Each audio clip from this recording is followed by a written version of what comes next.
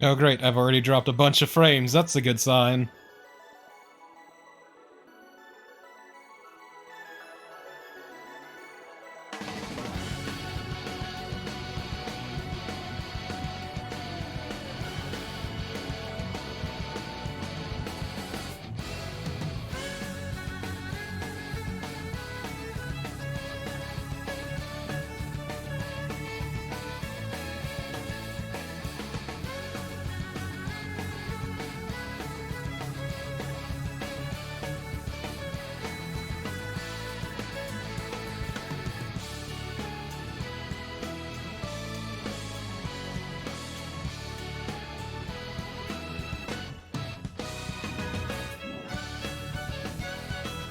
Yup, Carnival, you are correct.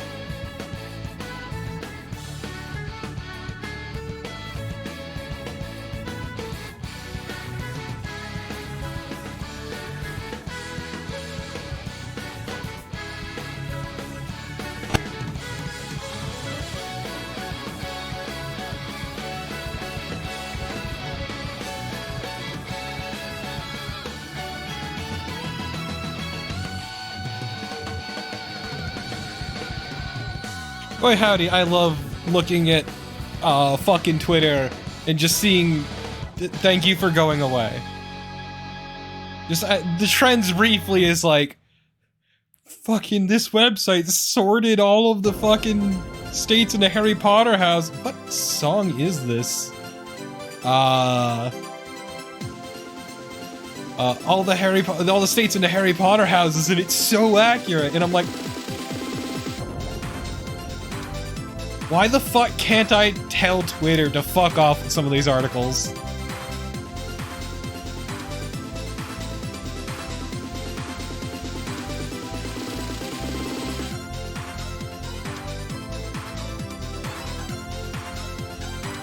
Exactly, Carnival.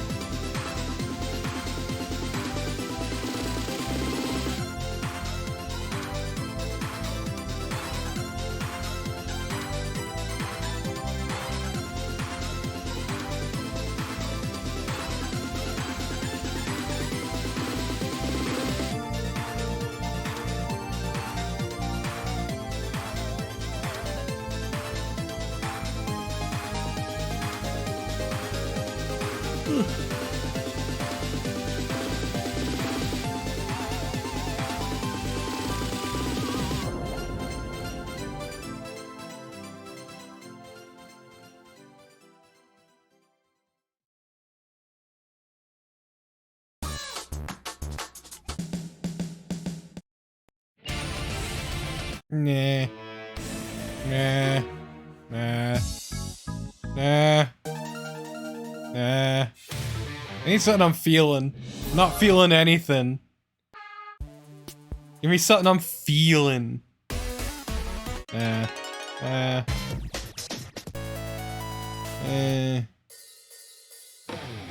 Nah. Nah.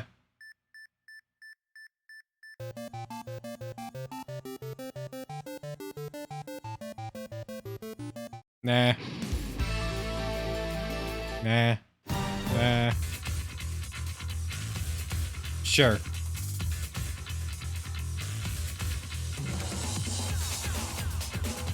Ah, proper disco music, you say?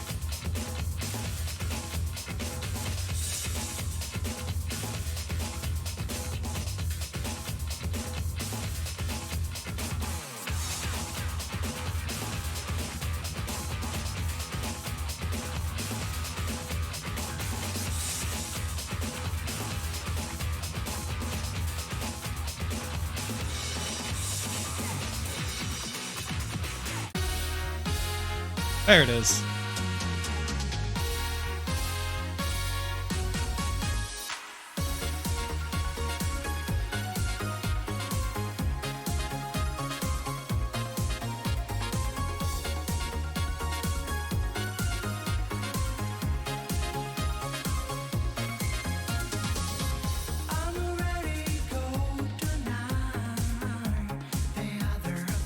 It is in fact not Friday night. But either way. It's time for this dumpster fire. Oh, congrats on feeling like hot dog shit. Voice of dog. Unfortunately, I don't think we'll get to punch more children today, but I'll try. Also, thank you, phone, for not shutting the fuck up.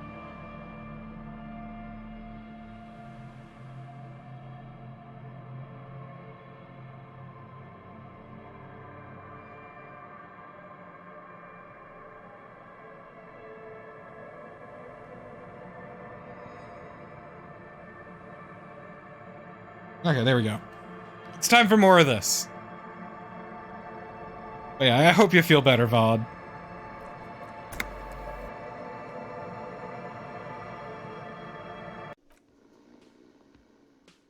Oh, that's right. Last I left off, I came back here.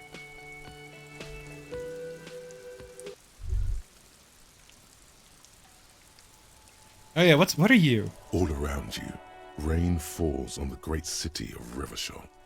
Rain drips from the eaves and floods the gutters, washing the filth away. The spring thaw must be here. The snow is melting. What am I doing? Looking up at the sky, cold water dripping from your hat. What do we see? Grey sky like great battleships, clouds colliding with one another. How does it feel? Rain falls down on the world. Your shirt sticks to your chest. The shoulders of your disco blazer grow heavy. The cold finds its way in under your skin. You shiver, and the city shivers with you. You do, though. You're not dressed for this weather. You should get an overcoat or a patrol cloak. What's in the west? Sheets of rain over the water, a flight of stairs leading into the ocean. Wave after wave washing the coast of Martinaise, with its motorboats and gently swaying reeds. The ruins of a half-sunken sea fort crumble on an inlet beyond the Bay of Revachol. Ghosts rise into the sky. Who are you, ghosts? The skyscrapers of La Delta, the financial district. Faint golden light seeps from the office windows. Will you ever go there? Will I? No, you are just one of the hundreds of thousands who watch them rise across the bay from Martinaise every day. What's down the shore? Urban coastline, rain dripping off Etonite-covered roofs, cinder blocks left over from half-finished construction, a defunct research and development building, once seized by revolutionaries. An old wooden church stands on stilts above the water. And beyond that? Coal City, end of all lines. And to be cool, let's run our fingers through our dampened hair. Your hair is an oily mess flecked with ash from neighboring coal plants. Smokestacks rise somewhere in the distance. What's in the east? There's a fleet on the corner. A plastic coat is folded into a small triangle under the counter by the window. Beyond that, the strike breakers have gathered. Yeah, right here? The great gates of the industrial harbor are locked. A chill runs down your back. You shudder like an animal trying to shake water from its hide. let's shake our shoulders again. You shudder, looking down at your feet. Dirty rainwater runs veins into the plaza's snow. 2 green snakeskin shoes stand at attention on the mosaic paving of the plaza. And Lord, are they hideous. What's to the north? Capeside apartments. Tower blocks crowd one another. 4.46mm bullets still lodged in their Jesus. stone walls. Hallways collapse from the mortar hits of a war that was lost long ago. Clotheslines go to waste in the rain. Radios play. And closer to here? A yard. Rain falls onto the roof of a woodshed. Coal leaks into a puddle beneath a dead man's feet. He swings from a tree, bloated. Droplets of rain slip from his cold cheeks. Okay, but what about to the south? A traffic jam. Rain thrumming on the roofs of motor vehicles. Inside, drivers watch water streaming down their windshields. The statue of a king shudders. He too is cold. The canal bridge has been raised. Well, maybe that king should get a fucking jacket. What's on the other side? The road ascends. A raised motorway loops above the ghetto. Beneath its concrete columns, a sea of rooftops, woodwork, and tar stretches northward. 4-story buildings as far as the rain can fall. The snows melt in Jamrock. Fuck's Jamrock. Revachol is the capital of the world. Jamrock is the capital of Revachol. Droplets form on your eyelashes. It's home.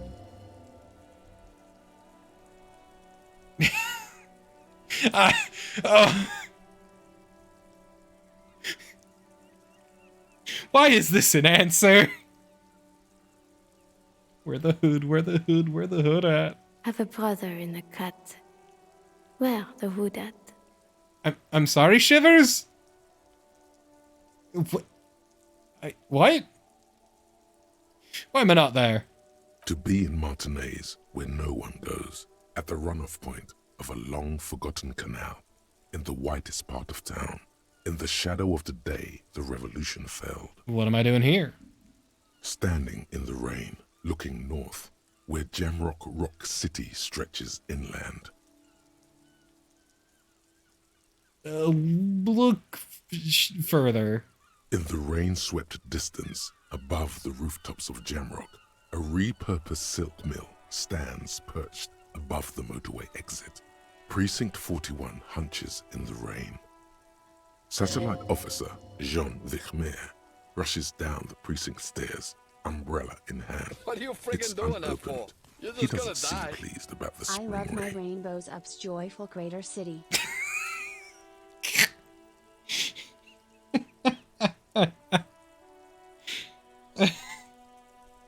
You hear that, Morathian? Damn. On the bridge, officers Torson and McLean are standing guard. Torson wears jeans and a fishnet wife beater. Satellite officer Vichmer passes by, and the young man remarks to him. But also thanks for the sub, Morathian. Where's your homo, homie? I'm sorry? What? It's not like that. They're what is called heterosexual life partners. They have a battle-tested relationship. A brother-bund, if you will. Why is... Huh? Yeah. He opens his umbrella, but the wind immediately turns it inside. This man's a mess. Hetero, sexual, life, partners. Mac Torson, you fucking suck. Funny apery. Male-centric workplace humor. Have you seen him? Is there something wrong? No, nothing. It's just... Judith went to his place and found the Monday mail unopened. I think he's still there. You didn't drink with him over the weekend, did you? I'm sorry, who are they is it us? That would be irresponsible. With that animal? Never again, man. What is he, still down there? In, south of the interchange? What was it? In Martinez. He's in Martinez. Your vision blurs. You wipe your face with your hand. The rain stings your eyes, making you look up and blink. Okay, after that, little exchange. Maybe about what's above. Coalition-era statics hang like apparitions under the cloud cover. Way up there, where rain forms, rotors flutter silently. Your sight clears. What's below? Collapsed storm drains, old sewage systems flooded with rainwater. Hidden weapon caches from the Revolution. Doors leading down to Le Royaume. The catacombs to which, for 3 centuries, they delivered the blue-blooded dead. I have a question. Why is this here? Whatever. Motherfucker. This rain will not let up anytime soon. You should get a raincoat. There's a freight to the east. They sell them there. Maybe I should get a raincoat. And nothing else.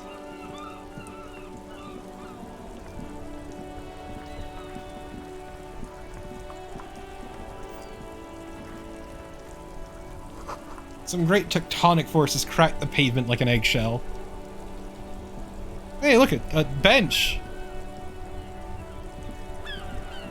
The worn and beaten wooden planks of the bench do not look overly comforting. We can sit on benches after we've solved the murder. Let's go. You can revisit the bench if you ever need to pass the time when Lieutenant Kitsuragi is gone. I can only sit on the bench and waste time away while Kim is gone. But no sooner.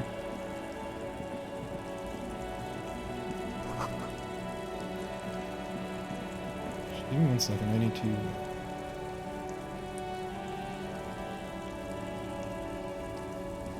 Hello, friend. You wanna chat? Okay, maybe not. I'm gonna go dig through the garbage. More magnesium. Oh, wait, when did I take a morale hit? Ooh, jump jams. Glossy magazine, most able-bodied men. Ah. Hey, buddy, you want to talk? Welcome to Rivachol. Why are you addressing my partner like that? Don't you welcome to Revachol me. My grandfather came here from a 3,000-year-old racist isolationist culture, while your ancestors came to this island a mere 300 years ago. Damn.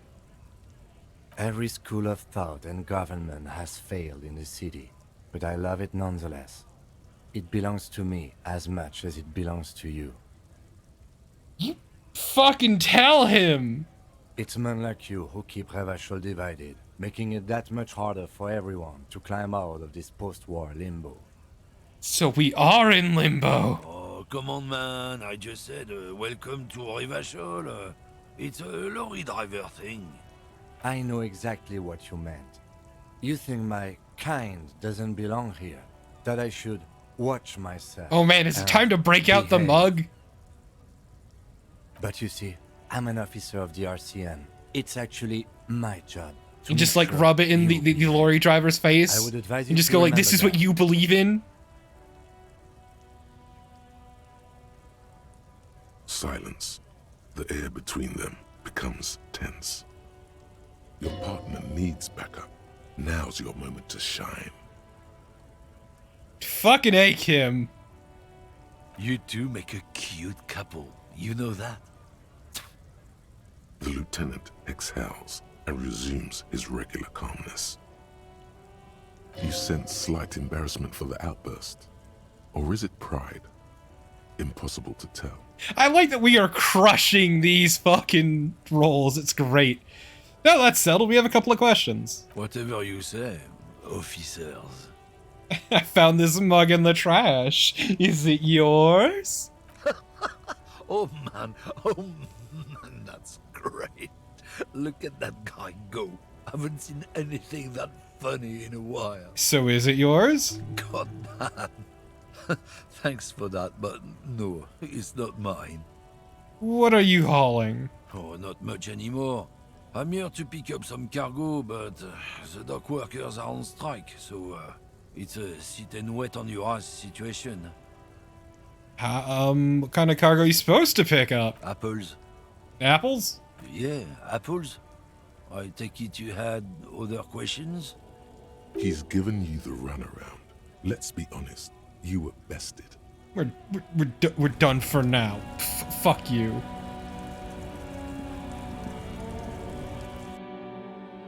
Hey, buddy. Al. Welcome to Frit. Feel free to look around or something. Everything is out on the shelves. What's that magazine she's reading? What's the magazine you're reading? You mean this? Oh my gosh. Girls kissing. This is Pop Stars. It's got, like, famous people in it. It's not for sale.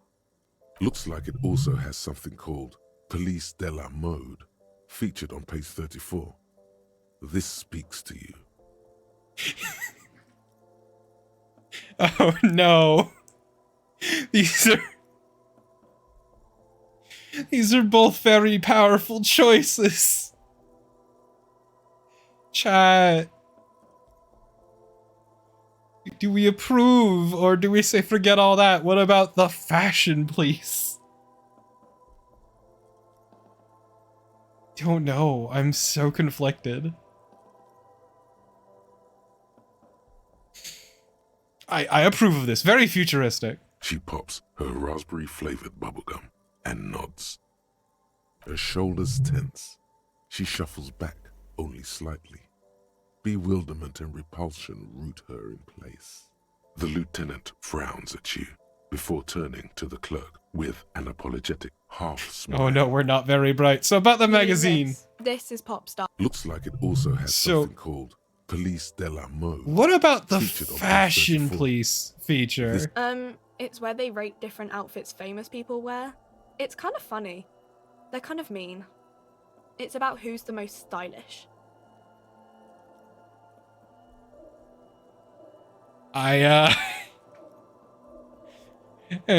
Does he look like this? No, I don't think so. We are not the fashion police. We're the real police. You mean this? This is Pop. Looks like it also has something called It's So- where they rate different outfits famous Your people hat wear. would definitely win It's kind though. of no. I don't like it. I hate it. Same. We are not the fashion police. We're the real police. What is this? I don't know. Frit? What is frit? Why has it got 3 T's? I think they think that the extra T makes it funkier. It doesn't. It definitely doesn't. So about those questions. Okay. I'm not really supposed to be chatting to anyone, but Does Frit have a warehouse in the back of the Whirling in Rags? a warehouse. I don't know. Maybe. I don't really care what Frit does. This is important. She scrunches up her face into an expression of consummate adolescent skepticism. Fine. Frit doesn't have a warehouse. Just a little back room here. Okay? Thank you. So can you tell me anything about the dead body then? I don't really know anything.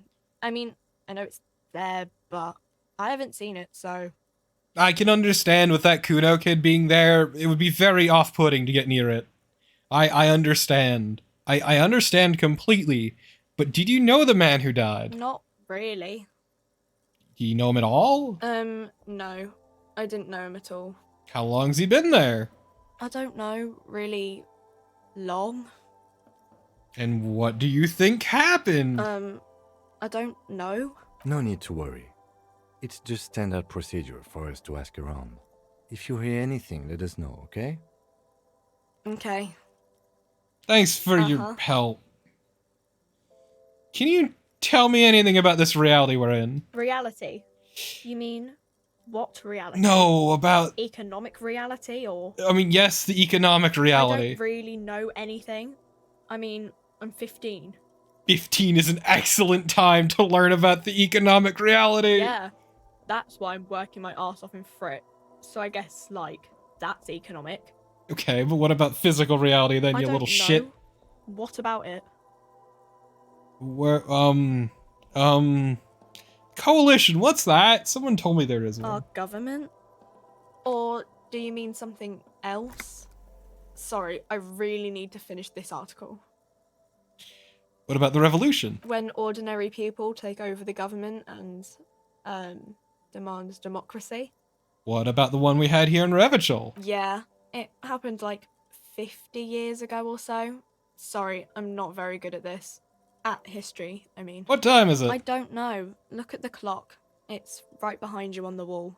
The clock shows the time at 10:09. The hands seem to be still. It's apparent. God damn, girl, you and your fucking broke-ass clock. Where are we? We're in Frit No, I mean, where are we on a larger scale? as mankind, or As- a nation, or As mankind. in a good place. I mean, science is doing great, and this radio computer thing seems to be kinda big. I don't know. Oh, Cool. got any ammonia for sale? She looks up from her magazine, eyes filled with tired ennui. Yes, what we have is there, in the medicine cabinet. Go take a look yourself. Thanks, kid. Melancholy pop song plays on the radio. Well, that was very helpful. In no You way, see shape, or several form. Packaged raincoats fill a low shelf beneath a display of croissants and juice bottles. The raincoats are transparent, except for the big Fritta slogan on the back. The packages are small, discreet, sloppily stacked, making them easier to take unnoticed. No need to worry about knocking over a display.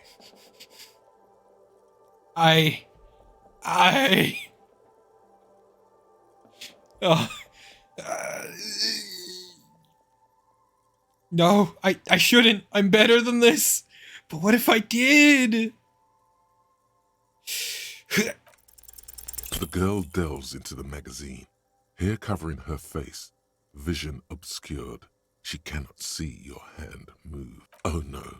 I said don't let it fall out with a thump. What did you do? Did you? I mean, I didn't just see a middle-aged man try to steal a 4 real raincoat, did I? I'm sorry, I'm such a mess lately. Really? A plastic poncho? The clerk stares at you, but doesn't say a thing for a moment or two. I mean, it doesn't even cost that much. Like, why would you want to fuck with Frit over something like this? Fucking with Frit is dangerous, you know. Just leave it there. I'll put it away later. Okay. Bye. Oh, this is embarrassing. The tear machine stands in the corner. A sign says 1 bottle equals 10 cents. Oh, that's the tear machine. What's it do? It's a machine for tear. You know, you find tear outside, like bottles or whatever, and put it in the machine, then it gives you money. How do I pick them up? You need a bag, I guess. We used to have some, but we gave them all out, so... Feel free to use it if you find a bag, though. I'm sure there are some out there. Somewhere. God damn it.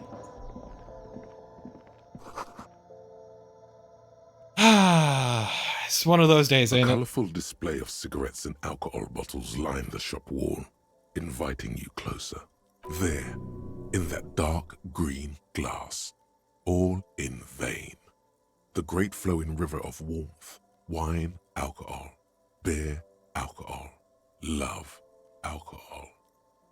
This is not a good place for a recovering addict. Guess not, no. I'm obliged to inform you that both alcohol and cigarettes damage your health. But I guess you already know that. You can tell? Don't ask, don't look, don't do anything here. Just go away. Get back to work. Oh, okay, yeah, you know what, Volition? I agree with you. Let's not think about that anymore. A small cabinet on the wall is filled with various medicine bottles, nasal sprays, and blister packs. They all bear the Saint Baptiste pharmaceutical. I'm getting logo. too used to disappointing Kim. Just ask me if you need anything from Saint Baptiste. We don't stock prescription meds, but we do have Nosafed, Duramine, Magnesium, and Hypnogamma. I would appreciate a Nosafed. Okay, here. I hope Saint Baptiste makes you feel better or something. Thank you. Well, after that really disappointing experience, mostly due to my own, electrochemistry is here to do me wrong.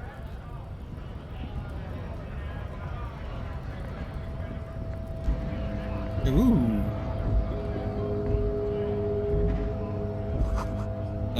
Probably fuel stored for lorries. Now they store booze. A lorry stuck in the traffic jam. This big, heavy Grad-made machine is well kept for such an old machine. Let's look in the window. The windows are clear. They've been recently washed. You can see a lorryman's cabin with personal belongings, stickers, insignia. What kind of stickers and insignia? The driver has adorned his space with a substantial collection of peculiar paraphernalia. Proclamations about honor, strength, and purity are glued to various panels. What about his backseat? The back end of the cabin has a small perch to sleep, large ashtrays. There are several suns and wheels sewn into the curtains. Racist nationalist paraphernalia. Not unusual in this part of town. This is our guy. Think the lorry belongs to our tough guy? Likely, yes.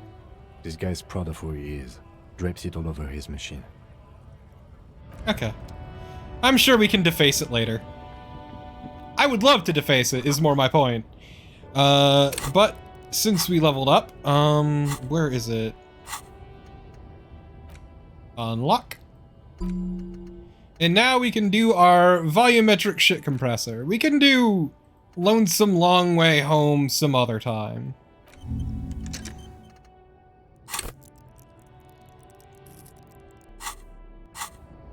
Because I need the volumetric shit compression. I need it bad. An old monument stands in the middle of the traffic island, pointing toward the sea. It looks as if it's been reassembled piece by piece, secured and mounted in the air with the aid of numerous ropes and rods. Who the fuck is this? A silver plaque on the statue's pedestal reads, "I am Philip III, the Squanderer, the greatest of the Philippian kings of Revachol, son of Philip II, the opulent, father of Philip IV, the insane." Ooh. Not a good track record of mental health in that family. Not from the sounds of it. What did this king do? Let's activate our encyclopedia brain. What did he do? You have no idea what you did a week ago. How would you know what this guy did many centuries ago? Look, man, there's different kinds of memory. High above you, the king stands triumphantly oblivious to your memory trouble. Well, fuck you too, I guess. I'll fucking leave. Rude.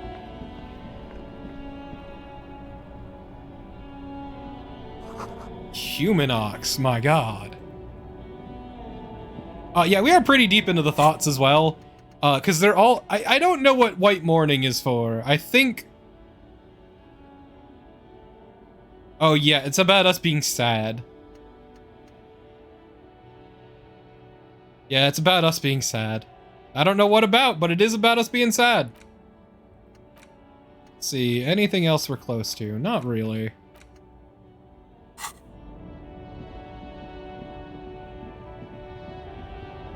Yeah, we are now 2 level ups deep.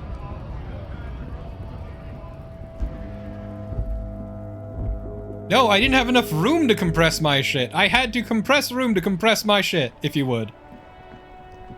It's a real fucking tragedy. Inside, you see a set of steering levers, a radio microphone. Yeah, puts on his disco clothes and gets smaller and smaller. Is of the fuel heavy. Gauge. Pick up the radio. The frequency tableau lights up, and the green button labeled Prime Line glows like a feline eye. And then you hear something. The soft purr of electrical kittens, radio waves cast far and wide over the metropolis. A woman's voice greets you, through the static. This is Precinct 57. Hello, Lieutenant. How may I assist you? Hello, Alice.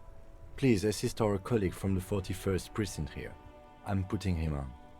Operating the radio is easy. Just be confident. You've probably done it 1,000 times. Okay, so we could be a real tire fire about this, or we could take this well. Exactly, Vaughn, exactly. We could, you know, come and dispatch, but she's already answered. We don't need to do come and dispatch. We could do come in Delta 10, this is Firewalker copy, but we could just say, hi Alice, this is Officer from the 41st Precinct speaking.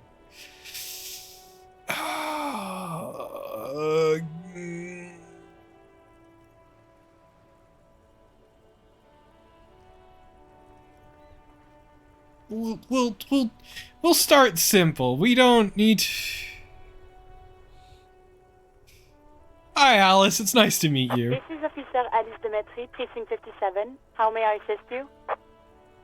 Under the green prime line, a yellow saved button catches your eye. You wonder what the lieutenant's default radio station is. Well, interfacing agrees. I do wonder what his favorite station is. Let's press the button. As always, it's DJ Mesh and Fellatio, and you're listening to Street Freaks FM, bringing you the hottest, the nastiest, the most vulgar. Right away, the lieutenant reaches into the cabin and turns off the radio. He's not looking at you as he says, Someone must have been messing with the radio, or maybe picked up a random frequency. You wanted the prime line, right? Yes. He's still avoiding your gaze, and his ears glow red. Speed Freaks FM. Oh, is that what it was called? Right, you don't want to get into this. I get it. Nothing to get into, really. But sure, let's focus on the important thing. Just be like me, Kitsuragi. I am not cringe. I am free. This is Precinct 57. Can I connect it to someone? I need you to cut me to a civilian, a Sylvie. She may have reported a murder. Of course. What is her number, officer? Didn't Gart give you Sylvie's number, Kim? Because I sure don't fucking remember it. Yes, hold on. Her number is 005 1944 298. Received. Hold on, officer.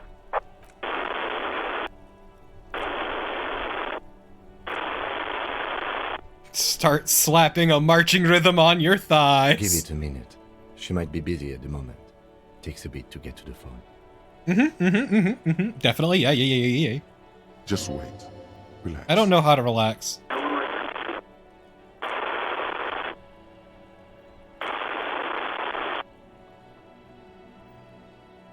Officer, I have Sylvie Malaika on the line for you. Thank you. Yes, hello? Give me a sec, I'm drinking water.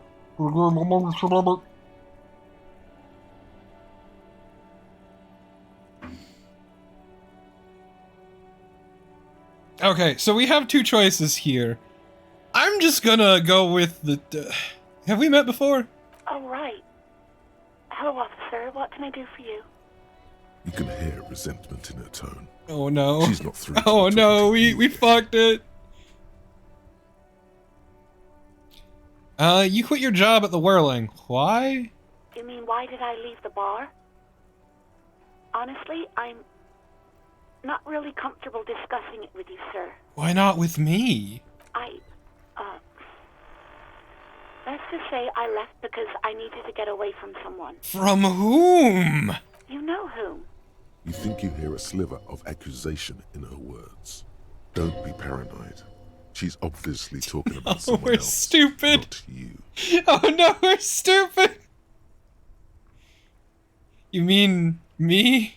I really don't want to talk about this. Let's just forget about this, okay? Oh, okay. Are you ever coming back to work? Maybe, I don't know. I just know I have to take some time off right now. What did we fucking do? Jesus! Who was it? You who called the police? No, not me. You know who made the call? No, sorry. I don't. Not a lot of people have phones around here. Copper thieves take the wires. Oh. People don't have the money to have the cables put in again. They use the Union's phone, or the one on the coast. It was someone else.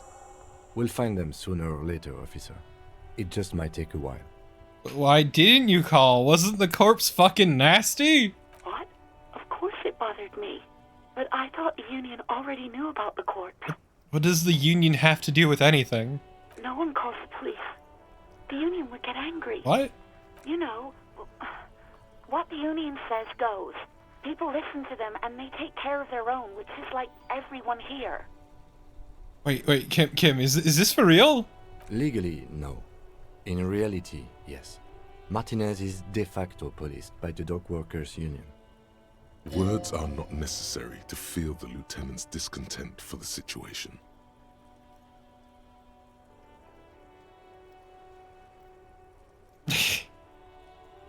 I am the authority around here. We've gone around saying we're the law. Javier doesn't want to challenge your authority. You feel much better now. Okay, so why exactly did you leave the corpse to hang out for weeks? I didn't want to get in trouble with the others. Push her further. Show her the error of her ways. No, don't push her. It sounds as if she's about to cry. Okay. You do? Oh. What else can I do for you? Empathy said we shouldn't. I respect empathy more than I do authority. Empathy is strong in my friend and would never betray me. So, next question. Yeah, go on. I mean, look, if empathy says to back off, we gotta back off, otherwise that makes some bad vibes, really. If you think about it. You know how my paperwork ended up in the trash container behind the whirling? Well, you tried to jam it down the toilet, sir, clogging it completely. After I had unclogged the toilet and retrieved the paperwork, I threw it out in the trash, thinking you didn't need it. I am sorry about that. Anything else, Detective? I got everything I needed. I do hope so. Please, don't call me again. Bye. Why does she seem angry with us? Yes, you have obviously done something to upset her at the Whirling in Rags, when she was still working there. Okay, so ma'am, I can't remember shit, so what the fuck did I do? I'm not mad, it's just... You were so drunk and so emotional all the time, and then the skua thing happened. It just made me want to quit. What skua thing? The stuffed bird. The great skua. You threw it against the wall while screaming, "Fuck that bird," and laughing like a maniac. I think you said it had been giving you shit ever since you got there. Oh no.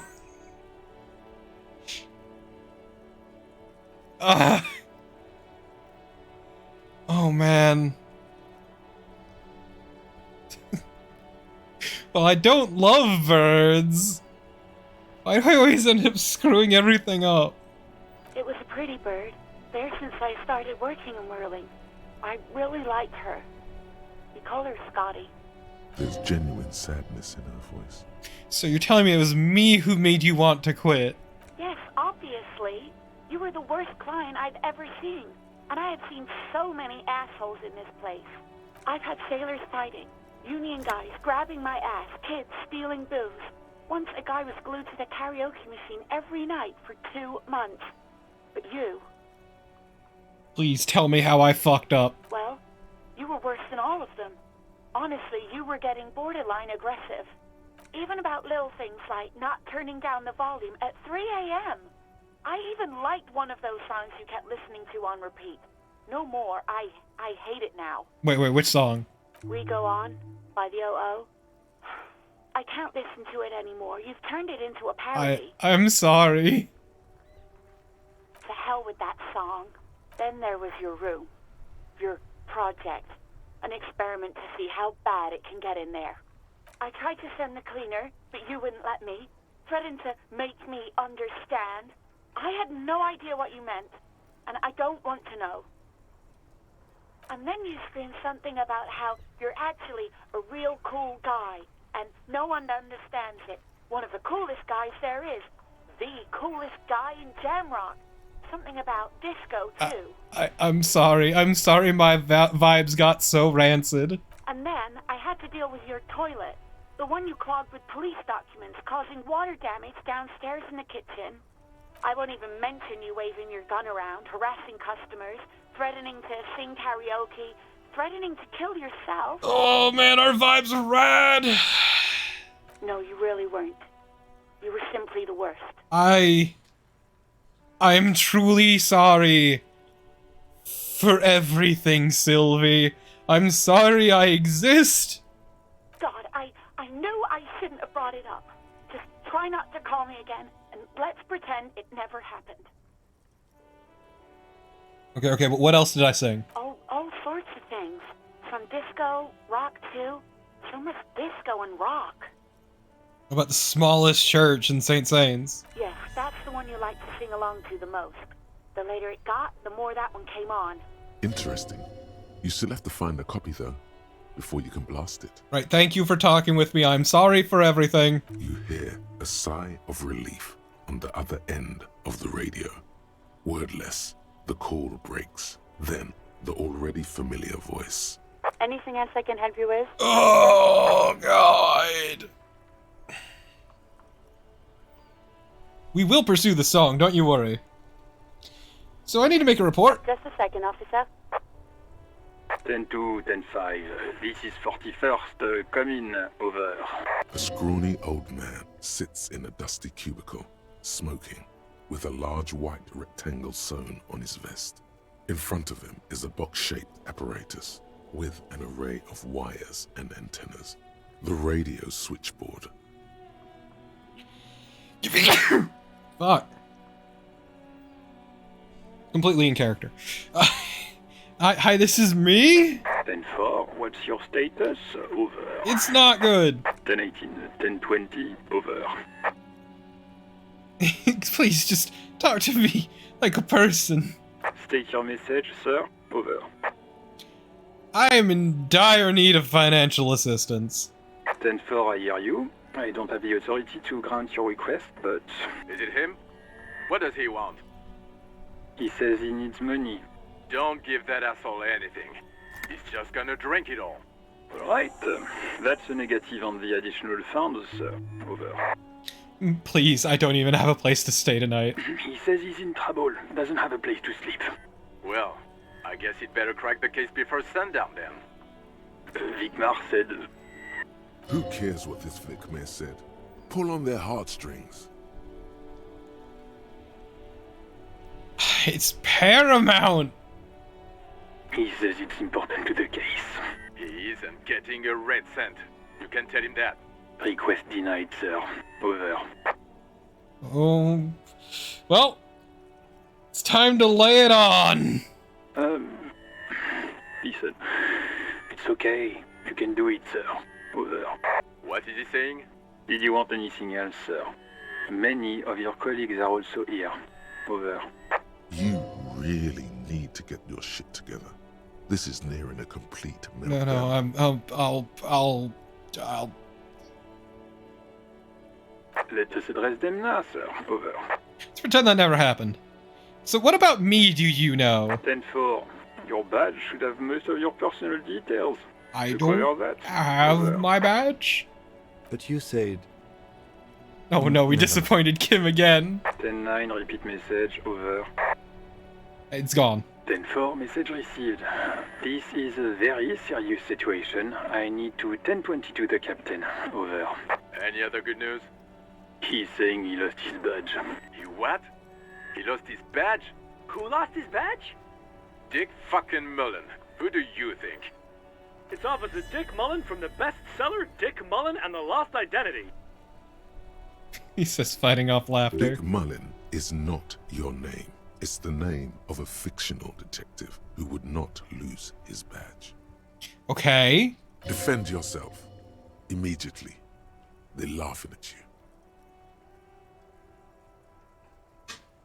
I mean, yeah, like I'm the first one to ever lose his He badge. says this has probably happened to other policemen before him and laughs sarcastically.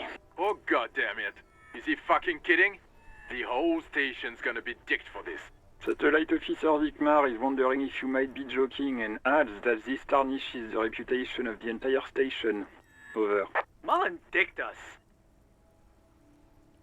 Tell them to stop. This is serious. He's asking you to stop, says this is serious.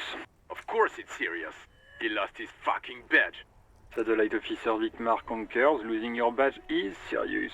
Over. Yo, fuck this. 10-4, I hear you, officer. I'm just going to make a note here that you are in pursuit of your misplaced badge. Over.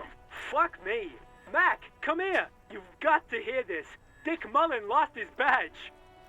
What's going on? I'll never know what my name is at this rate. Super Cop here lost his badge. Oh my god, shut the fuck up, McLean. So help me, I will destroy that man. I will punch him like I punched Kuno. His badge. He lost his goddamn fucking badge. Just fucking, I'm tired of this. 9, come again. I didn't get that. Over. New heights even for Captain Sober. Ask him. Ask him if he's lost his gun too. Sergeant Orson wants to know if you lost your gun too. Over. Check your pockets. Check your... Holy fuck. You don't know where it is, do you? Oh god, it's not here. Okay, it's gone. Your gun is most definitely gone. Don't sweat it, Bratan. You don't need a gun to have fun. We can still have fun. It's not all over. I did get a third of a level from this, it's great. Come in, officer. Did you get my question? We were wondering about your gun. I'm gonna try to lie my way through it. Even before you can get the words out, everything gets scrambled in your brain. No, of course I didn't lose my fun gun. Fuck it, god damn it. He says he didn't lose his gun. Or his fun, whatever that means. Ask him to describe it. His gun. Not his fun. Just the gun will do. Satellite Officer McLean requests a description of your weapon. Over. Oh, request a description, huh? We'll give him one. Describe the plasma gun. You know what? Yes, let's do it, Inland Empire. 10-9, come again, please. Over. It's got an electromagnetic accelerator, an arc that accelerates energized ball of periwinkle blue hydrogen paste plasma to near light speed. I'm going to need to put you on speaker for a second. Over. In contact, detonates with the power of a dying star, erasing every living thing from existence. Oh, and did I mention it's dripping with sexy blue plasma? The officer is describing his genitalia in exaggerated terms. Over. Host in heaven. Did he lose his gun and his mind? Dear God, he lost his gun? Oh my, I can't. This isn't really a laughing matter.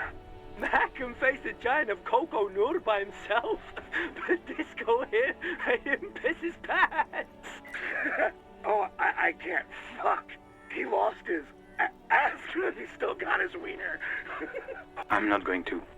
Ask him. Sergeant Orson here is wondering if you are still in possession of your genitalia. Over. I left it as mama's after I fucked her ass all night, tell him that. That's a negative. Not going to say that. Over. What's he saying? Share with the class. He said he sodomized your mother.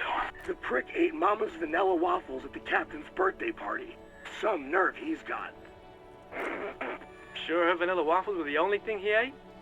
Shut up, Chester. This isn't funny. This is my mom we're talking about. Tell him to apologize right now. Sergeant Orson requests that you apologize for the claims you made about his mother. Over. If you don't like the fallout, don't fuck with the Firewalker. Mac, he says you shouldn't have antagonized the Firewalker in the first place. Who?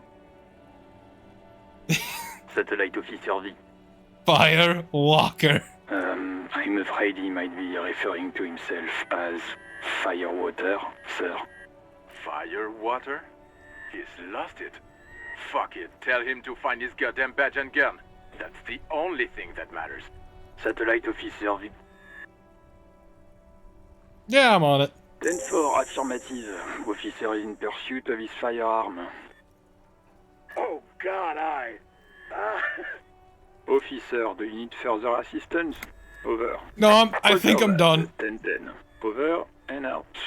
18 kilometers to the south, in the 41st Precinct's relay booth, a small crowd has gathered around Communication Officer Jules Oldboy Pidier. Oh God. Around a dozen cops.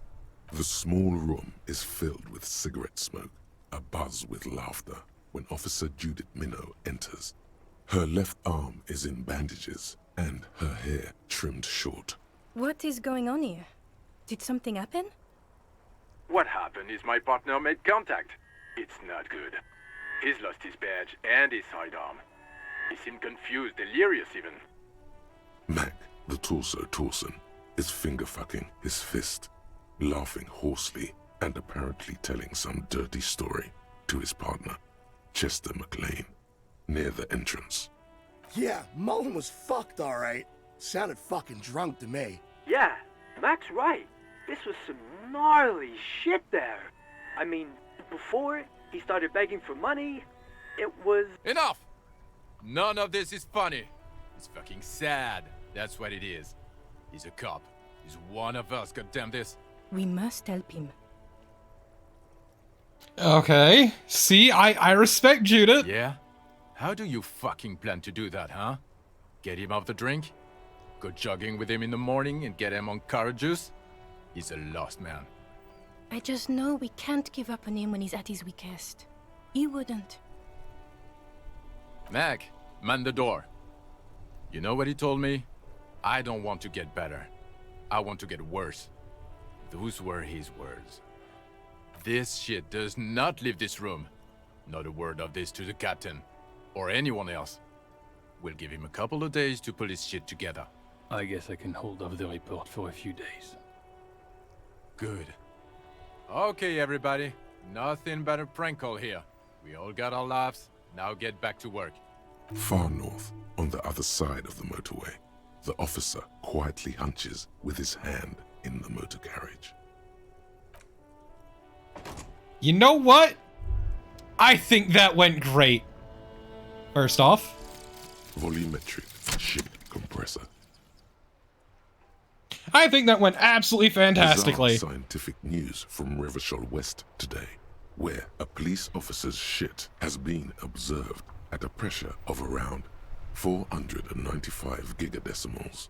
These metallic hydrogen levels of shit togetherness were thought to exist only at the center of collapsing stars, not law officials.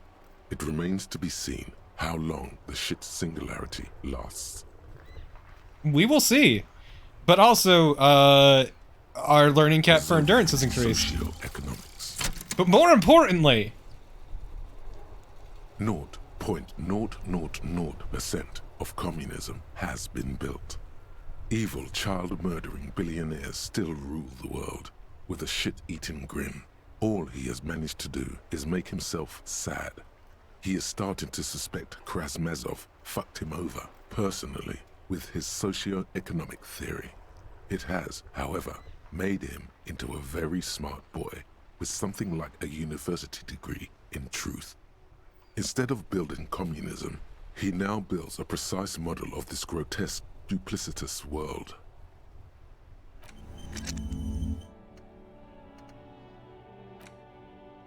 we've done it. We have volumetric shit compression. We got our economics. We are a superstar, and White Morning is on the way in an hour and a half.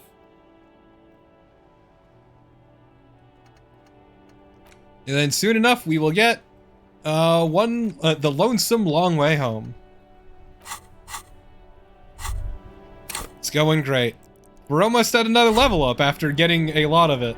Hey, so we've been monitoring you internally, and now we know your Copo type. What's the Capo type? Yes. Guess what's yours? Is it Cool Cop? I was kind of hoping Superstar Cop. That is only a ludicrous daydream. Guess again. Cool You're Cop? No, you're the sorry cop. The cop who's sorriest. Let's make it official then, shall we? Huge lack of enthusiasm going on in here.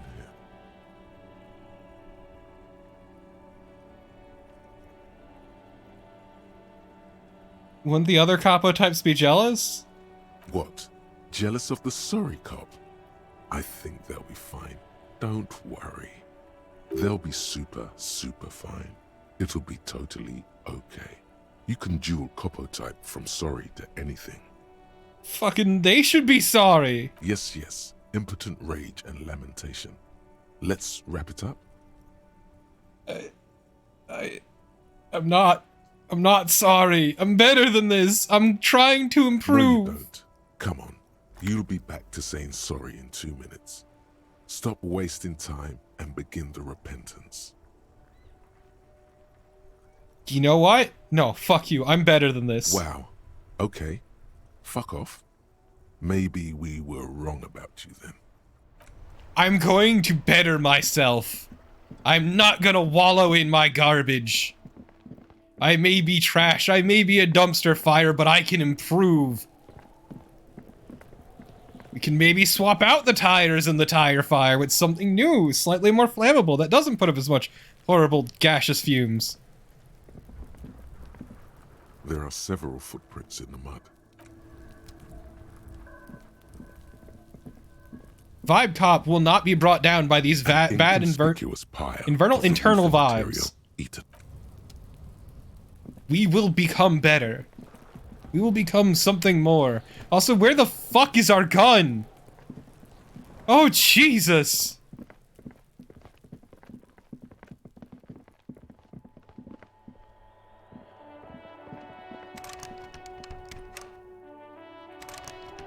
I think that door's closed.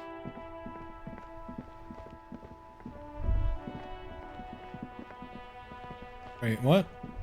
Down here. You see monster. Maybe a sea monster did this, yeah. Damage looks like it may have been caused by an earthquake? Sure! Ancient fountain. Doesn't pump water anymore.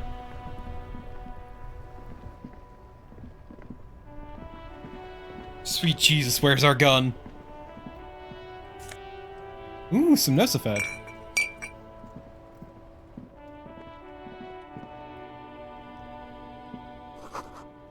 Oh no. I got a bad feeling about this.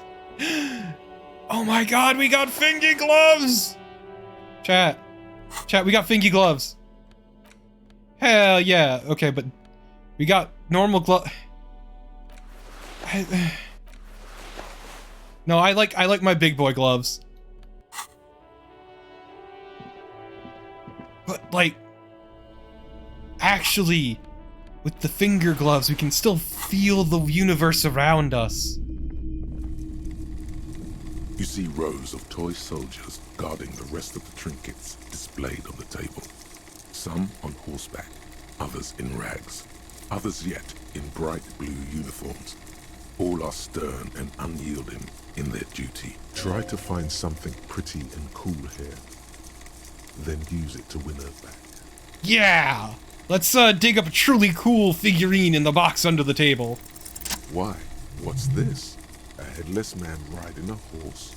A headless man wearing futuristic tracksuit trousers that say found. Yo, what is this? Oh, that's the Headless Phone Rider. Who? The Headless Phone Rider. It's an urban legend about a man who rides the streets of Revachol sporting a fawn tracksuit. As you see, he's missing his head. 50 cents. Bargain price. I'll throw in the tiny cap too. I think he's looking for it, or something. Fuck yes! The story has many interpretations. Wait, win her back? Yes. Buy something nice. A figurine. This sounds off. You shouldn't trust this guy. Volition's saying that I shouldn't trust this guy, but Inland Empire's saying I should buy it and win her back. But Volition doesn't trust Inland Empire. I've never been more conflicted in my life. But you know what? If we see it in, you know, sort of like a layering of vibes, yes, part of me says to get the figurine, but then another part of me tells me those vibes are off.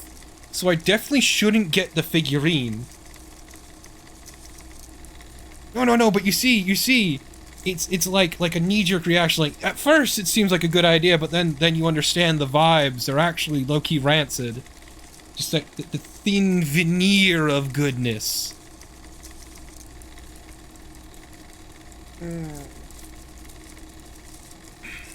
That's the issue. So like, yeah, sure, Inland Empire says it's a good idea, but Volition steps in and is like,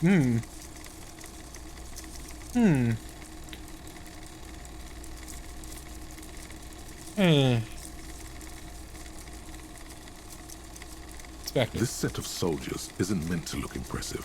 A few have rifles, but most of them carry pistols. Some even shovels and tall sticks. You're probably talking about the revolutionaries, yes? Yes, they are soldiers, revolutionary soldiers. I think their poverty has been exaggerated for effect. When you place them next to the royalists, it doesn't seem like they could possibly win.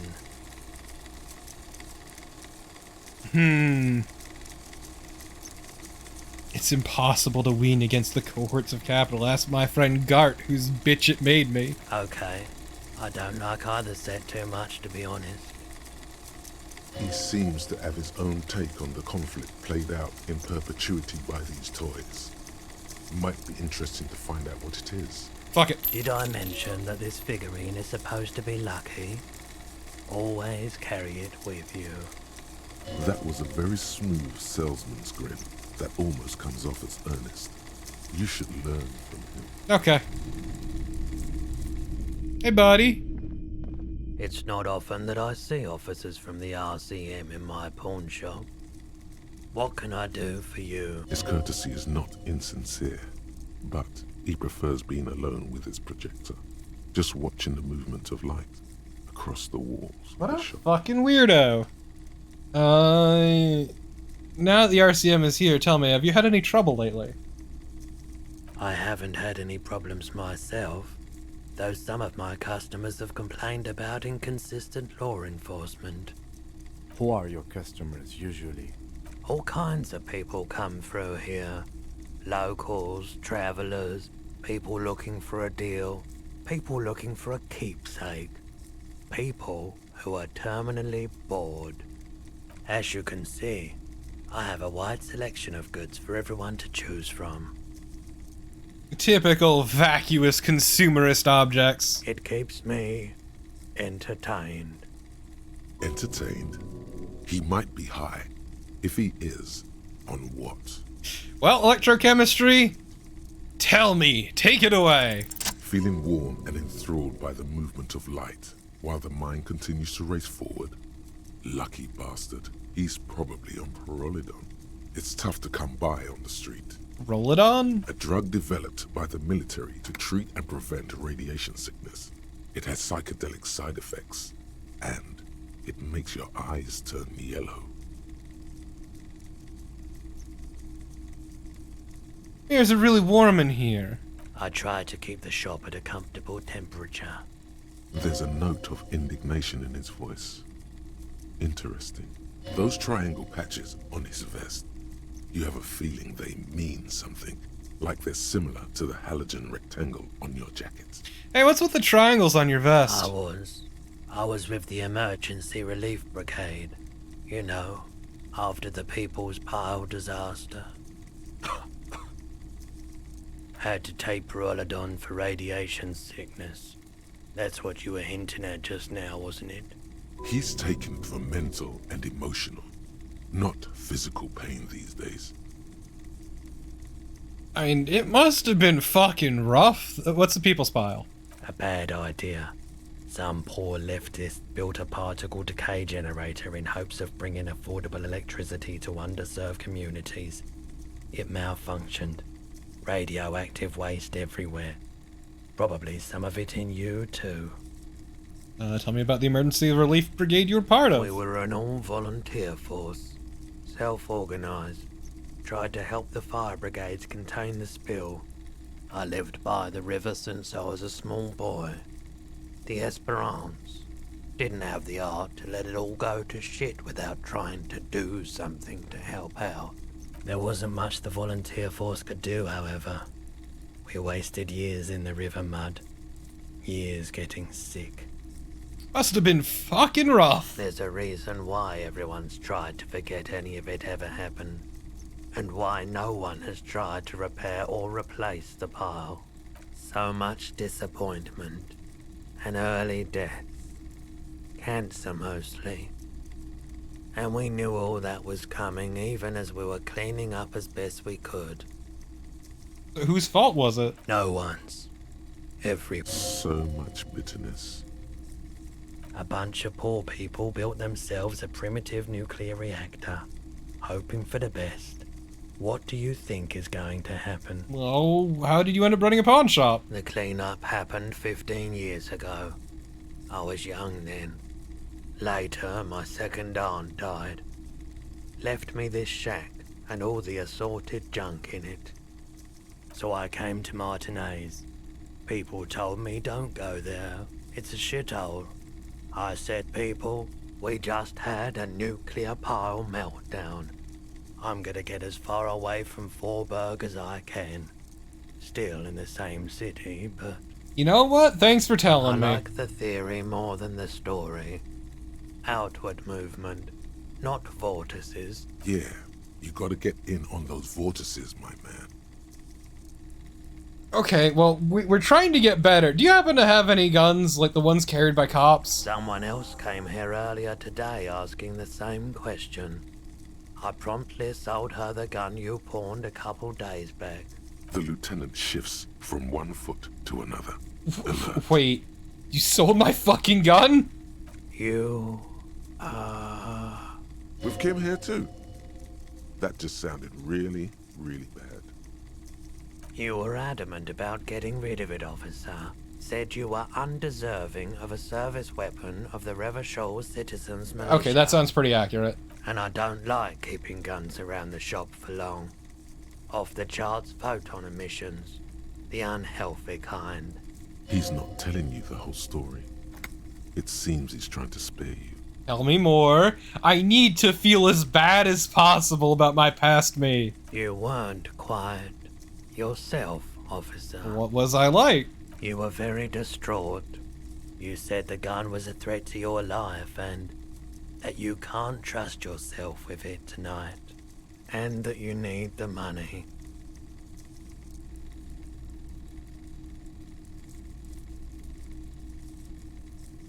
I mean, okay, ultimately it sounds like we made the right decision, but also, oh man, that don't look good.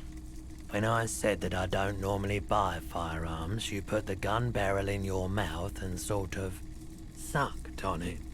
Oh, never mind. Then I agreed to take it. Oh lord, that was worse than I could have imagined. Very normal behavior. You must have been in great shape. How much did I sell it for? 15 reals. Fucking 15? The lieutenant looks from you to Roy, and then back to you. It's clear that he hopes this tableau might still turn out to be a bad dream. It's not though. Jesus. This has got to be the most. Wow. Yeah, this is pretty bad. There's pity there too, in case you didn't notice. Hey. Happens to the best of us, I guess. It certainly does. Especially in Revachol. So, what's up, Ollie? Why are you meowing at the cat door? Yes? Hi. You know how to get in. Come on, little buddy. You know how to open the door. Come on.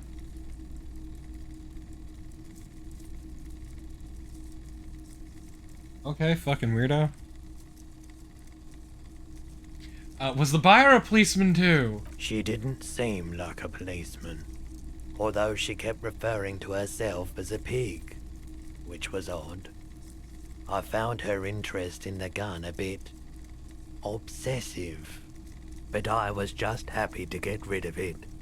And of her. What's wrong? Look. Damn, narcs! Hi, Hollow. Thanks for the raid. How was your stream? Thank you, Marathian. Thank you. Oh, you were playing Alundra. Oh, jeez. I hope you had fun. Yeah, we are currently neck deep in despair at the moment. Truth be told, she was terrifying. We were learning about past us, and it's not reassuring. Right, so let me get this right. You sold your sidearm, issued by the citizens' militia, and now a civilian is running around the streets of Martinez with it? How far are you in it, Hollow? And yeah, no, I don't know if it's fine. I think it's actually maybe a good thing that we completely obliterated our ego through alcohol and hard drugs. Miraculously, his face does not reveal what's happening inside. I don't like, maybe she, I see, so you're not super far in. You know what? Clearly it was one of my rabid fans. In that case, she'll be happy to get a visit from us, if we can find her. Any idea where I can find this Of course. Fuck! Someone else? The lieutenant shifts from one foot. My apologies, officer, but I have no idea where she was coming from or where she went. A needle in a haystack. There is nothing you can do about it now. You'll just have to hope you luck upon her somehow. Yeah, well, let's... Sure, man. I've got some things I'd like to Let me sell. have a look. Access the pawn Anything menu. else you're thinking of selling? What? Here, we can sell this.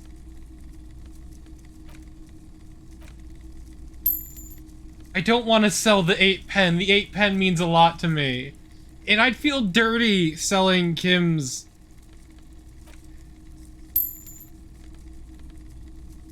I can't do this to Kim. And that lady was so kind to us. Yeah, okay, Hollow. Yeah, you got a ways to go. The game is actually shockingly long. I'm not selling the pen, it means too much to me, and I could never sell the Lieutenant's handkerchief. I'd like to sell my clothes. I'm not purchasing any more clothing at the moment. And especially that tie. It swallows photons around it. I have no need for necrotic objects. Dragamation, what you missed is us learning about the fact that we sold our gun. Your mother is a necrotic object. I'm fun. Look at me sparking in the light of the projector. I don't have anything else to sell. Maybe you could aid our investigation. I doubt it, but I can try and answer any questions you may have. Know anything about the hanging? I do my best to keep my distance from all manner of butchery. Bad for business. Okay, that's all I got. His gaze is already fixed on the dancing colors. You know what? It was nice talking to you, buddy. I'm leaving. But yeah, no, we were having, learning bad things about ourselves. Learning very, very bad Hello, sir. G'day to you, officers. A burly man hangs out by the waterlock, carving up a generous serving of salami with an old hunter's knife. His eyes are fixed on a man stranded on the other side of the waterlock and on an enormous billboard that has fallen down into the canal between them. What are you doing here? My friend Barry the Butcher is stuck on the other side of the waterlock. I'm keeping him company and eating his salami. From the corner of your eye, you see a man in a yellow shirt and grey overalls waving at you from across the canal. He seems disappointed about the wreckage on the waterlock and the salami. Very good stuff. Anything I can do for you, officer? Okay, so what about the billboard I and wasn't here canal? to witness it, but those look like tire tracks on that sign. Weird, huh? Then again, plenty of daredevil drivers in Revachol. The words, daredevil driver, sound ominous to you. Too bad it also takes a year and a day to repair anything around here. Especially a water lock. The rest of the coast is closed off till then. Okay, you got any of that salami I could have? Sure thing. Want some too, officer? Why not? Yeah, Kim took some too. You know what's further down the coast? Well, there's the fishing village, an abandoned fish market, a bizarro church. Not much use to the congregation, though. There always seems to be something wrong with it. Yeah, not really much else. Just bombed out ruins. Thanks, buddy. This dude, what a guy. What I got order until Wednesday at 7:15 a.m.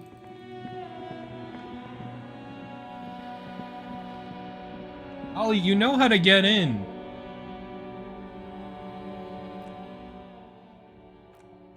Yelling at the door isn't gonna do anything. What do you want from me?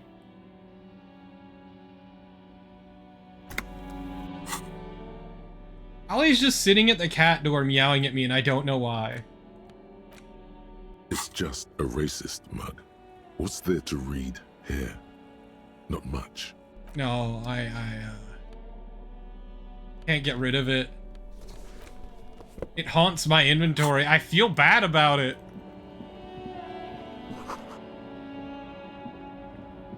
But I can't get rid of it. I'm not allowed to get rid of it.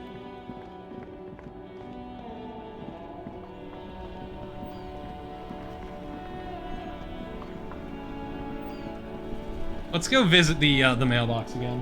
What do you want, The Ollie? dented yellow mailbox greets you with its graffiti.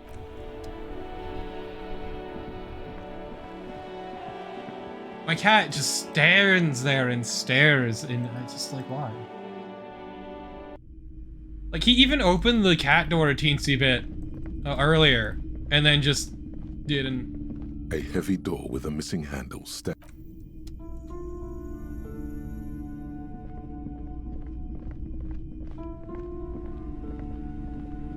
Hello again, esteemed officer. Yeah, I don't know why the option to talk to her about the back door just disappeared when I brought her kid in. Whatever.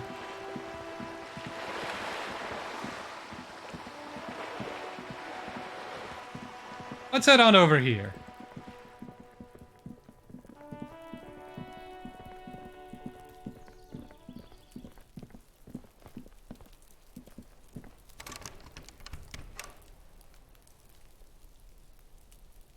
Well, can't open that door, whatever. Hey, what's that noise? There must be another way into the building.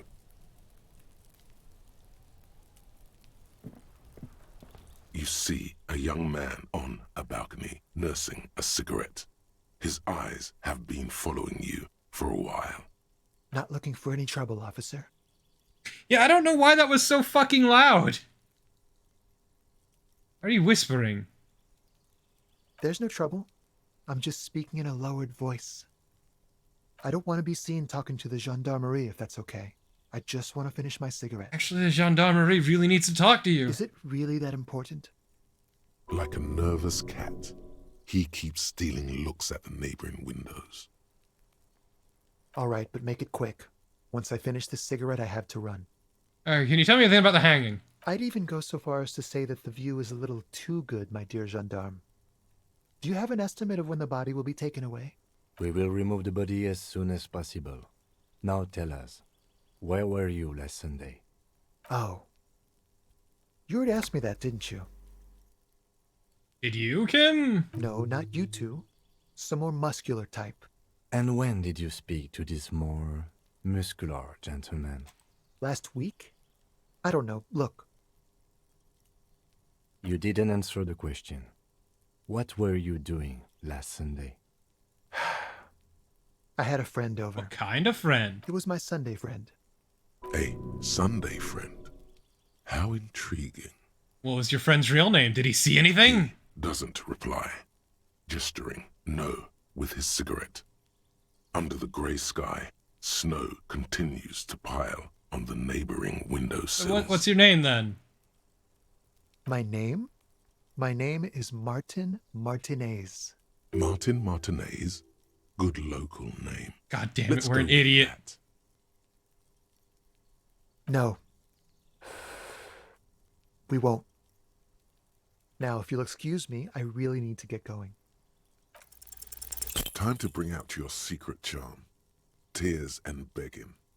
Show him your emotional side. Oh no. Throw yourself before his very feet like a dog. No.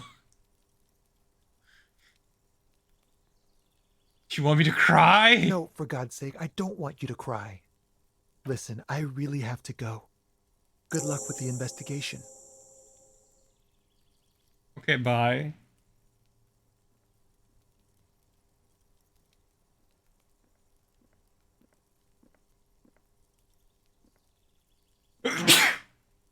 Fuck, I didn't mute again. He's gone. Should run after him. No point in running. Tenements like these often have multiple exits. Yeah, you're If he right. doesn't want to talk to us, then he'll know how to hide himself. He could be a witness.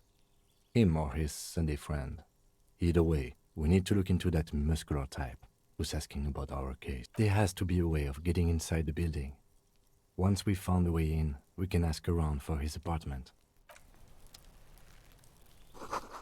Garden hose. Chairs. Well, let's try coming at this from a different angle then. After that went very well. I remember last time I played this, I actually managed to talk that dude into letting me in, I think. Hey, up here, Piggo. Up, ma'am. The streets will flow red once more. A great torrent rushing down Rue de Esperance. You wait and see. The streets will not flow red with anything. Who are you? I'm Cindy the fucking Skull. What else do you want to know? Date of birth, blood type, the last time I was tested for Hep C. Just want to know your name, goddamn. And here I was trying to be polite.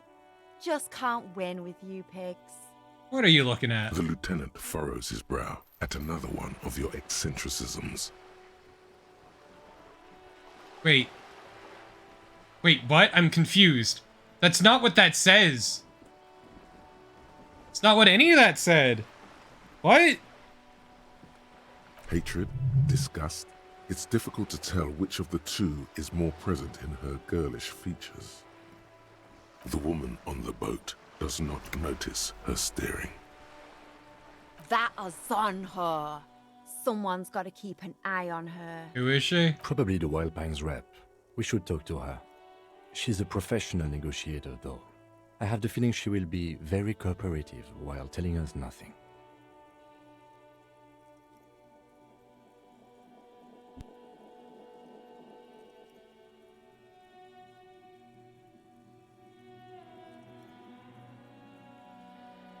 You should take the lead. Ask her unexpected questions, you know? Do your thing. Don't be afraid to get a bit wacky. Throwing her off is our best bet. Hell yeah, we get to get weird! Good idea, piggies. Run along now. Fuck her shit up good. Impound that boat while you're at it. I'd like to watch her swim back to us on. What are you doing to the wall? Can't you tell?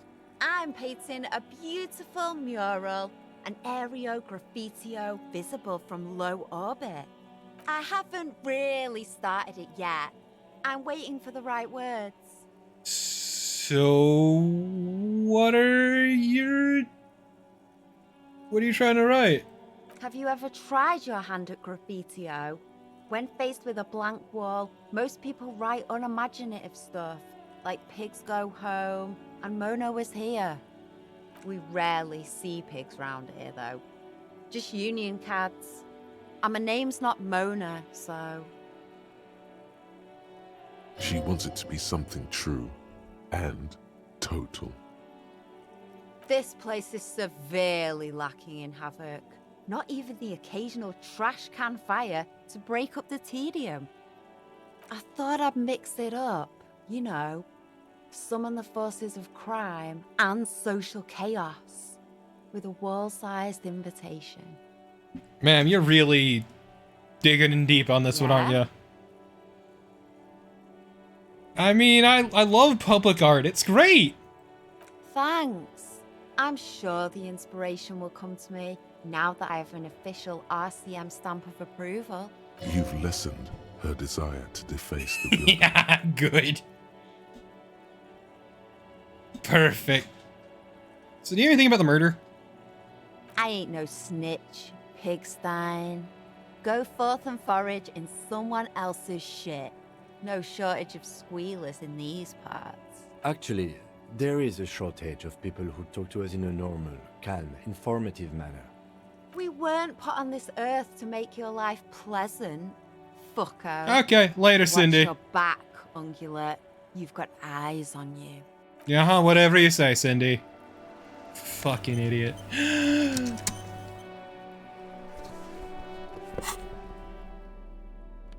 Oh, wait. What is half-light anyway? Oh. Yeah, no. We gotta change that. There we go. Looking good. Chat, what do you think?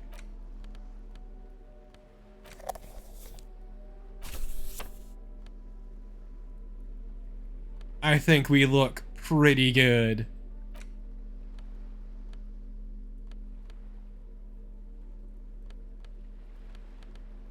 Granted, we do lose one to Spirit Decor.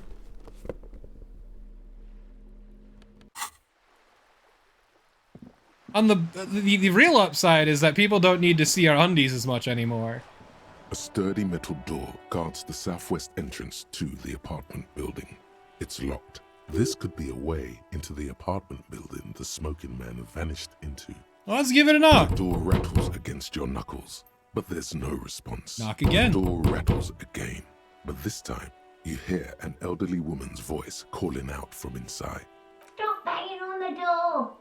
I'm not letting any more strangers inside. Hold on, who am I speaking to? Doesn't matter who I am. Now go on, get out of here. No, we're the police. We need to get in. The police? Everyone knows the police don't come round here. Please, it's cold out here. No, I already told you. I won't be responsible for any more strangers getting into the building. Go check the backyard door. Maybe someone there will. Backyard door with the smoker. You already were there. Kim, tell her we're the real policemen. Madame, I assure you, we are real police officers. There is no reply. Just faint sweeping sounds inside. I already checked the backyard. We had enough problems with bums and drunks and thieves loitering in the hallway. You have no business here. Fucking let me in. You're well versed in the kind of threatening legalese that implies criminal liability, but in fact has no meaning whatsoever. Well, I know my rights, and don't you marm me, boy. Miss, would it help if we offer to show you our badges? Hold your horses. I don't care about your stinking badge. Just come in.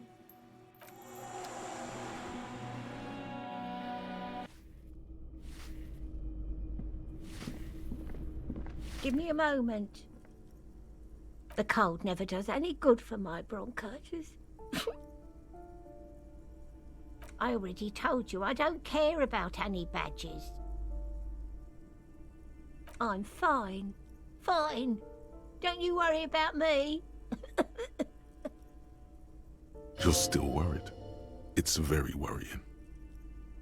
Now, what do you want from me, policeman? Oh, you'll find plenty of Martins here. Don't you worry. Pea-brain, someone played a trick on you. Martinez is a name for anyone who comes from Martinez, like Tim Jamrock or Raoul Ravachol. Oops, you really didn't get the joke there. I thought it was obvious. Anyway, officer, we don't have the witness's name.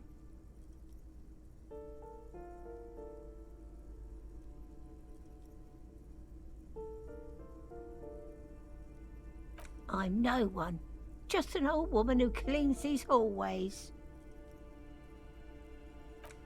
if you can call it living. I have a little room upstairs right next to the coal room. It's barely bigger than a closet, but I don't complain, no. I have my bed and my aching bones to keep me company, and that's all I need from this world. Ma'am. And all she gets, too. The coastal wind beats down hard on the coal room door outside. Splashes of waves make the balcony slippery. Jesus Christ, Shivers. Way to make it depressing. More depressing. So about this young man, mid-20s, dark hair, skinny build. Yes, yes, I know who you mean. The scrawny boy who's always smoking like the devil, right? Somewhere in the building, a child starts crying. You hear a radio tuned to a talk show and someone taking a shower. What's he in trouble for? I just want to know where he lives. I want to talk to him. Talk?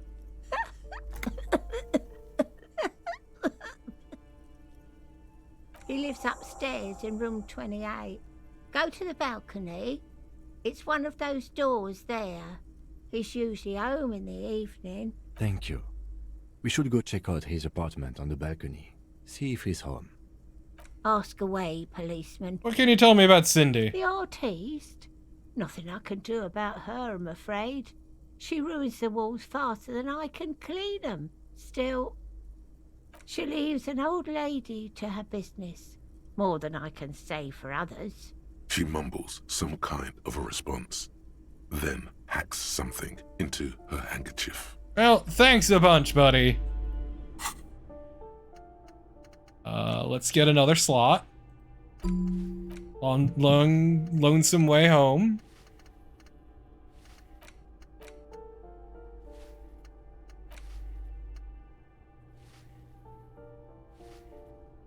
And let's internalize it.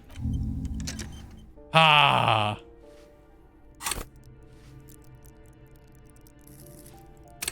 Okay, that's another level up down. Yes, I am burning all of them on memory slots. What's your point?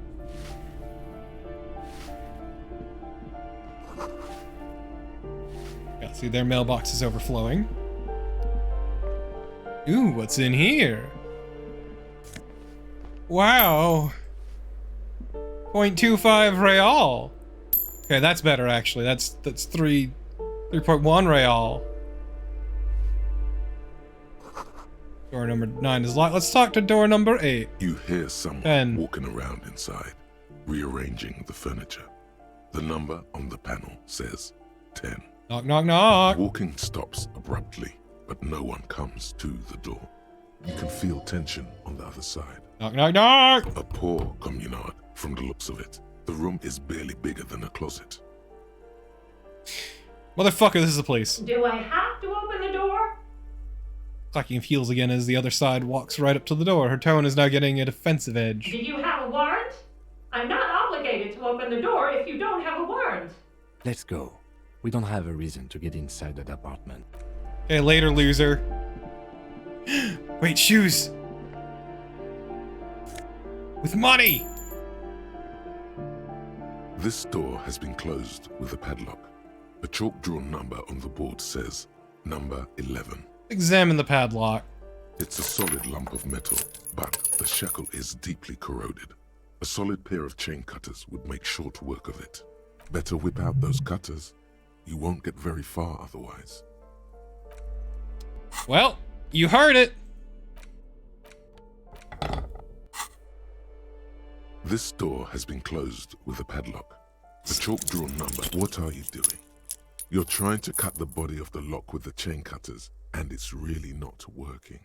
God fucking damn it, I was one off. I believe it's the shackle you mean to cut, Detective. He's just trying to help. Don't take it bad. Relax. I think that's what I'm trying to do? Perhaps you should give it another go. Thank you for pointing out the shackle. The shackle snaps like a twig, and the lock... I'm sorry I disappointed you again, Kim. It should be possible to enter now. After you, Detective. First off, God, we took fucking 2 morale hit for that.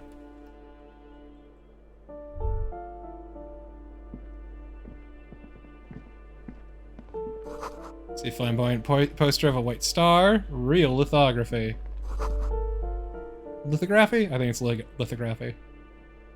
A plaster cast bust depicts a middle-aged man with impressive sideburns. The name on the plinth reads Kraz Marzov. Why does this tenant have a bust of Krasmazov? The white star, the photos on the wall. I think we have broken into the apartment of a young communard. How fitting. So who is Krasmazov? He's known as the father of scientific communism, also known as Mazovianism. His theories about economic history greatly influenced, some would even say sparked, the anti-centennial revolution.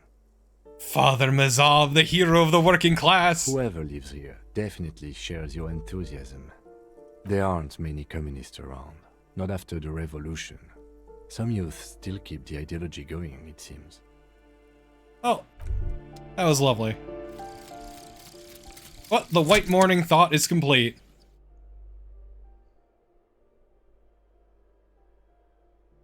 Oh, this one's not even reading it. The little guy gets smaller and smaller as he rises above the dollhouse world. You see him out in the snow, on the streets, in the shop on the corner, and finally in a matchbox house. Sitting by the window, white flowers on the windowsill. You can smell them from up here. It's awful. A white morning, a modern death, divorce or something similar. All you can do is put more distance between you and him, make him smaller, make him less you. So, all our motorics. Cap raised by 1, but also, more importantly, we can do this now. Revolutionists love to pose with their guns. Looks a critical theory on the monstrosities of capital and such. Ooh, a 9mm bullet and a lounge jet. Ooh. Chat. As lovely a shade of blue as this is, check it. We're looking good. Yeah. Chat, I think we're looking great.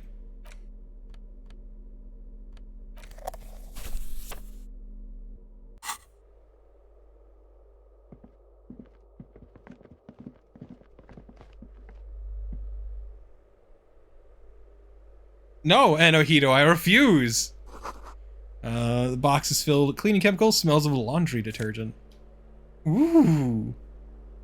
We got some flip-up glasses.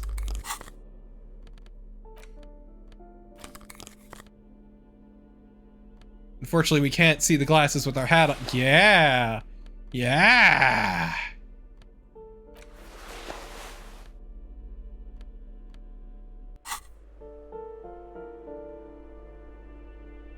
Look, man, our pants screw up our ability scores, so I refuse to wear them.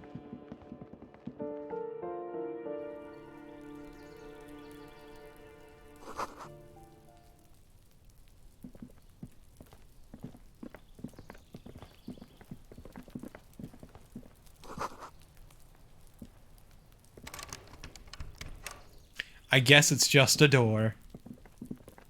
That'll fucking show me. This door is made of metal and appears to be reinforced. Someone here really values their security. Number 28. This is where the cleaning lady said the smoker on the balcony lives. Let's see if anyone's home. Knock on the door. No one answers. Savoir-faire has, I don't think, come up since I removed the pants, no. Looks like the young man we are looking for isn't home. I think our best chance to catch him is in the evening. We should return tomorrow after we have finished with our day's work. How about 9 p.m.? Sound good? 9 p.m. tomorrow, good. Tomorrow, 9 p.m., right here. Apartment number 28. Good, let's go. Damn. Turns out it's quite tricky finding someone in a big apartment building. Don't worry. You'll get him. What do you think? Complete silence. Whoever lives there isn't home. Apartment 30. Okay, well, that's all there is over here. What are you? Voices from within sing some buoyant dance track. So whatever that is, I can't interact with it. And that I know is just cigarette butts.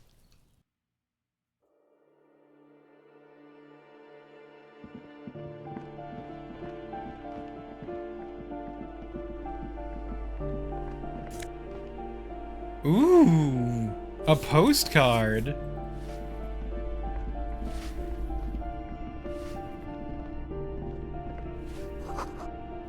Foreclosed by Martinez Realty Associates.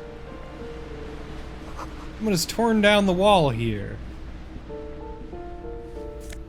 Let's see, we got some Nosafed and 0.20 real. Let's see. Old grocery list and a pile of checks.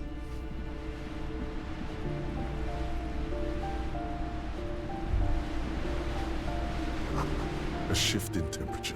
The air chills around you. Dust settles on the stony floor. Let's rub our sides for former warmth. architect stands before a slice of window, a room plan in her hand. A cold wave has made the air in the building stand still and frozen, with temperatures falling down to minus 20 degrees Celsius. Her face is red from the cold. She's breathing on her fingers, clasping the plan. Traces of sadness are visible in her expression. The plan? Faint pencil lines on paper depict the same place, but a missing eastern wall connects the room with the neighboring apartment.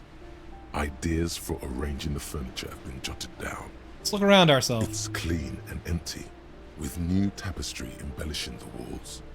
A standard HB graphite pencil has fallen off a three-legged stool in the middle of the room. Well, that was certainly something.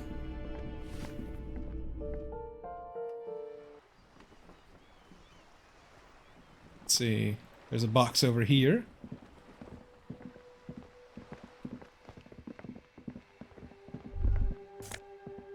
Ooh, 2.25 real. Let's see, tarps flap in the wind, forgotten hammers and nails rust.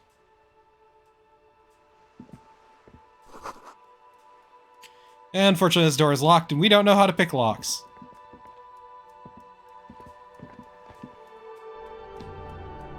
Oh, hello. What a lovely place this is. Oh my god. I'm not wearing those pants though. I don't like that they fuck up my reaction speed. Yeah, look at that. They fuck up my reaction speed. I don't need +2 to my electrochemistry. I don't care about that.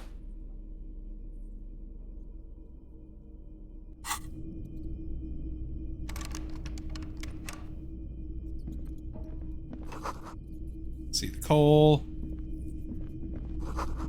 Someone's been sleeping here recently.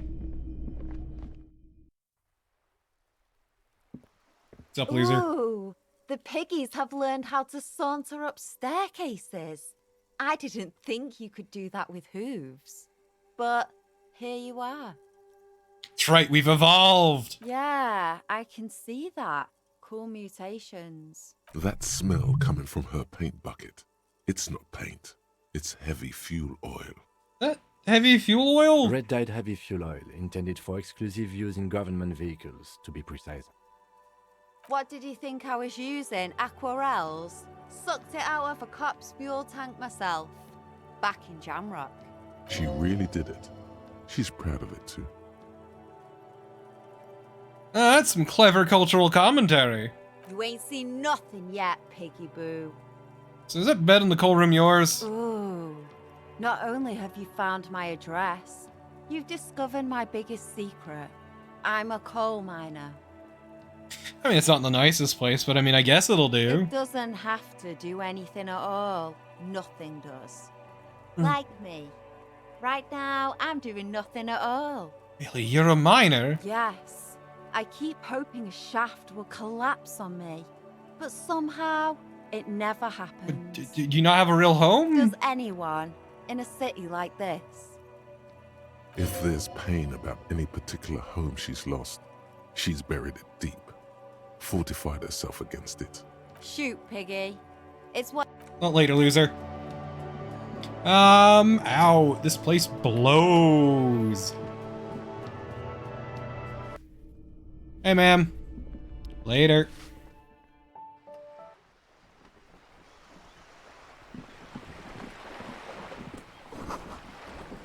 There's construction here once decades ago. Well, time to listen to Kim. I don't fuck it up too bad. A striking woman leans against the cabin top of her sailing boat, smiling as you approach. Her green raincoat glistens with droplets. A silk scarf is tied around her throat. Good afternoon, officers. I'm Joyce. What kind of lame-ass name is Joyce? Joyce L. Messier. I represent the board of Wild Pines, the owners of the harbour. You gentlemen must be from the RCM. What's the L stand for? Finn, my maiden name. RCM? I'm a little foggy here. I meant you, the Revachol Citizens Militia, the police. I'll shake her hand. I'm glad to see you here. I was dispatched to handle a strike, not a lynching. Anything I can do to assist the RCM in this matter, I will, gladly. That is good to hear, madame. My colleague will take the lead on this interview. I should let you know that he is recovering from an unusual medical episode. Very unusual. But I can assure you Oh, of his Kim. ultimate competence. You don't need to tell her about the fact that we blasted away our ego. How interesting. I wish you a swift recovery. It's not happening. Meanwhile, you have my full cooperation, and the full cooperation of the Wild Pines group. It's hard to get a read on her precise disposition, but she appears helpful. So you're on a boat. Why, yes I am. Not a lot of people on boats, are there? Of course there are. We're on an archipelago. How else are you supposed to get around? There is a pinch of defensiveness in her voice, but it is playful. Wait, we're on an archipelago? Yes, we are. We are on Le Caillou. Kaya, I thought we were in Revachol. We are. And the city of Revachol is on the island of Le Caillou. I mean, I still haven't seen anyone else sail a boat. I haven't seen anyone else drive a souped-up Capri Kenema motor carriage either. Actually, that motor carriage has been specially issued to serve as a patrol and pursuit vehicle. It's for crossing long distances in the greater Revachol industrial harbor. It's not a toy. Neither is this. A toy, I mean. It's a machine for crossing long distances in the Bay of Revachol, between the city and the islands. So does she have a name? The boat? No. It is called Cor de Leyte 19, because that's the type of sloop it is. The word "it" feels strange. Such a beautiful boat deserves a Yeah, Inland Empire. It's real fuck she hasn't given it a name. A breeze ripples through the sails and tugs at your hair. Below, the sleek, fish-like shape of the hull parts the water. Beneath that, a resounding darkness. You're reminded of something. Or someone. Cool, but your boat really needs a name. Okay. How about Cor de Leyte 19? Why? Because it was manufactured in Revachol East by a company called Cor de Leyte, and its hull is 19 paces long. Okay, but how about Dolores? Why Dolores? I don't know, it feels pretty. Well, it means nothing to me. I think I'll stick with the factory name. But thank you for the suggestion. Okay, but it really needs a name. Okay, how about like Because it was Sleek manufactured in Fish? Revachol East by a company. What? Because it's sleek and fish-like. I think I'll stick with the factory name. But thank you. Okay, but what kind of, yeah, right, what a joyless creature this woman is. Okay, but what kind of boat is it? It's a pleasure craft. A 19-pacer. It also happens to be rated for Category 1 racing. Though these days I mainly use it for business. How do you like it? My sloop? I like it a lot. It's the eel's hips, baby. I'm enjoying this part of the interview. It has so little to do with the murder we're investigating. I really do, the lieutenant thinks. Is she thrown off yet? He's looking at the woman, assessing her. You have a license for this boat? Officer, I assure you I'm a highly qualified pleasure craft operator. The crowns of her teeth are porcelain, white as the boat's hull as she smiles. Qualified pleasure craft operator. So charming. Where's the damn license? Can I see your license? I just renewed its safety inspection last month, officers. It is completely seaworthy. In fact, it's taken part in not one, but 2 Insulindic regattas. Even finished once. And what happened the other time? The other time, I would have finished the race were it not for an urgent work matter, much like the one I'm on now. Still need to see a license, ma'am. Actually, you don't. I'm pretty sure I do. I police. It is a little known fact among those who police that the Wayfarer Act specifically denies the RCM the authority to demand anyone's operator license. What? What do we even have the power to do then? I mean, wait, how little known is this fact? I was just being polite. Even school children know the Wayfarer Act. It's more like the Anarchy Act, in my opinion. No need to politicize this. You may still ask for the lady's passport. Okay, I'm gonna need to see your passport. Of course. Look at her passport. The woman is silent, smiling while the waves lap against the hull. In your hand, under the plastic, a light blue passport saying, Republic of Vespa. The coat of arms has a lion and an ostrich. Seagent. Let's look at the photo page. The woman, born in the year 3 in the commune of Revachol, smiles at you. Face adorned with frown lines and crow's feet. The photo is recent. The name reads, Rejoice Leighton Messier. Damn, girl, your name's Rejoice? Yes. But please don't call me that. Why not? Joyce is much more efficient. You just were made fun of being named Rejoice, weren't you? She doesn't like it. Probably a bad memory. Mean girls at school or some ancient lover. So you're from Vesper? My husband is. I have dual citizenship. A Vespertine is handier when traveling. Okay, well, everything appears to be in order. She nods and returns the plastic bag to her coat. Think I have a handle on the boat. Good. So tell me about Wild Pines. What do you do? What we do? I'm afraid I don't speak for Wild Pines as a whole. It's a giant undertaking. Then what do they do? The Pines' core competency is logistics. Container shipping, freight, that sort of thing. See those airships there, blinking? Those are the shipping side of things. Okay. And that is the terminal. Another subdivision deals with energy, oil and gas exploration, offshore platforms. How rich is Wild Pines then, given I'm their... not at liberty to discuss the company balance sheet, but I can tell you that last year, the company booked more than 20 billion real in revenue. A billion? What exactly is a billion? It's a number, officer. A big one. What's it made of? It's made of 1,000 millions. A million is made of 1,000 thousands.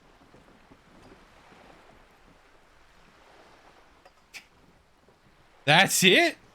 I thought Wild Pines was supposed to be big time. And to think, there are years when the group books losses in the billions.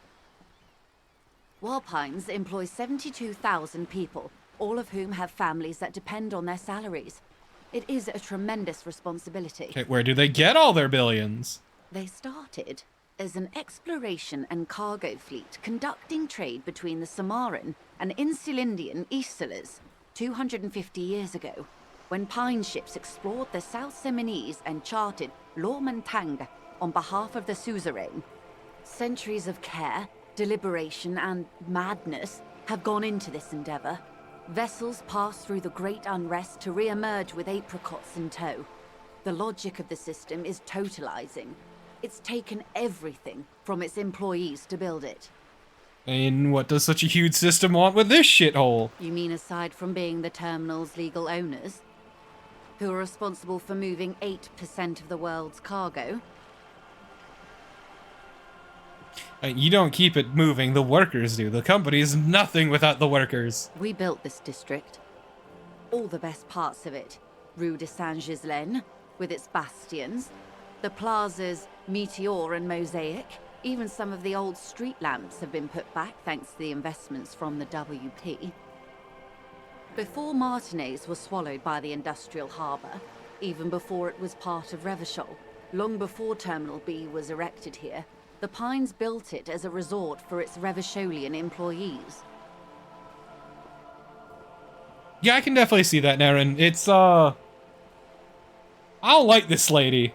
A company getaway, for a weekend or a summer holiday. Then came the revolution. But that's another matter. I'm here to make sure the Pines can fulfill their responsibilities to the place they built. With your help, hopefully, says her warm tone. I appreciate that once again, we are a complete dumbass and act like one. Just full ass out, as you can see from our lack of pants.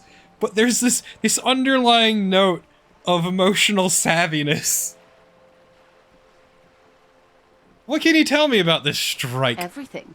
Right up to, but not including, trade secrets. What if I want to hear about the trade secrets? First, you'd have to repeal the Emergencies Act of Trade in Aliments. That gives me the right to silence. It's quite the octopus. Octopus? Oh, fucking slay it! Good luck. It's only kept in place by the vested interests of half the civilized world, including your own. What the ma'am means is that the Emergencies Act and the RCM both get their authority from the coalition government. But I am derailing us. You wanted to know about the strike. Exactly, Naren. What is your role in this precisely? I believe the official title is Senior Labor Negotiator. In practice, I'm a grocery clerk. I relay the union's demands to Wild Pines and return with Wild Pines' counteroffer. And how are the talks going? They're not. That's the problem. The union stopped all negotiations a week ago, after that awful lynching took place. Now they won't even let me into the harbour. There's a 2-meter-20 racist behemoth blocking the gates. Tell me more about this behemoth. What can I say? The union employs a giant covered in tattoos. A racist giant. I guess that's part of their big tent organization now. So how were talks going before the lynching? Let's say I was not making the kind of progress I'd hoped for when I first arrived. And when did you first arrive? I arrived 3 weeks ago. Yes, in the middle of February. The bay was still partially frozen then. I prefer to do these things on site, like the RCM. But the strike began in December. I wasn't the original negotiator here. I took over after Mr. Gaumont hit a wall with Mr. Clare, the union boss.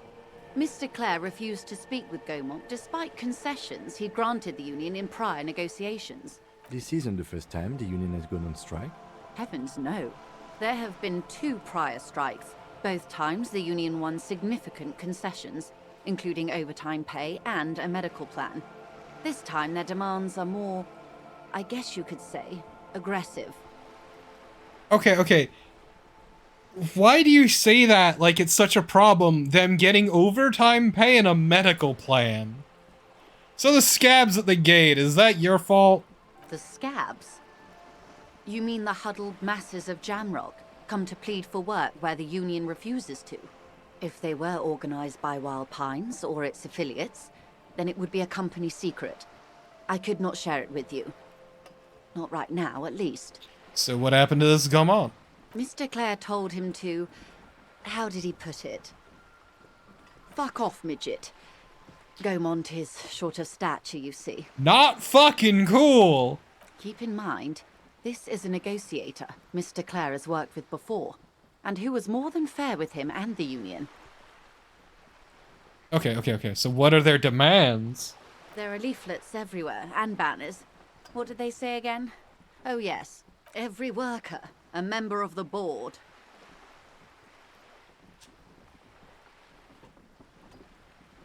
I like it. Then you might also like their other slogan. Demand democracy. It's also a good one. Not hard communist enough for me. Personally, I agree. It lacks the pizzazzo of every worker a member of the board. So what exactly do they mean by it, though? What's the demand? It's quite simple, you see. Every time the Wild Pines group makes a decision about what, about anything really, it needs the signature of each of the 2,200 workers in its Martinez terminal. Just so you understand, this is but one of 22 terminals owned by Wild Pines. Essentially, not only are they kings of the company, They are also kings of the 72,000 employees of Wild Pines Group. Well, I mean, the king is dead. Long live the workers. That may well be. It's not up to me to decide who is king, but as negotiations go, it's not a swell start. What are you gonna do then? I'm not sure. Naturally, I assume that was just their opening position, a hard-nosed tactic with a side of mockery.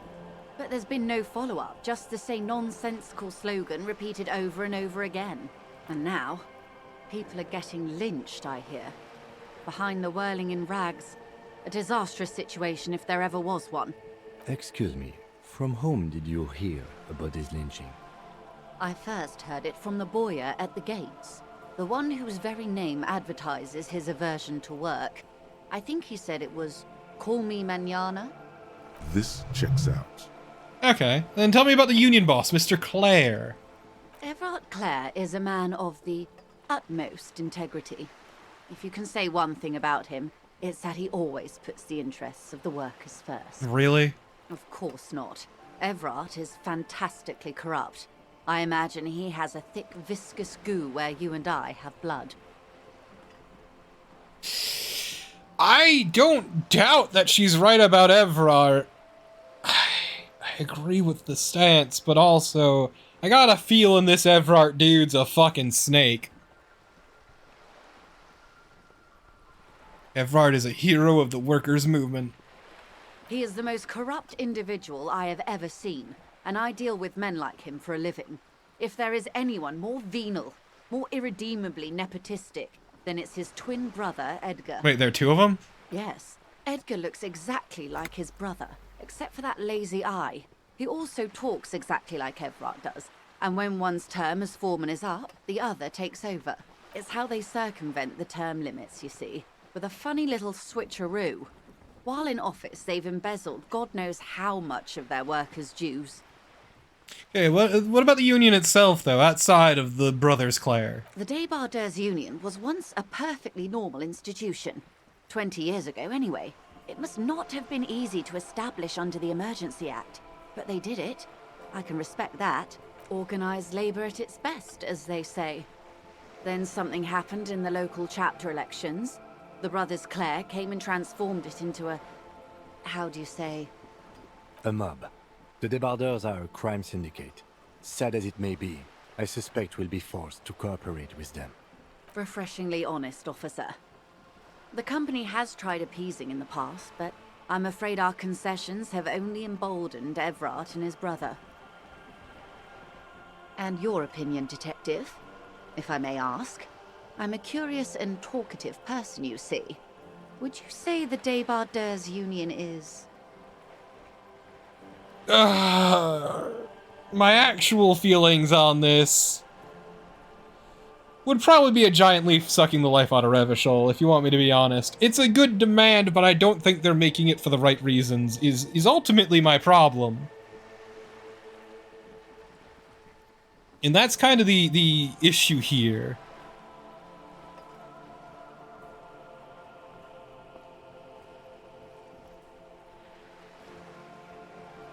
So like what would I put?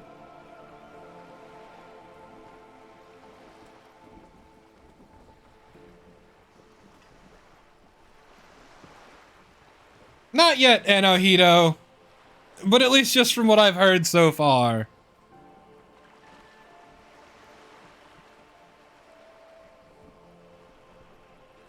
An effective advocate for the rights of the local working men. I do think so.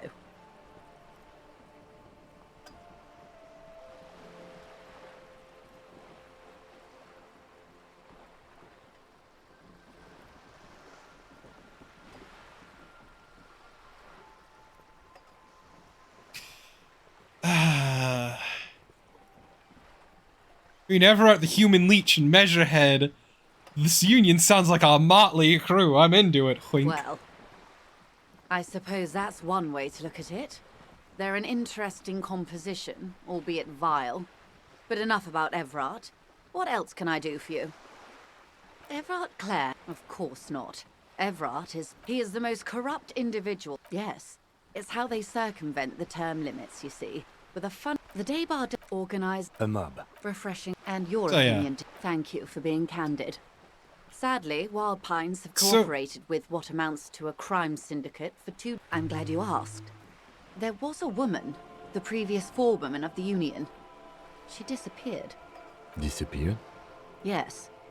On the last day of the local chapter elections, her daughter phoned in and said she wasn't running anymore, or coming to work. Ever. End of story. Sounds like some kind of extortion. Indeed. The company suspects foul play, but there's nothing they could do. It was a union matter. The point of the presentation is, these kinds of things happen around the Clares. Watch out when you're dealing with him. Thank you for your concern, ma'am. That's all I need there. Of course. How else can I help? What can you tell me about the lynching? Quite a few things, I'm afraid. The information I'm to share with you includes sensitive trade secrets. For the sake of my employer, I have to ask for your names and badge numbers. Of course, ma'am. We should have introduced ourselves. I am Lieutenant Kitsuragi. Oh no, this is from awkward. Precinct 57. And this is my colleague from Precinct 41. I'm afraid he doesn't have his badge at the moment. I hope mine will suffice. Uh-oh. How curious. Why is that, Detective? Awkwardness washes over the conversation. The woman doesn't like this turn of events. Remember when my partner told you I'd recently suffered from an unusual medical episode? Yeah, my lost badge is related to it. I see. So, are you saying you lost your badge during the course of this episode? It's possible after a night of heavy drinking I lost all memory of life in the world. Oh dear. I suppose this does explain some of the more curious turns in our conversation. As I said, ma'am, his technique may be very unconventional, but he is an officer of the RCM. Of course, I sympathize, but I'm afraid I simply can't share any. Hang on. She's a professional negotiator. She should be open to some sort of mutually beneficial arrangement. How do I negotiate my way out of this? She's a negotiator. Just float a favor at her. Insinuate. Surely there's some other way I can demonstrate our law enforcement credentials. I will be frank with you. If I'm going to break protocol, I need to be able to justify it to my superiors. They're going to want to see something very tangible. You're in, but expect her to drive a hard bargain. Like what? Reports from inside Terminal B suggest it's a hub for the local drug trade. This is an open secret in Martinez. The Union controls the terminal, so it goes to reason. They're profiting from this trade. The company has tried looking into this matter before, to no avail. Perhaps someone with your authority and resources might turn over the right stones. Or you can recover your badge. Though if I may be blunt with you, it sounds like that may be a lost cause. Detective, a word in private before we continue. Yes. What's up, Kim? This is not going quite as I hoped it would, Detective. How did you hope it would go? Honestly, I was expecting you to use your unorthodox technique to keep her off balance, and not volunteer us to be her henchmen. Wait, we're her henchmen now? This woman is running circles around us. She might have known about your misplaced badge all along, or she's simply an adept improviser. Either way. He doesn't let it show, but there is a limit to how much the consequences of your unprofessional behavior can cost the investigation. Well, you could just, find my badge. Oh, that would be fantastic, but do we have the time? The world is large and your badge is 8 by 6 centimeters. You could request a new one from your station, but that would literally take months. Then you propose we don't investigate the drug trafficking? No. If there is reasonable suspicion, we must investigate. Otherwise, she could claim we are siding with the Union, or that we are on their take. We'd never hear the end of it. What I propose is, we ask her, then we investigate, briefly. But do not share the outcome of this investigation with her. We tell her it's done, and demand for her information on the lynching. You know what? This sounds like a good idea, Kim. I will do this. So I'm sorry for putting us in this situation. I'll handle it. I'm sure you will, Detective. Let's get back to her then. You're back. Good. What can I help you with? I need someone to give me a lowdown on this reality we're in. This reality? The aim is to gain a deeper understanding. It's actually, by learning about this world, I hope to learn more about myself. A sort of spiritual quest. Something of ancient Ilmaran origin. You're damn fucking right. You will find him a big fan of the ancient ways. It's part of his condition. Nothing wrong with ancient ways. Our modern ones aren't necessarily better. Ask away, officer. I'll... All right, we're in. I know these all look good, but begin with the first, okay? Where are we? We're in Martinez, baby. Baby? A casual term of endearment popular among the 50-plus crowd. It's a disco holdover, pay it no heed. I'm a bit of a disco holdover myself. Aren't we all? So what is Martinez? Martinez is a district of Revachol. A very small district tucked away near the industrial harbour, north of the 881 and Jamrock. You would be excused for not knowing about it. Unimportant, they say. Forgotten, even. Shelled to smithereens during the Revolution. It has its charms, just not this time of year. Tell me more about Martinez. I'm not a good ambassador. I've only been here once before, as a teenager. Not a lot has changed. There are ruins, a terminal, fishing boats, reeds, boys with boxy shoulders. A brief spike of longing in her upright body. The dots under her eyelids shake. As I told you, Martinez used to be a province, a workers' resort before the city swallowed it and the artillery did its part. Now the reeds are the real star of the show here. The further down the coast, the wilder it gets. You were here as you were a teenager? Yes, I was slumming it with some girlfriends of mine. We had boats and... Don't hold it against me. The boys certainly did not. There's a spark in the air, a live wire hanging in the wind, in your hungover neocortex. Then the sea air cools it down. Mention the sea. What sea is this? It's not really a sea. It's the Bay of Revachol. And the bay feeds into the ocean. Are we near the ocean? Yes. We're on an island in an ocean. The world's largest body of water. The Insulindic. Vast, lukewarm and unknowable. Flowing in and out of sight. What's the name of this island? Caillou, as you already know. Imagine a pebble. A smoothed-over pebble amidst a great blue sea. Misshapen, cracked. The cracks are the River Esperance. We're in the delta of this river, on the 6th branch. The Martinez distributary. It is clear this pebble is of enormous value to her. Okay, that's Martinez. What about Revachol? Revachol? Revachol is what you call a city. Is it a city or more like a city-state? The great kind. As if it's self-explanatory. Beyond patriotism. A fact. What makes Revachol so great? History, detective. They built this city to resolve history. Our part in it, at least. Our centuries. Okay, who built the city? The nations of the Occident. Or migrant workers from Seminine and Ile-Marat, depending on your creed. Then was Revachol built? In the DeLorean century. 380 years ago. And why will it resolve history? They say it's where the terrible questions of our time will be answered. The tensions are highest, the fault lines deepest. By that I mean conflicts. Ideological conflicts. The stuff of men. Okay, but why here specifically? We are standing on a fertile, self-sufficient island able to sustain up to 200 million people. In the middle of the Insulindic Ocean, the world's connective tissue. It's where the money is. So we're in an unimportant part of an important place. I think it's fair to say so. Martinez is about 22 kilometers from the center of the world. That soldering iron is the Bank of the World building. The bottom floors are Insiacom. Coalition government, Insulindian Mission Command. To the sea. Silence. She lowers her hand. The water, the light. It's as though you're seeing it for the first time.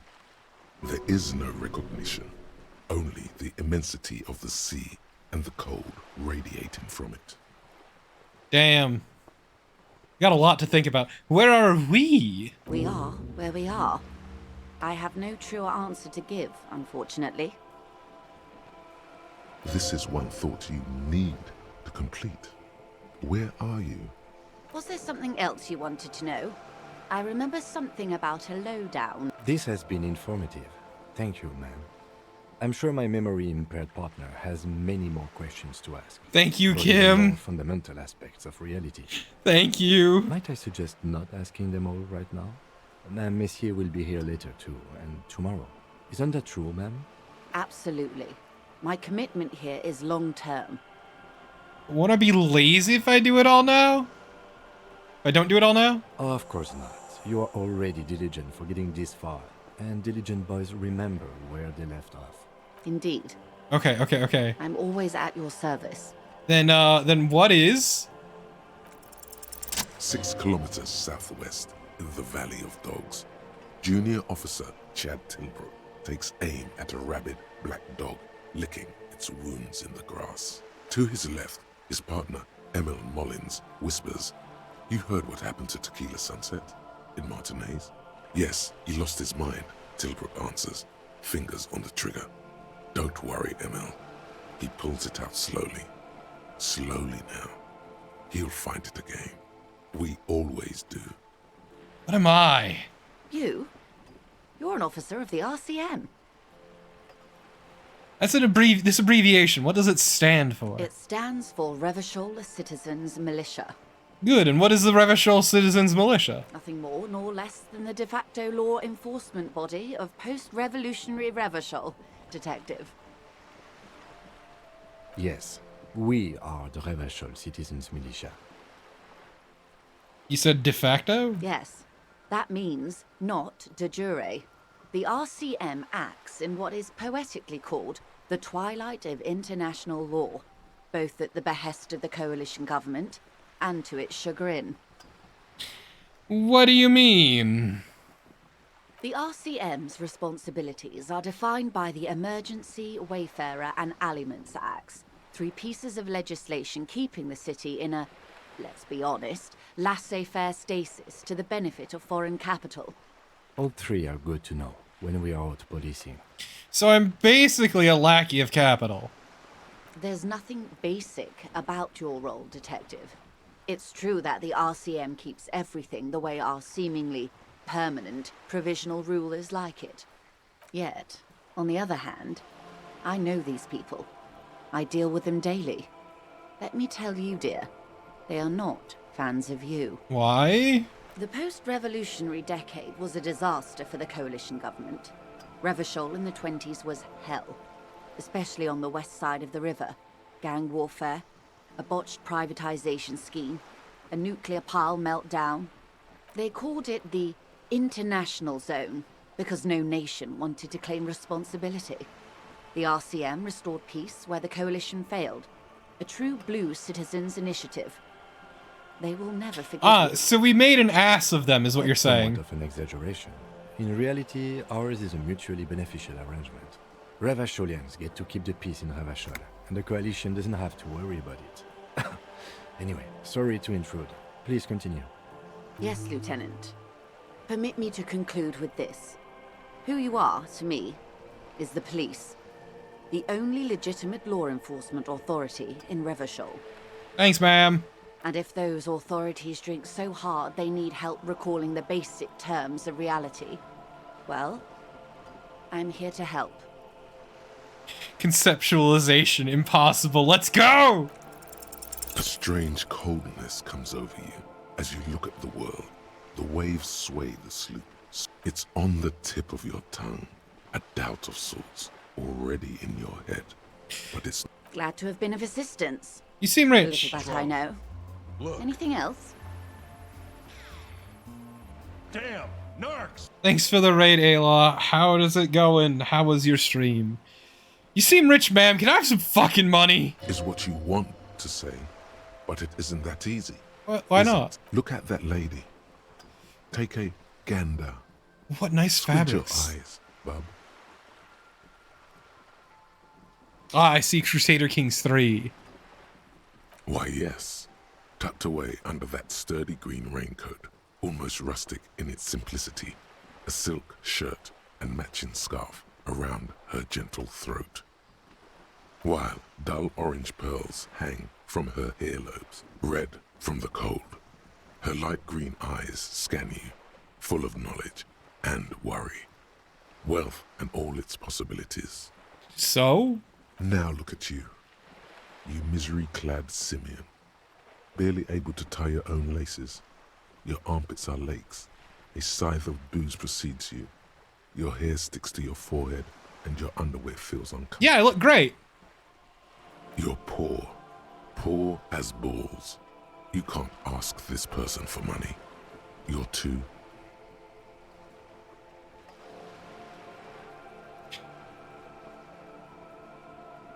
I'm too... I mean... I'm a goddamn working man. I'm not ashamed to shake this leech for some dough. You think your little communism protects you from this feeling? No. The more demeaning it is to grovel at her feet. As I was saying, if there's any way I may be of assistance, please don't hesitate to ask. Well, it's time to beg. Voila, you're doing it. Can I have some money, ma'am? Of course. How much do you need? She's surprisingly nonchalant about this. Could it be that she somehow knows more about your predicament than she's letting on? I need 100 real. That's a good sum. Not too small, not fantastically large. She removes a few notes and hands them to you. The paper is cold. That's right, baby. We paid for our room tonight. Whoa, whoa. Did you see how easy that was? Ask her for more. Toot toot, train to Moneytown. Well, suggestion, you're right. I did solicit her for a bribe. Nay, 'twould be dishonorable, and my honor is my life. Honor? Are you an omnivore? Give me a break. So, I hope I didn't just bribe you, officer. It may not be technically illegal under the Emergency Act, but still. I want to talk about something else now. You're right, ma'am, that donations are permitted under the Emergency Act, unseemly as it may be, as long as they're properly logged with a precinct. Which he most certainly will do. Now, how else can I help the RCM today, besides supplementing its salaries? That's all for now. Detective. I'm gonna need to go tell my superiors. Oh boy. But I need somewhere to stay, and I'm not sleeping out on a bench. Money is a very foreign concept to us, but ultimately, we can't let her know that entirely.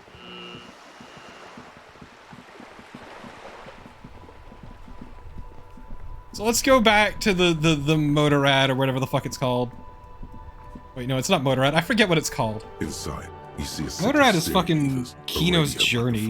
A pull-out toolbox, and the soft glow of the Kinema, yeah, that's it. heater gauge.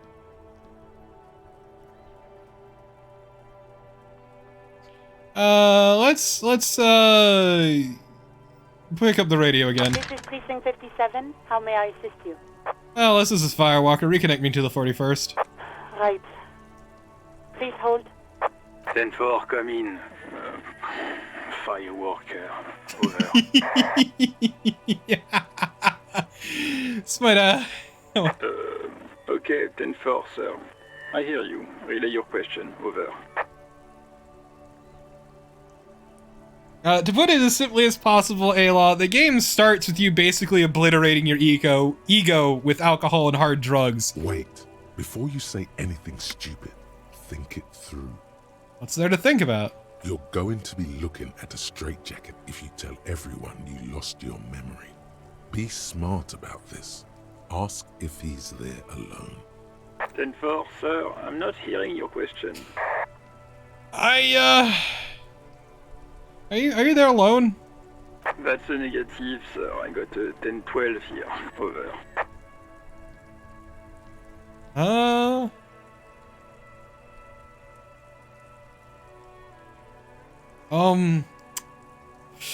Any news about my family? You probably don't want to continue on this road. I just thought you might have heard of them is all. I mean, look, the vibes are telling me no. Nothing, never mind. Inland Empire, you're right. Again, sir, I didn't get that. Understood, sir. That's all for now. Roger that. 10-10, over and out. I guess I don't need to report it. Okay, so what did we get? Je m'ai vu? What is this one?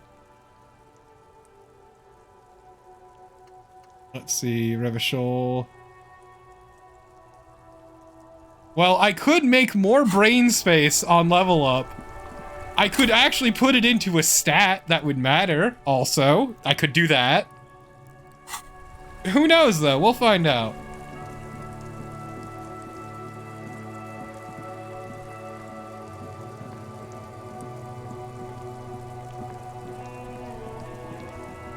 Either way, let's go pay our tab.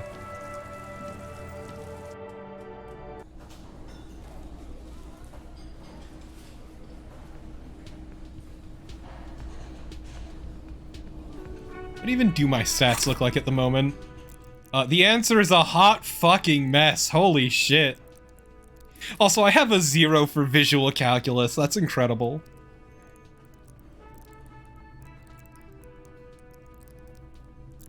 Oh man, my stats are a dumpster fire. I have only, like, disappointed Kim half the time.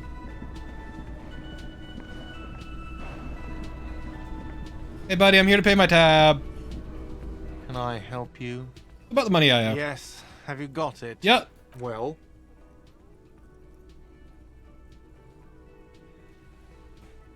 I hope you choke on it! Great. Perfect. I hope you enjoy your freezing cold room with the window you broke yourself. You've really worn down his patience. Even paying him didn't help. By the way, if you hadn't paid before 9 p.m., your door would have been locked electronically. Starting tomorrow, please pay for each night in advance. 20 real per night.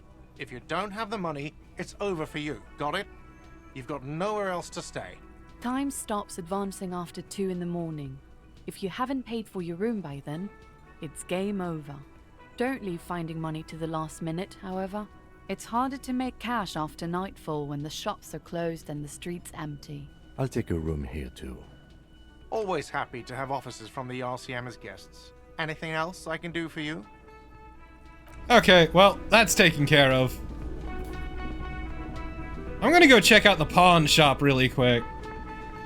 Because I need to see more of a disaster than by that. I'm trying to read what the fuck you wrote, Ayla. Though I don't know if I'd feel of playing a game where I'd be more of a disaster by... Okay, yeah.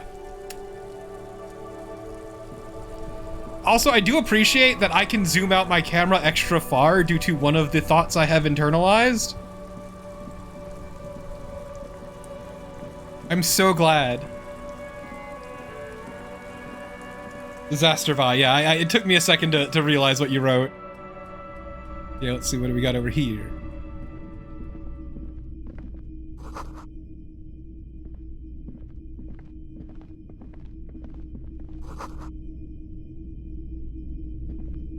What do you have over here? Typical Martinez streetlight sits among assorted floor and table lamps. How much for the streetlight? 700 real. A bargain, I dare say. I mean, 700 sounds about right. I don't think it was easy getting the street lamp. Hey, I don't know where it came from, but it's not every day you get to buy and sell something so extraordinary. I have never played this before, Delita. Let's see.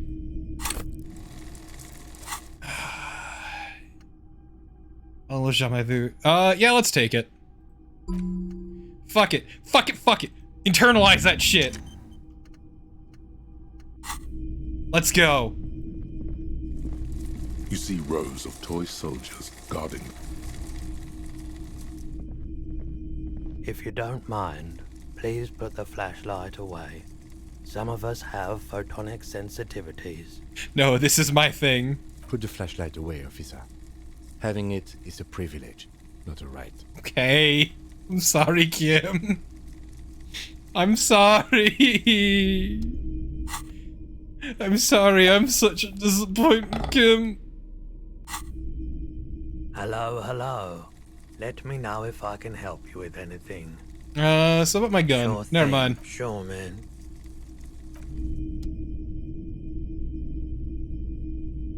The boomboxes on the shelf look well-loved and well-traveled. Chipped, dented, they stare at you with the unblinking eyes of their tape reels. One especially catches your eye. Deep gold and amber plastic with a big old handle on top. A classic boombox that says, Stereo 8 approved. This is you. Golden orange. A sunset suite. Just make sure it works before you buy it. Sure, this is all in working order. Absolutely. I've tested each one myself with recordings of speech, found sounds and music from a variety of genres. Even though I don't really like music. So this is a approved machine. It's a Harman Welsh W2, made in Vespa, designed in Seoul, plays all reel-to-reel formats, 2mm, 8mm, 12mm. It's even got a little radio in there. It'll set you back 12 real. I don't know.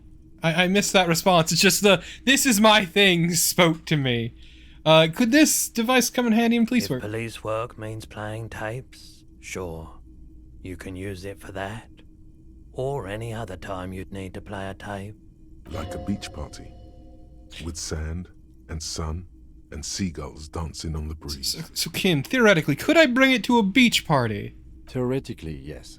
But we don't have time right now. It's generally murder investigation first, then beach party. It doesn't have to be a beach. With a boombox like that, I'll bring the party into the streets. You can play it any way you like. And I guess since you're a police officer, no one can arrest you for it. I'm glad just everyone seems to tolerate how much of a dumpster fire we are. Oh, that reminds me. I need to go apologize to that lady for the 4 real raincoat I tried to steal.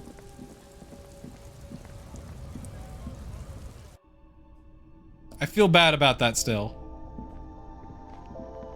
To the left of the croissants and juice. Look at it, detective, and be ashamed. Until you make it right by legally purchasing that raincoat, I'll make sure you feel guilty every time you see it. It's not about being the sorry cop, Anohito. It's trying to make up for what we've done wrong. There's a difference between being sorry and being a sorry son of a bitch. Yes. Buy it, please. Don't steal it. A wrong has been made right. You may rest easy now. There we go. I have made this wrong right. So let's see. What is our current jacket? Conceptualization? Let's get some endurance going. Hell yeah. Looking good.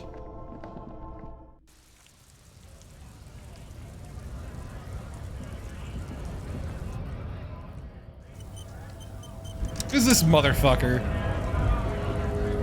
Bastards! We have a right to work! I'm the law. Yes. People get that you are the law. You really don't have to keep saying it. Hold up and stay frosty, everyone. Cops are here. You here to fuck with us? Beat the honest worker down. Why should I? We're here to fight for a cause. Stripes usually have problems with people who you have causes. Then I'm thinking no. Good. We're fighting for a cause here. Right to work! Right to work! Okay, maybe this is bad. We're not that different. It helps if people see us talking, cops and strikebreakers together. Shows authorities are on our side. I don't think I've chosen any sides yet. Might be time. Don't let the fat bastards tread on you. Cops tend to side with the higher-ups, but you're essentially still workers. I don't trust cops. Homie, you're a scab. Right to work! Right to You don't work! have the right to tell me what's correct or not as a scab. What kind of cause are we talking about? Rights of people. Rights of workers. To have gainful employment. I'm just saying, man, you're a scab first and foremost. And their families. Let's not fucking dance around it here. Maybe you should ask them the questions. Like, why we're not allowed to make a living here. Shame! We have families to feed, you piece of shit. So do we, Scott. Who are the strikebreakers? Honest men and women with rights to work, to be useful, not toys for corporate interests. You are literally toys for corporate interests, though. That's what scabs are, you idiot. I'm sorry to tell you this. We came here to help the harbor run smoothly in time of crisis. If union fucks don't want work, they ought to let in those who do want work. I don't think you understand how this works, buddy. I have a question. Why do all these men follow your leadership? You think they follow because I'm big and loud? No. They follow the rules of the market, the rules of the economy, because they were given a job to do! That is true. He is very disingenuous. What exactly is your goal we here? Were promised work. We'd be in there, working, if the bastards hadn't shut the gates. And you're unable to breach the entrance? Main gate's locked. Would take heavy ordnance to bust it open. And try to get in through the secretary's office. Door's locked.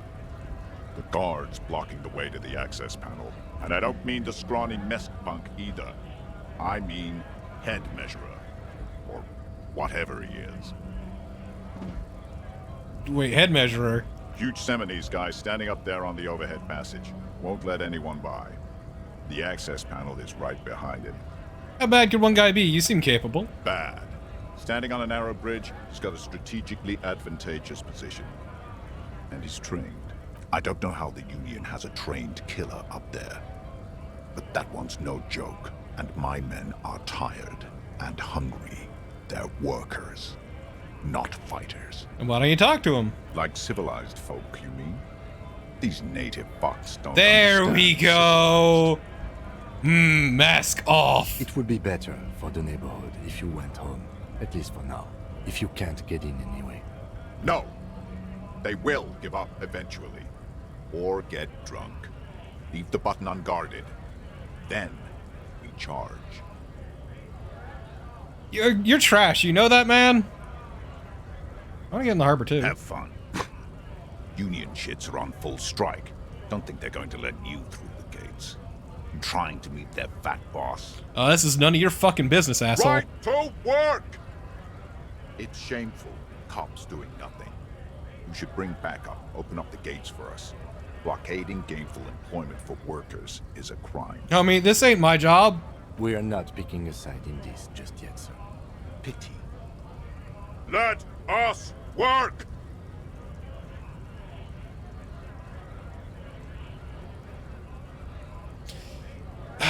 What is a strike? When Sure. a bunch of ungrateful, lazy cockroaches What did they want? They mumble nonsense about boardrooms and workers' rights, while we... There's something odd in the way he carries himself. His set of clothing looks vaguely mismatched. The different pieces of the attire seem ill-fitting. What do you mean ill-fitting? His shirt is far too small and an unpleasantly tight fit, while the overalls, held up by a belt, seem to fit a man with much more corpulence. You're wearing new clothes. He ignores your question, choosing instead to turn to the emaciated workers, raising both fists in the air. The clothes are obviously not his. You've been talking to him for quite a while now. Something is off with this guy.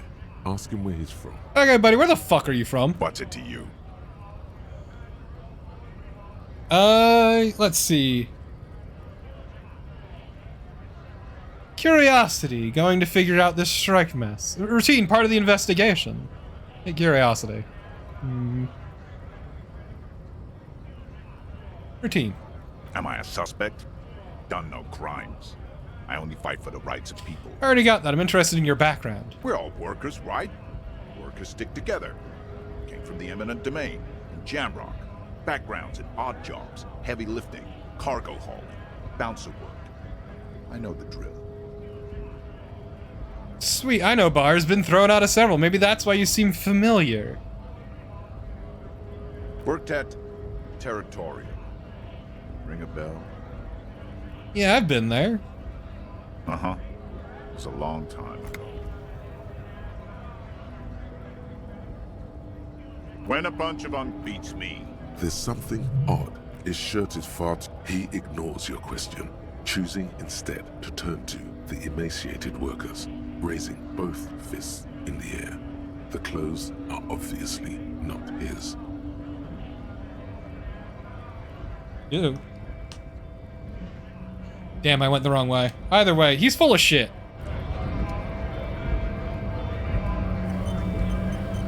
Scab? Not a scab, I'm a cop. I was just messing with you. No one's ever seen a cop scab. I would be impressed if they had. Imagine, you cops going on a strike, but then another cop comes in and says, let us cop for less money. Speaking of, what brings the RCM here? To the Wild North? Come to see the strife? Come to Martinez on an investigation of a murder. Murder, huh? That sounds like a lot of hard work. You'd never see me investigating a murder.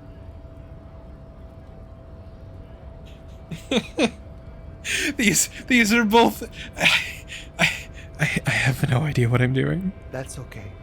I have no idea what I'm doing either. I don't even know what day it is. Don't tell me. It's a better day that way. So I'm exploring. My friend, I respect the right to roam. The open range awaits. Does this mean you're gonna let me through the gate? I don't operate in that capacity. I'm not a granter of passage. The passage grants itself. Beneath the jolliness, he suddenly seems doubtful. That's simple, I just walk in. Aye. Walk right past Measurehead and go in. Past Measurehead. Yeah, the 2.5 meter tall Semini supremacist there. Walk right past him. Oh no. Then press the button to unlock the door. Aha. Then go past him again. Okay. And you enter the arbor through the office. For some reason, I don't think it's gonna be easy. Don't worry, I'm sure it's not completely impossible. For example, you could best Measurehead in a physical confrontation, or you could convert to a Semini supremacist worldview. Or, maybe it actually is completely impossible. Has anyone ever bested him in a physical confrontation? Not yet, no. He's incredibly strong. Got it. Sure. It's nice talking to you. Well, this is gonna go great. Unless we're not gonna address it at all. Ah, shit, it's hermetically sealed. Yeah, Manada's fucking great. Ugh. Hey, Motorhead. Why do I want to say Motorhead? Measurehead. Buddy betrays your degeneracy. Yeah, Measurehead. His body totally betrays his degeneracy. My body is unimportant. I'm with the police and we need to get into the harbor. That is precisely the negligence that has led you to succumb to Al Ghul. His face contorts in disgust as if he were smelling a dead rat. You reek of it. An invisible sword of Al Ghul emerges from your throat. You cannot see it, but others can. It is making the woman in my company sick. Kim, is my breath really that bad? It's not good. It's like a rat crawled into your stomach, got drunk and drowned. Yeah, I'm an alcoholic. What's your point? No, you don't. You need to get another drink. Occidental Haplogroup B4 is done giving orders around here. The influence of the ham sandwich race is waning. Yeah, I don't really give a shit. I need to do my goddamn job. Begging for help. Attempting to pass fear for cooperation. How far the Occidental Haplogroup has fallen. You were once a noble and powerful race. You gave the world eugenics, electricity, and powerful weapons. I'm sorry, what are you going on about, buddy? Aerostatic aircraft. You made great gains in metallurgy. They did indeed use that blade as a metaphor. Oh my god, please shut up. You dominated lesser cultures, like the deformed Hemians and the inexplicably potato-obsessed Khoikos. But now your ascent to the genetic summit has halted. You are obsessed with sadness and with frivolous... Buddy, what the fuck are you talking about? You will be superseded. Isn't that right, babe? It is, baby, yeah. You know it. There is a button right behind him, just out of reach. It must be the one that opens the door to the harbor. He is so lucky we do not have a gun. Come on, I need you to just move back about 20 centimeters. It is my task to keep the degenerate drunks from entering the harbor. Push him. Oh shit. That is right. You should leave the stage of history with dignity by inviting the other races to a great world war. Look, what the fuck are you talking about? Bring your troops to the Seminine Islands and to Boogie Street, and we will pulverize you. When you are gone, we will What build the a fuck museum. is wrong with this man? The walls will be lined with bottles of Al Ghul, your beloved beverage. Inside, we will store the odes to homosexuality you call art, and your microcephalics call... Ah, you're awful. Let's knock him out.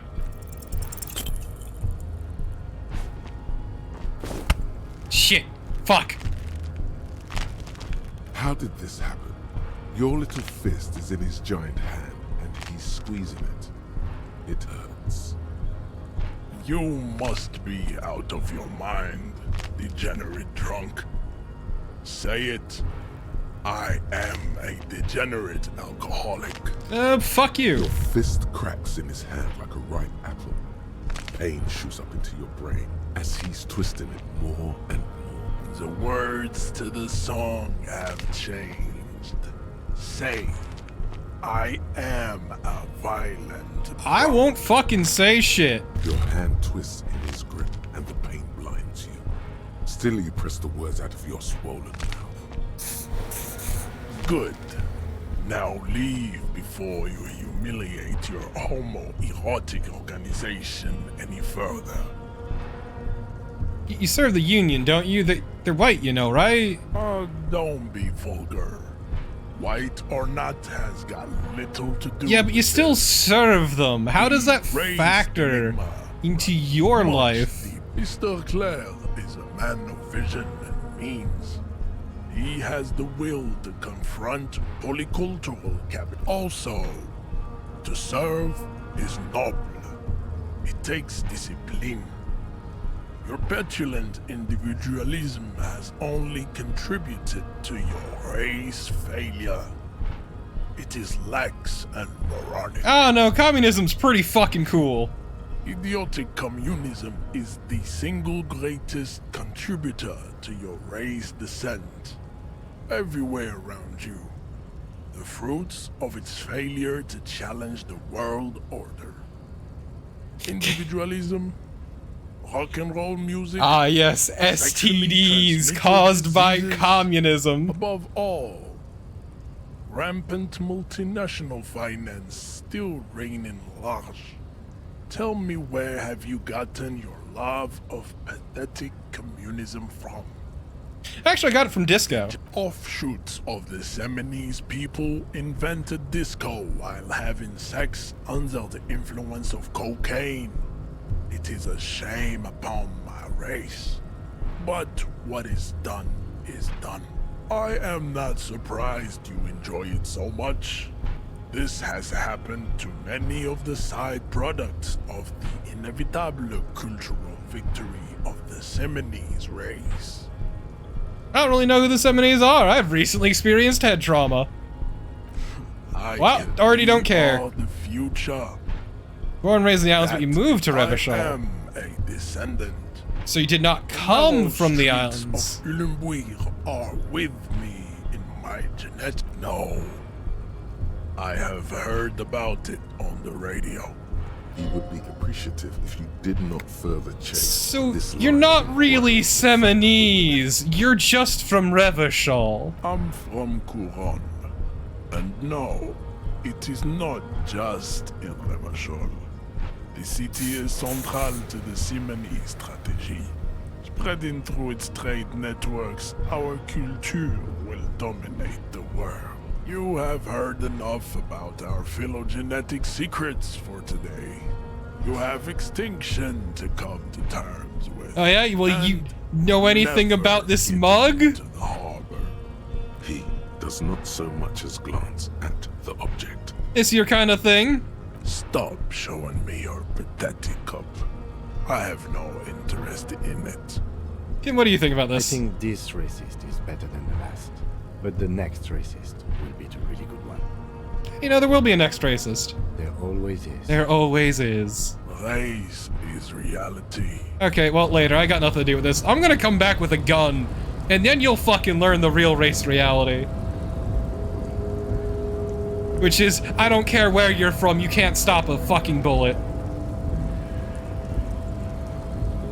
I'd appreciate it if you didn't force us into situations where I may have to shoot random civilians, because that won't get us anywhere. Damn it, Kim! I'm not even sure the one bullet my chamber holds would even prick that hook.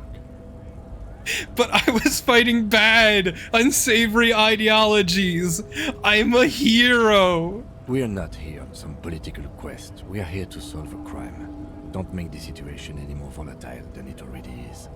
But he's the one trying to provoke me. And you're just going to let him manipulate you like that? Okay, I was trying to assert my dominance over him. We are not here on some political quest. We are here to solve a crime. Don't make the situation any more volatile than it already is. Okay, I won't do it again. Think of something else. No.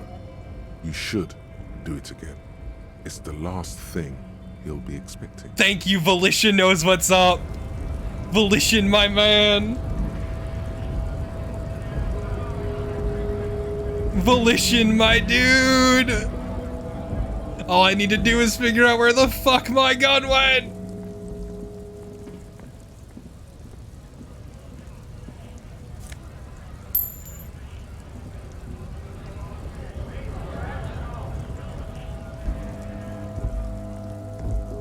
No, Volition knows what's up. I don't want to disappoint Kim, but sometimes you gotta do what you gotta do, and what you gotta do is shoot a man dead. Damn, Kuno, you still fucking at it, though? Seriously, though, where the fuck is my gun?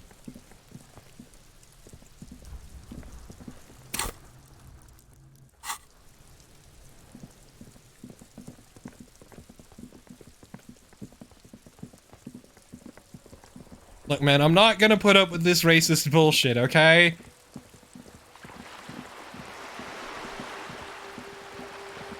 It's fine. That Nova whatever shit is doing wonders for my fist.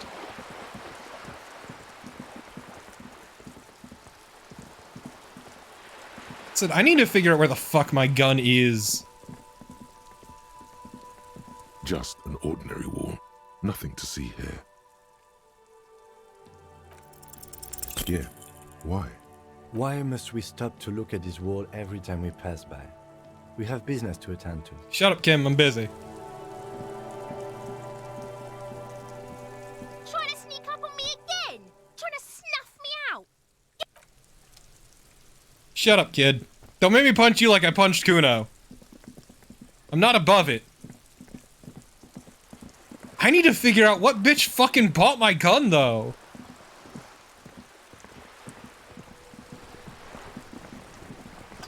Someone who called herself a pig to try to get the gun. That I understand. And the only person who's referred to me... Well, like, the only two who've referred to me as a pig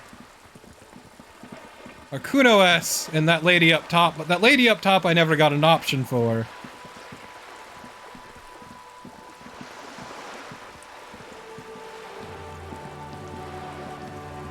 If I could throw Kuno S into the dumpster, I would. Kuno I actually find more tolerable than Kuno S, and that's really sad to think about. Wait, shit. Over here.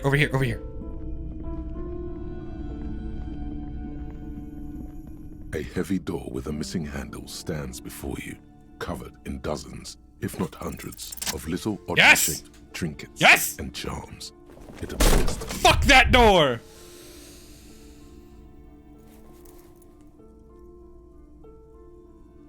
You smash into the wood and see a small crack appear on the door frame. It's going to take one more try to break through to the other side. But you've done it. You're not thinking of trying again, are you?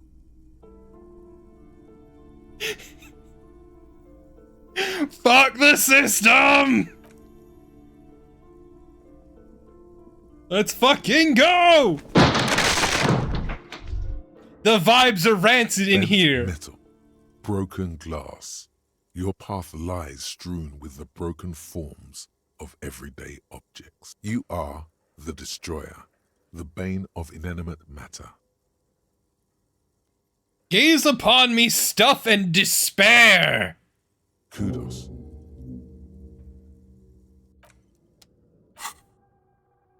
The Anti-Object Task Force. That's something to hold on to. Okay, what's up, Kim? What is this place? Looks like a gym. I think it's maybe, Artemitep's boxing club for young athletes. I think you're right, though it looks like no one's been here in ages. I doubt the electricity still works. Good thing we have a flashlight on us.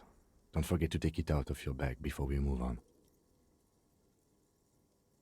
And just remember this. An eerie feeling rises in your chest. What if there's a reason he's been here for ages? Yes, because it's closed. No need to look for supernatural explanations where a banal one will do. You know the worst part, chat? The worst part is, despite us, like, constantly, you know, kind of letting him down in a number of ways, ultimately, at heart, he'd still take a bullet for us.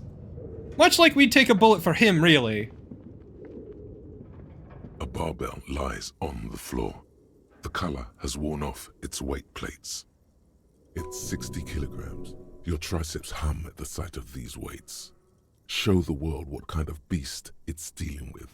Lift them. Why does it feel so familiar? Is it familiar because I'm a weightlifter? No, it's not that. It's the stale smell of rubber. The squeaky sound of sneakers, your bruised knee against the mat, and a whistle. Then the feeling is gone. A memory from another life. When you were young and fit. Let's try it anyway. 3%, let's go. Oh, shit. We're gonna throw out our bat.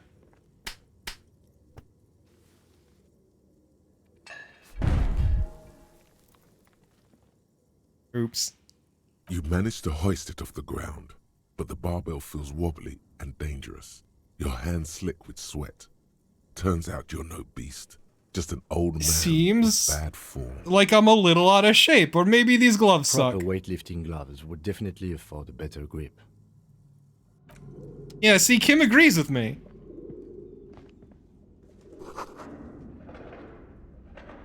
Kim knows what's up.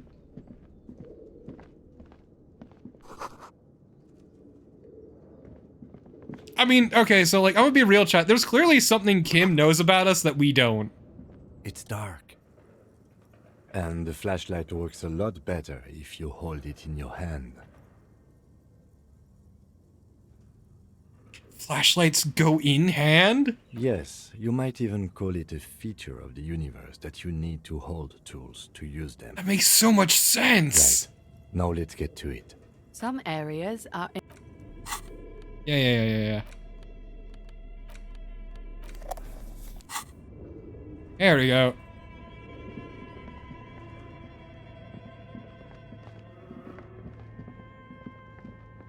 Y'all, I think this place might be spooky. The wild animals stare at you in the dark, stuffed and mounted. A large demijohn full of storage liquid. Strange liquid, excuse me. Airship rotors covered in spiderwebs. They remind you of blades. Oh, hell yeah! 3.12 real.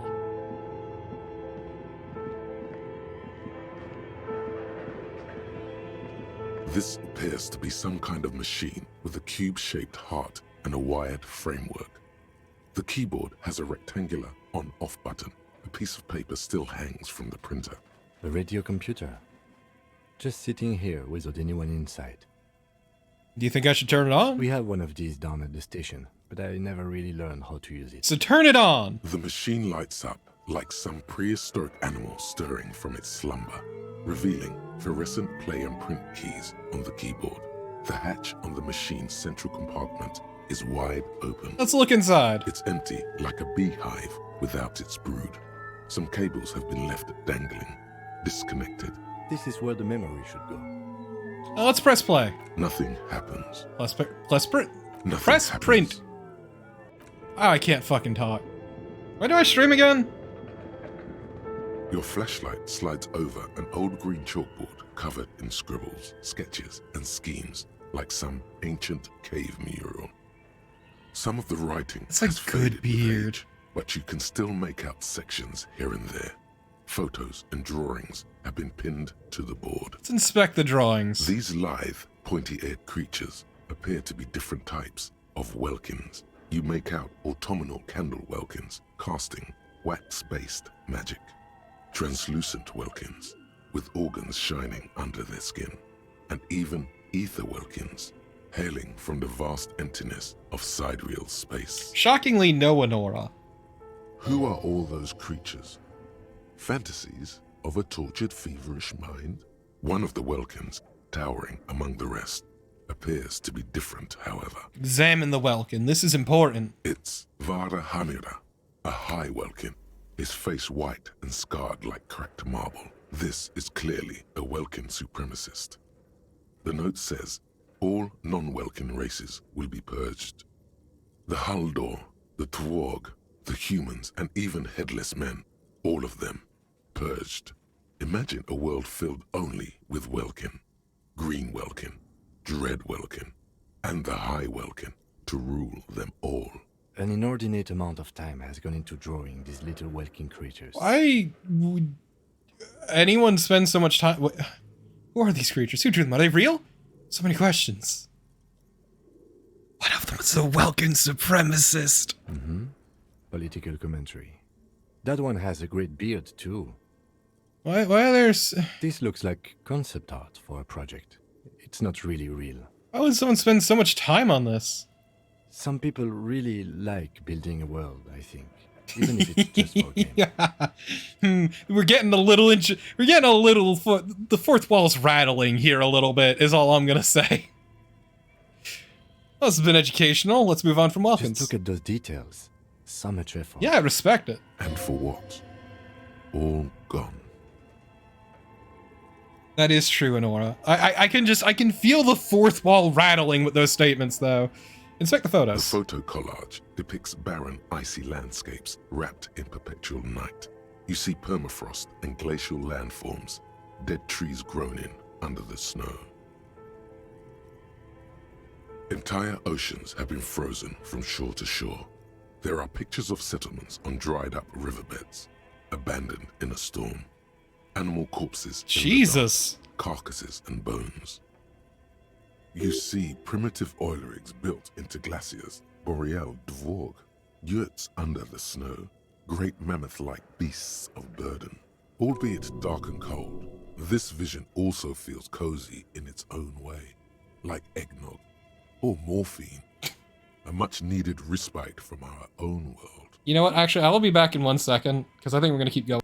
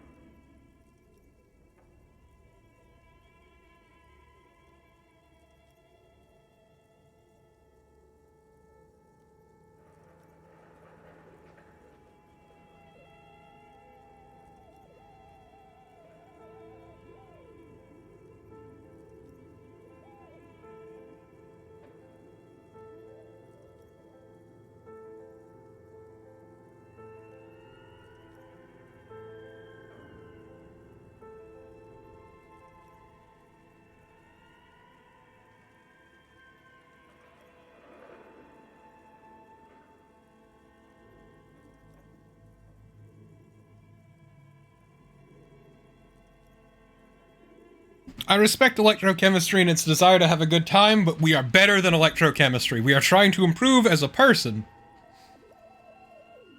A pinned postcard reads, "The heat death scenario.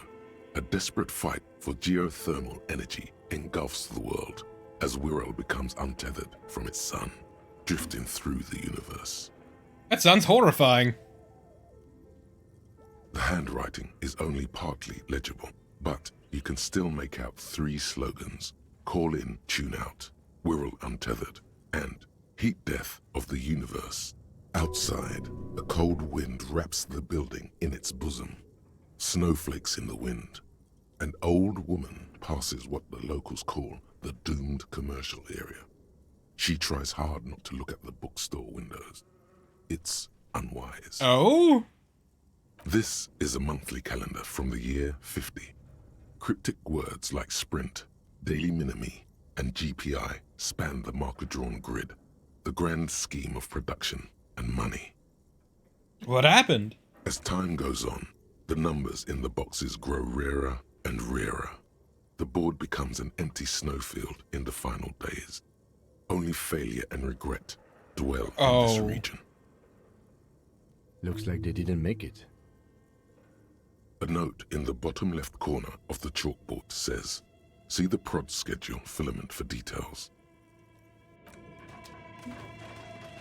Okay, back to spooky area. This old fireplace is covered in lines drawn in blue and red marker, the mesh spreading over the stone like blood vessels on alabaster skin. It looks ghostly and strangely ancient. A diagram for summoning some time-forgotten being. The symbols seem very esoteric. So what am I looking at? Radio frequencies, it seems. UKV 123.6, UKV 123.7, UKV 123.9. Some written notes, too. Sparse and cryptic. Okay, but radio frequencies for what? Unclear. It looks like a cardiovascular system split into veins and capillaries. Very advanced. So we're dealing with something medical here. You think so? The web is comprised of radio stations, all lead back to one red heart, titled the Game Master Frequency.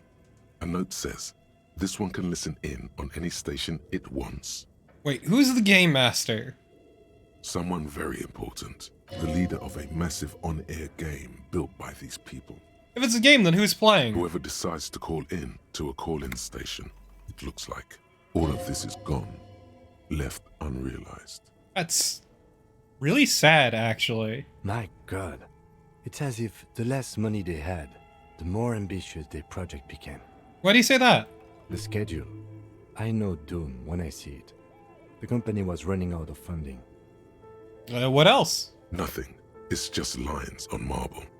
An echo from times long gone. No one has used the fireplace in ages.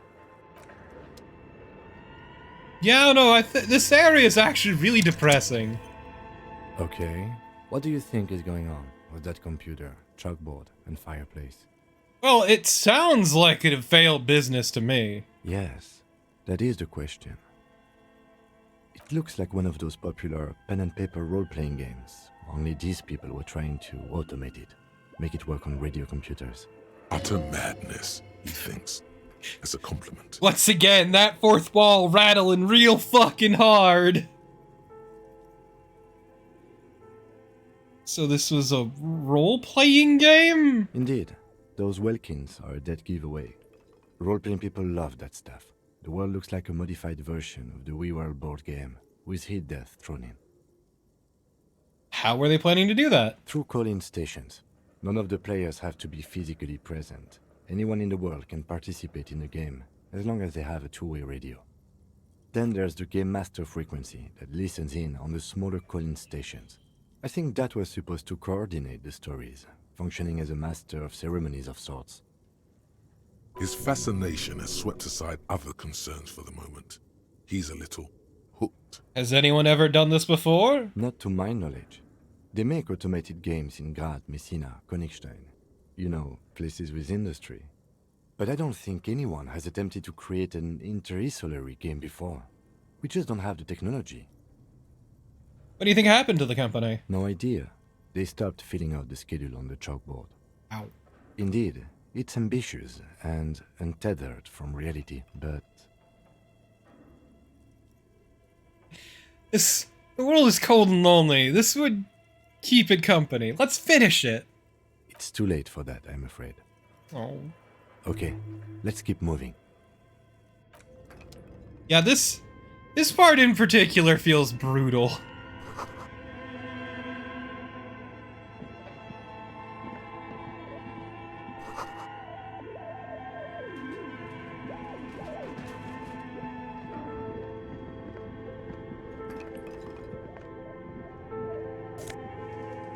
Ooh, the production schedule filament memory.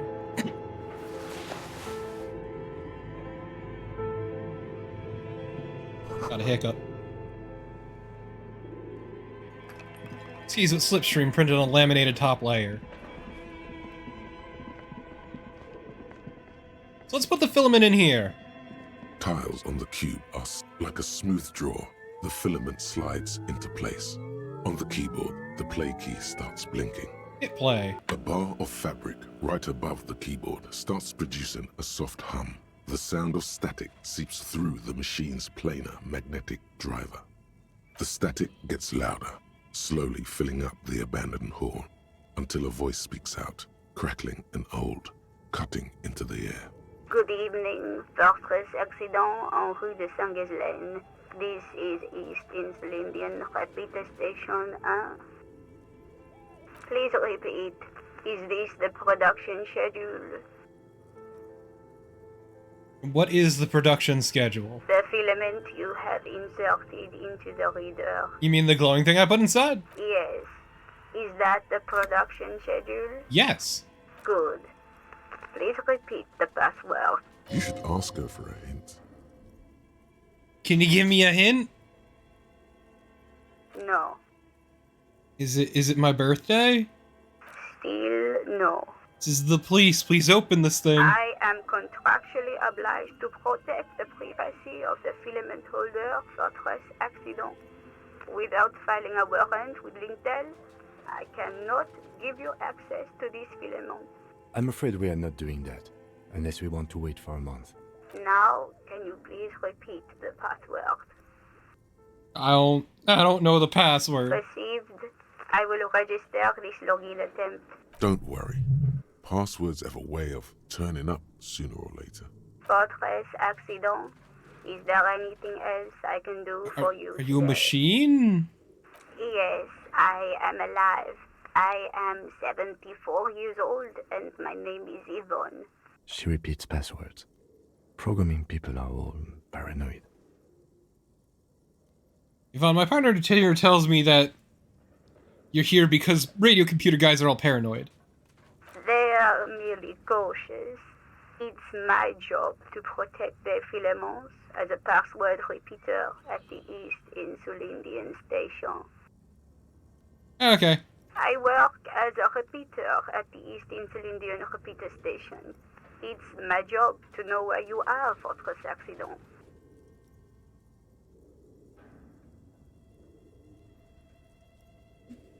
As for me, well, I am sitting in my cubicle, surrounded by a wall of radios.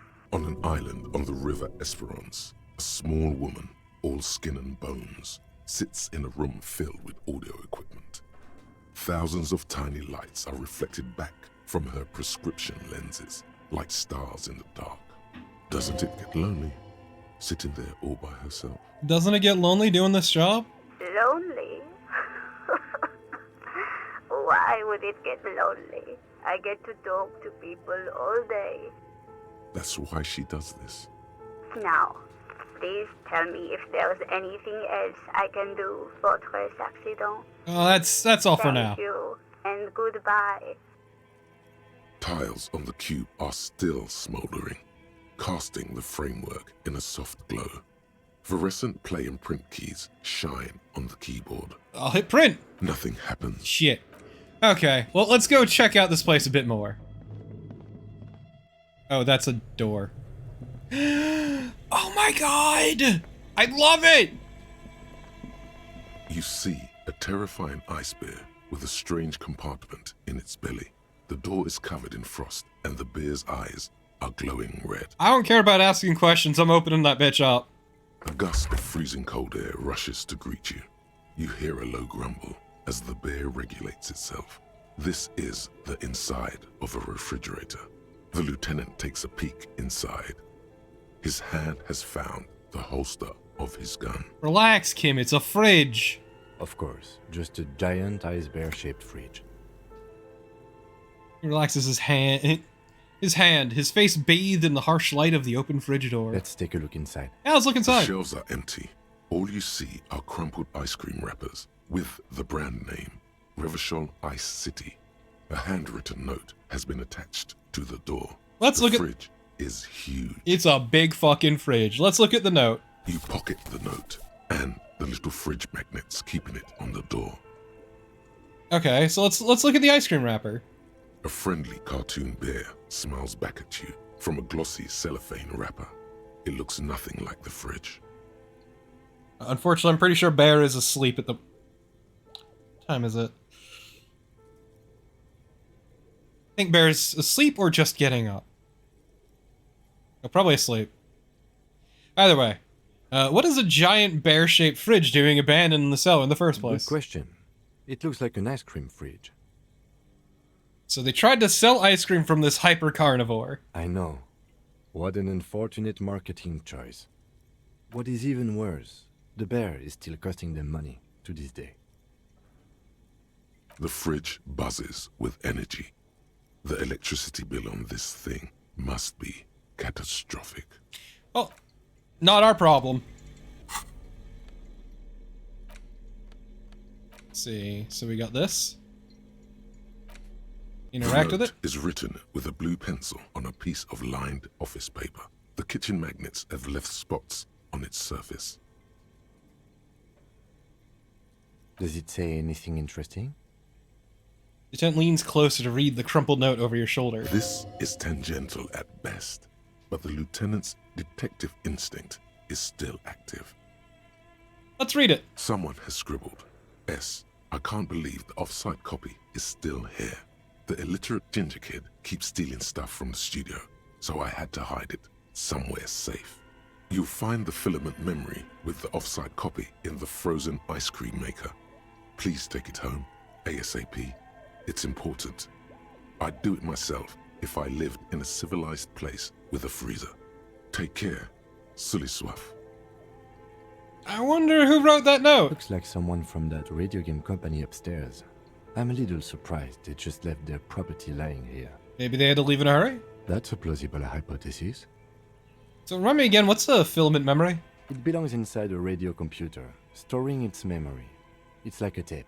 You listen to disco tapes, right? It's like one of your disco tapes, only for a computer. Who's the illiterate ginger kid? Really? You don't have a single guess? Wait, you mean Kuno? Oh, I'm sure that child would love to get his hands on a filament memory. Even if he doesn't know what to do with it, he'd probably try to pawn it for speed, based on our encounter. Probably, yeah. Do you have any idea where the frozen ice cream maker could be? I don't know. I assume it's somewhere close to the ice bear fridge. Good point. God, we look fantastic.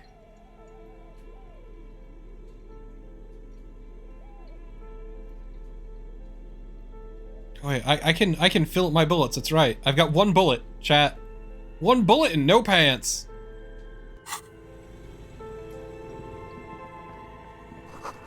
See, an ice cream maker defrosted, unplugged.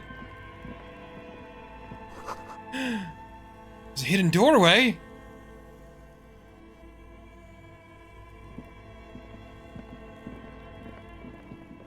A few bricks have fallen off, revealing a compartment behind the wall. It's too dark to see in. There's a hole in the wall. There is, yes. And there also appears to be something inside the hole. Interesting. Do you want to take a look? Yeah, I fucking do. Your hand reaches deep into darkness and spiderwebs. Rummaging around, you find rusty rifles hidden away. Rifles, Kim! Are these any good? Most of them are rusty and inoperable, like the rest. But one catches your eye. A bolt-action model with a fine wood stock. In better cosmetic order than the others. This one looks pretty nice. That's a rare sight.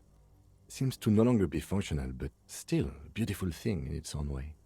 So where are we? Seems like an old bunker from the Revolutionary period. Look at all those rifles. Must be an old weapons cache. So what does this mean, a rifle here? It means there are firearms, albeit inoperable, still lying around in Martinez. It's an interesting coincidence, I would say. Might come in useful in the future. He likes this find. I may not have a gun, but I have this at least. I can't actually use it, but I like the idea of it. It makes me feel better about myself.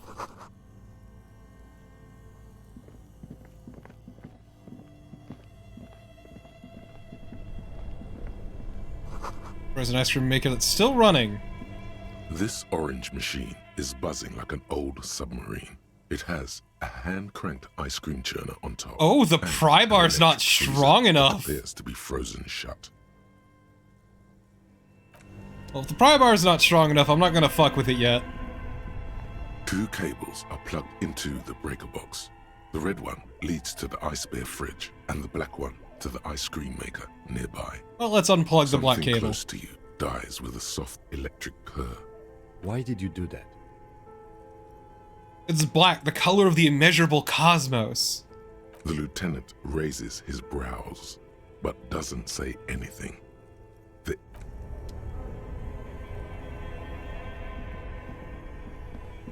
This orange machine is dead still. Turning the crank feels oddly satisfying, like stirring your childhood dreams. In the distance, you hear water dripping. It's all gone now. You'll never become a poet or an entrepreneur. What better to assuage the creeping sense of failure than some frozen fat and sugar? Thank you, electrochemistry. Hello, electrochemistry. What a fucking guy.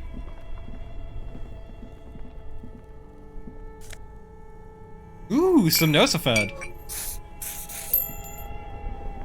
Only the red cable is plugged into the breaker box. Somewhere, a machine hums along with the current. An electric sizzle. The room is... Well, chat. We're no longer completely destroyed. We're just mostly... We're only a little bit destroyed. That Nosafed goes down real good. Oh my god! Chat, though. Chat! Yes! And I think that'll go great with this. Yeah. Yeah.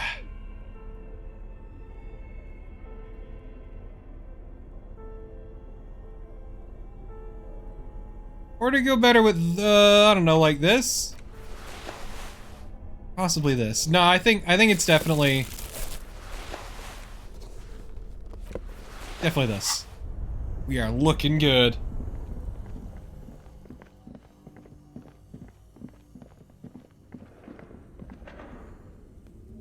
A thick layer of coal dust covers the furnace, coloring it pitch black. Looks like this furnace has a face, and it's a face of agony. Damn. Hey Kim, is this a furnace? Looks like it. Looks like an old central furnace used to heat the building. It's connected to the chimney.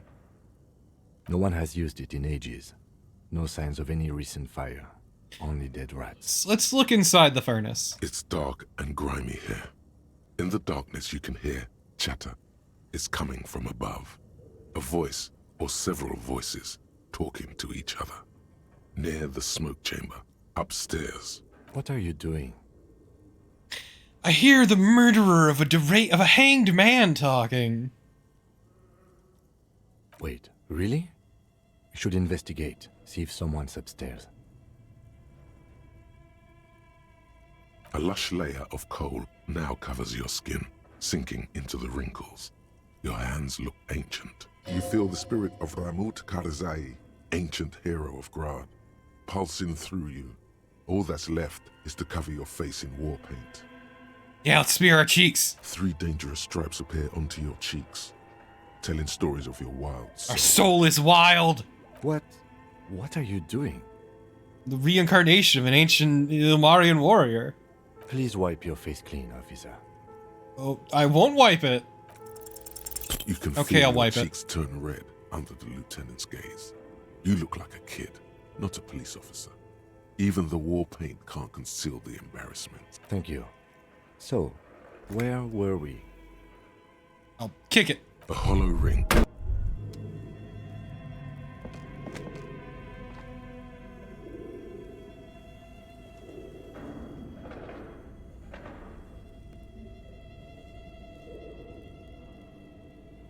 You feel something in your chest, an unnatural pressure. It's spreading to your left arm, your jaw. Someone. Yeah. Screaming isn't happening on account of extreme shortness of breath. You're just making it worse. Try to remain conscious. All you feel is pain and weakness. You have to surrender now. Cop suffers. Wait, what? I still had health left. I still had health left.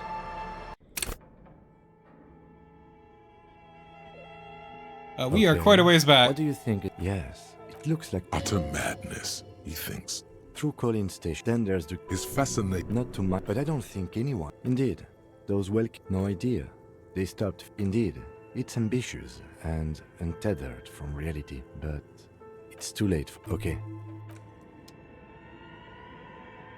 That only did 1 damage, though. I clearly had health left. I'm not happy, chat. I'm angry, actually.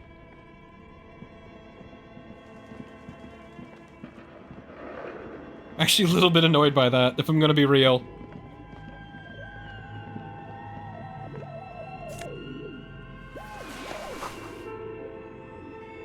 I'm gonna do my best to retrace my steps.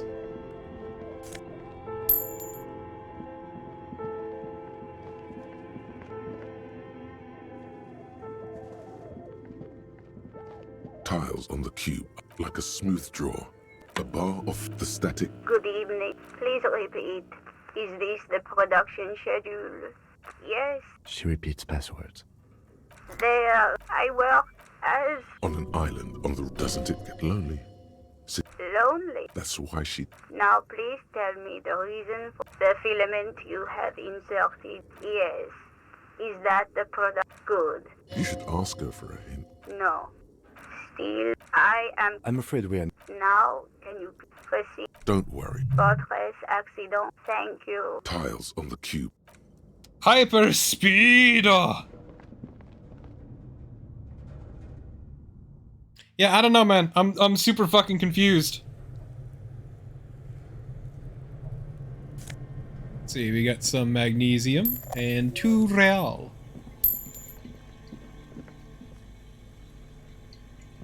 Luckily, you see a terrifying ice bear. A gust of the lieutenant takes a peek. Of course. Just let's take a look inside. The shelves are empty.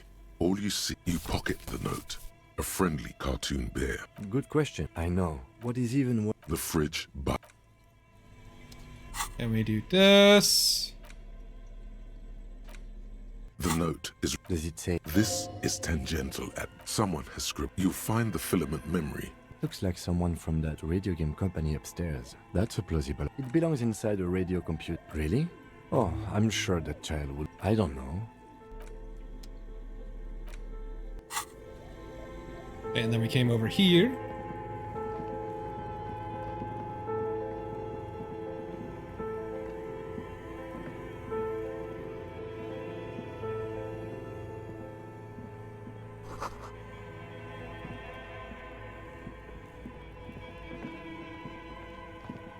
And we flash our light in here. A few bricks have fallen off, revealing a compartment. Look, there's a hole in the wall. Look inside. Rifles, Kim. Inspect the rifles. Good, nice rifle. Look around the secret room. Like an old bunker from the Revolution. What's the rifle doing here? Leave. Okay. We are now mostly caught up.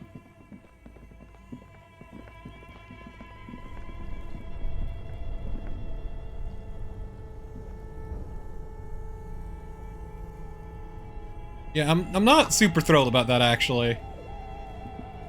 This orange Let's machine turn the crank. It's all gone now. What better to assuage the creeping sense? 2 cables are plugged in an electric sizzle. The room is slightly quieter now. Something close to you died. Why did you do that? Black is measured color measurable Lieutenant cosmos. raises his brows. We go over here and get this sweet mesh tank top. And we're going to put the mesh tank top on. God, we look great.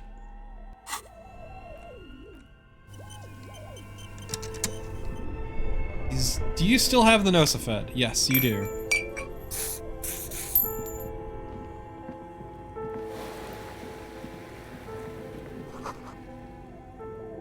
A thick layer of looks like this furnace has a Looks like it. No one has used it in ages.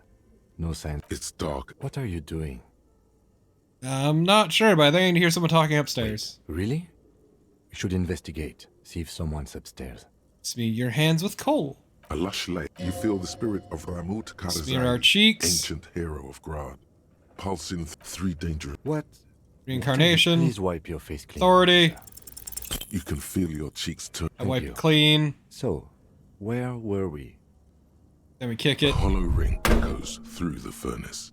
Your toe hurts. Oh, that does 2 damage.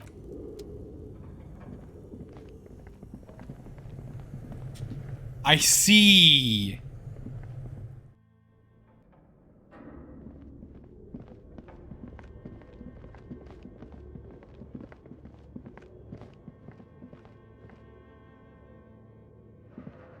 An iron safety curtain curves before your eyes, folded like a bellows. It covers half the room, blocking the way into a colossal industrial chimney. What an odd thing to do. Nothing happens. Still nothing. No one. And then I died. You feel something in your chest, an unnatural pressure. It's Load game, quick save, and this is why I made the quick save. Confirm.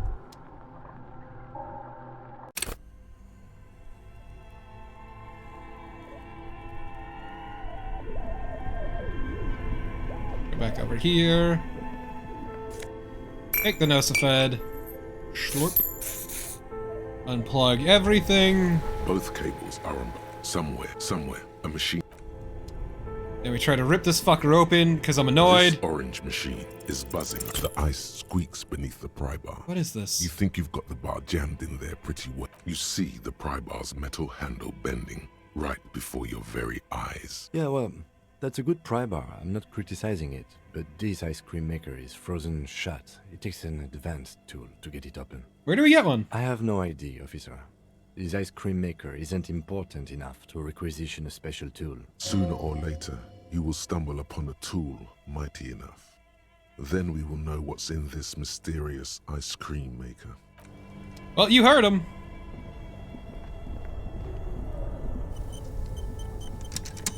I have learned the quick save key, everyone. Oh. I see.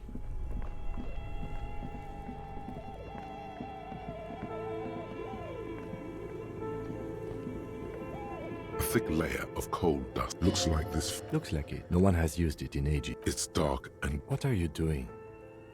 Talking. Wait, really? Smear hands of coal. You feel the spirit of 3D. Incarnation. Please wipe your face. Authority. These oh three shit. stripes give you strength in this dangerous room. Oh shit. It would be foolish to remove them. We're exploring this dark place and I need the protection my war paint affords. And this protects you. This is traditional war paint. It will grant me safe passage with the spirits that guard this place. Okay, sure. Go ahead. And I will not kick it this time.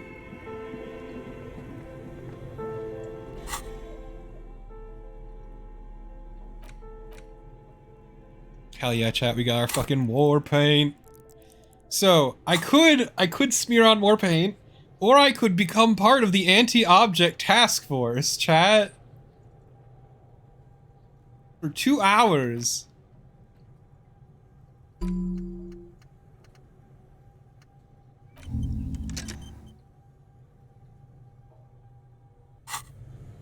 There we go.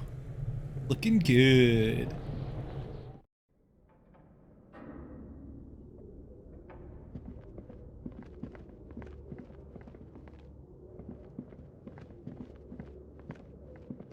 Yeah, exactly. Like, I need to become part of the anti-object task force. This is just a given. Oh man, it's a postcard. Puddle melting snow. An iron safety curtain curves before your eyes. Knock it. For an odd Knock thing, it. still, Knock it.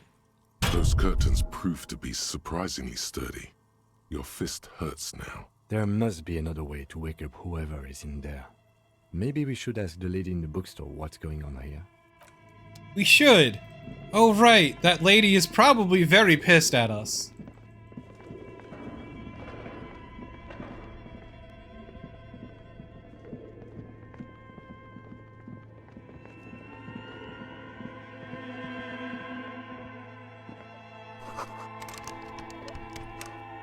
Yep, store's closed.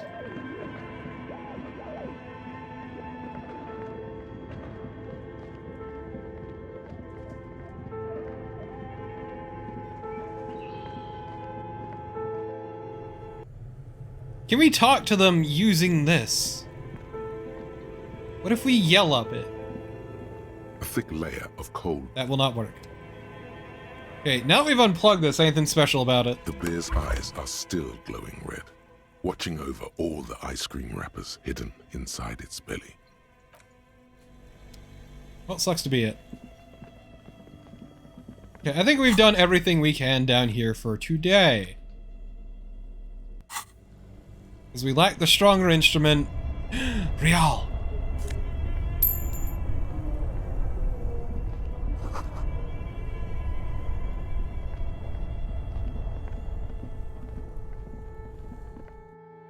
I did not.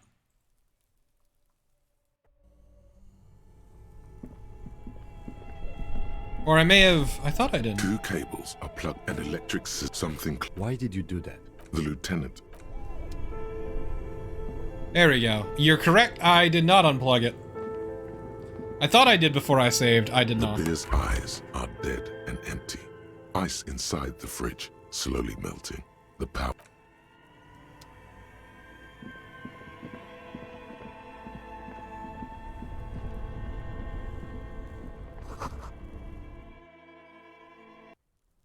Okay. An old call box with a matrix of... Well, it went pretty well. Fortunately, the 2 old dudes aren't out playing today. I sure will, sir. Sure will. Got it!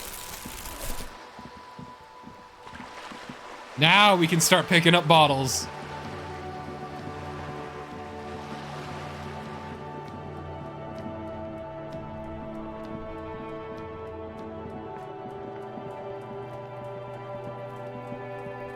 You see a set of tire tracks in the brown slush that covers the plaza mosaic. Let's reconstruct the movement. The tire tracks were left here. I can't believe I reconstructed the movement. It's a message, written in the language of burnt rubber. Oh, this is our fault, wasn't it? Some of that rubber stuck to the tiles right in front of the whirling in rags. This is point A. The driver started there, and then accelerated straight into the fence, left a hole big enough for the Franco-Nigerian cavalry, according to the cafeteria manager.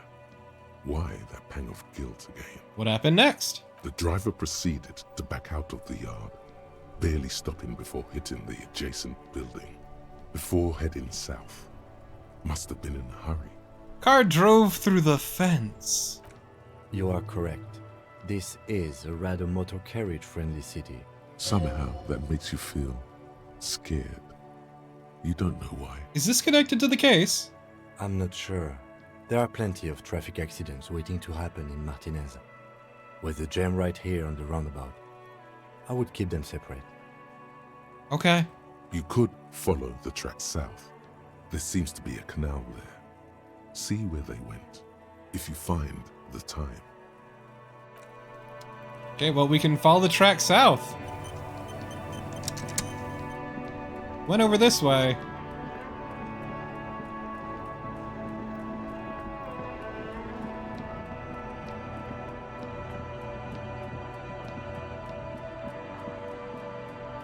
hey, look, a box. There's a pile of cheap. You like sunglasses, officer? I've got the latest styles right here. Try shades on. These are hideous. What's more, they don't even fit your face. You can feel them pinching your nose and chafing against your brow. Damn, officer! You look like a mega secret spy. Very secret. They're practically made for you. I'll let you have them for 2 real and 50 cents. They're perfect for concealing your bloodshot and baggy eyes. It's going to be very difficult for anyone to take you seriously with these things on your face. No, you are definitely not buying those. You're right, these are terrible. Are you sure? But they look so good on you. You should think this through, officer. I'll rummage through the box. These are all boring. Boring third-rate ho-hum sunglasses made of cheap Syrahese plastic. The kind of plastic that melts in the sun. These are all first-rate sunglasses. Premium design, superb material, very cool. UV resistant. These will definitely keep your eyes safe and cool while doing your dangerous police work. I'm going to try for that 3%. No luck. All you find is this lime-colored cellophane visor, produced by a bargain sportswear brand called Amphibian, apparently. There's a malformed green frog on its bent cap. Oh, that visor is perfect for you, officer. It'll definitely keep the sun out of your eyes while you're shooting criminals. Bang, bang! And all for a mere 6 real. Kim, should we be prepared for firefights? I hope not. You don't like it? Sure, Square Joe. No problem. Let's get you some real shades. Yeah, that's it for me. Okay, let's see. What else can we do? Is the pawn shop still open? Yes. Officer, the flashlight, please. Yeah. Sorry, homie. Sorry.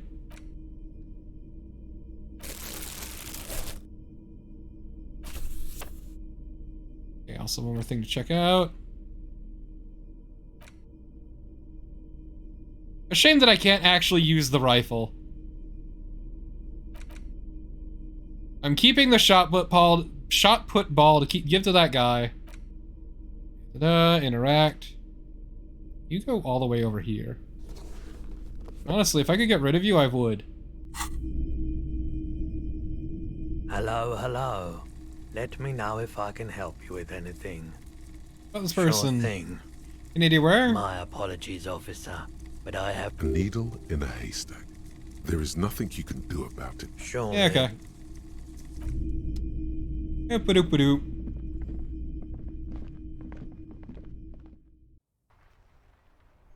I really should go for that Nosafed. I think the frit is still open. Maybe? It might close in about 5 minutes, though.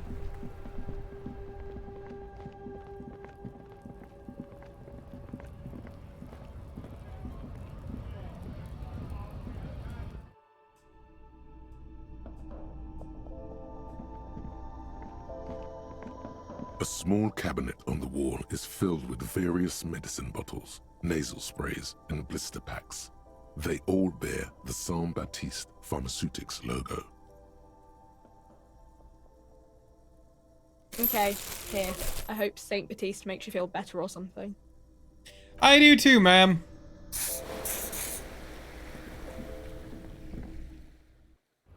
I do too. Okay, anything else we can futz around with today? Oh, the trash, right!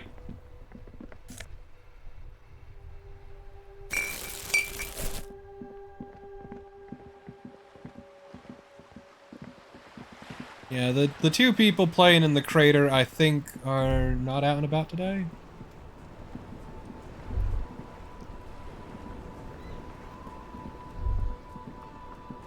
Right here.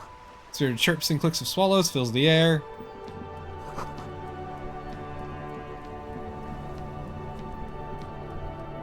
I think today we've had a very successful day.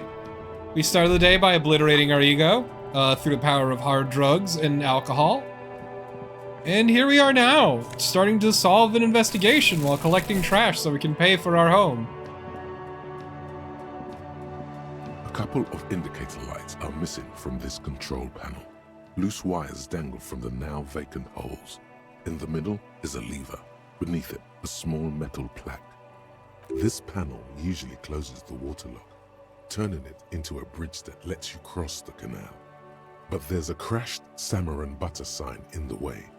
Pulling the lever probably won't do anything. Yeah, but I want to do it anyway. Pull the lever all the way up until the metal clicks against the contact pins. You hear a soft clunk. Nothing happens. Push it harder. Nothing happens. A cold gust of wind blowing in from the sea interrupts the silence of the situation.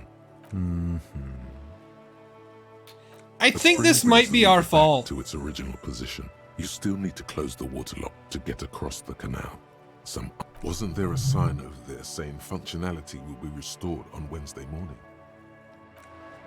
I feel like this might be our fault. Don't let anyone tell you I told you this. Don't tell anyone, chat, but I think that might be our fault. Yes?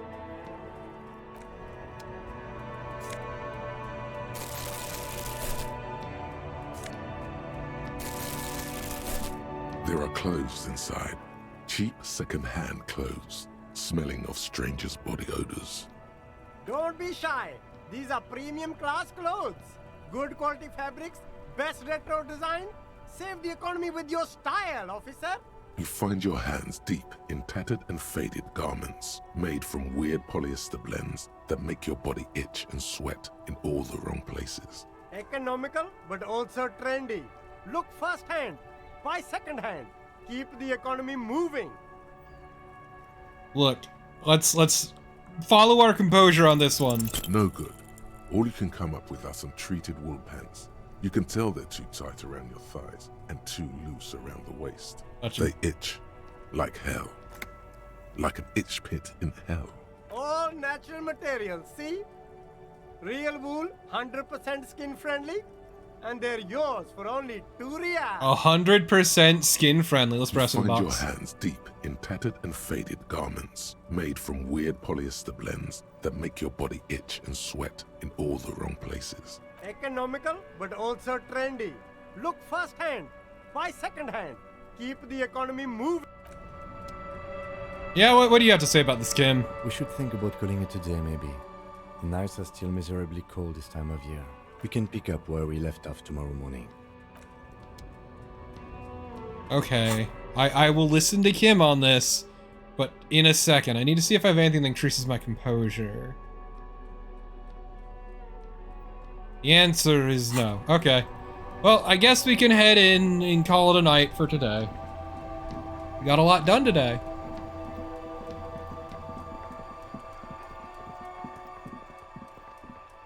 We paid for our room. Is it time to croon?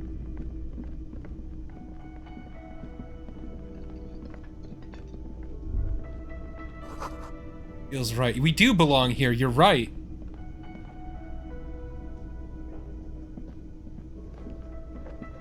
Can I help you? Nope. Okay, well, let's go up to our room then.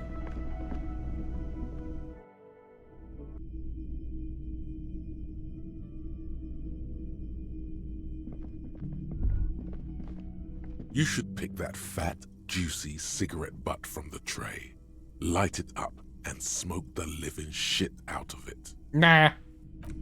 I'm trying to be better, thank you. This is the door to the room you redecorated. Good night, Lieutenant. Just a moment. We should talk about our progress on the investigation.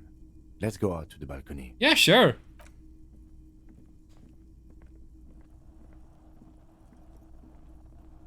The air outside is brisk. The lieutenant is silent for a moment. He listens to the traffic hum. Then... Now then, we should talk about the investigation. But I also feel you're a bit hazy on the RCM. Our role here, our rights, our jurisdiction, basically. He lights a cigarette. I didn't know you smoked. I have a cigarette every night when I go over my notes. It's something of a ritual. Oh man, he looks so devastatingly cool with that cigarette. Shut up, electrochemistry. Look, how did you get so cool, Kim? You mean this? This isn't cool. It's an unnecessary trial of will and unhealthy. Keeping the habit within the parameters he's given himself takes a lot of focus. It would be easier to simply quit. Yet, were he to quit, he would lose the cool factor. This man relishes his cool quite a bit below it all.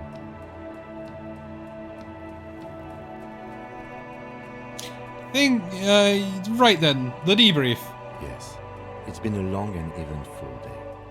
How do you think it went today? Well, you were so hungover that you couldn't keep it down when we approached the hanged man, so we didn't even inspect the body. And there's still much to do at the crime scene too. We didn't search it thoroughly. He would have put all of this more harshly, but he doesn't want you to feel completely discouraged. Probably because he's afraid that you'll just give up and keep drinking. Don't worry, Kim, I'll be in much better shape I tomorrow. look forward to that. As for the interviews, we weren't able to find the union leader, Everard Clare, much less interview him. So that's on the to-do list for tomorrow. We talked to Joyce Messier, but didn't get any information from her. I have a feeling Joyce knows how dangerous the situation really is. We have to get her to talk to us. Above all, though, today was exhausting. What's with all the running? You run a lot. Is that a standard Precinct 41 practice? I have a really good theory about why you're running so fast, son. Just you wait until you get up tomorrow. I mean, I don't know why I do the things I do, Lieutenant Kitsuragi. It's impressive, especially for a man your age, and in those hills. Chat, Kim's complimenting me.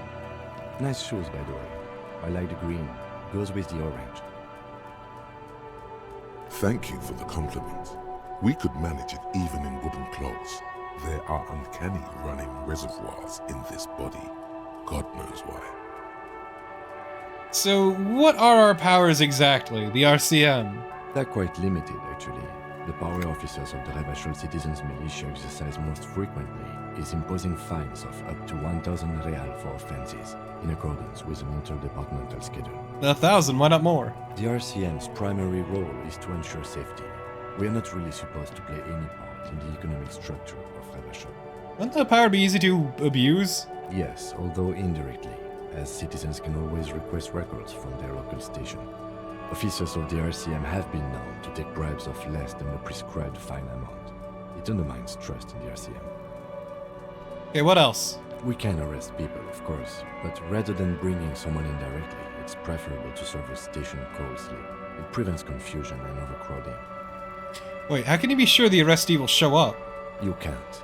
Those who don't show up become fugitives, though, and have fewer legal rights when they are eventually caught.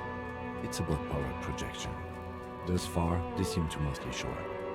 And if someone resists? As you may have gathered from the fact that we are expected to carry a record of our kills, like the one in your watermarks, we are permitted to use whatever force is necessary, and strongly admonished not to abuse that power. Wait, so if I kill someone while on duty... You have to supply compelling evidence for why it was necessary to use lethal force. In these cases, your partner is usually your witness. Not a good position to be in, by the way.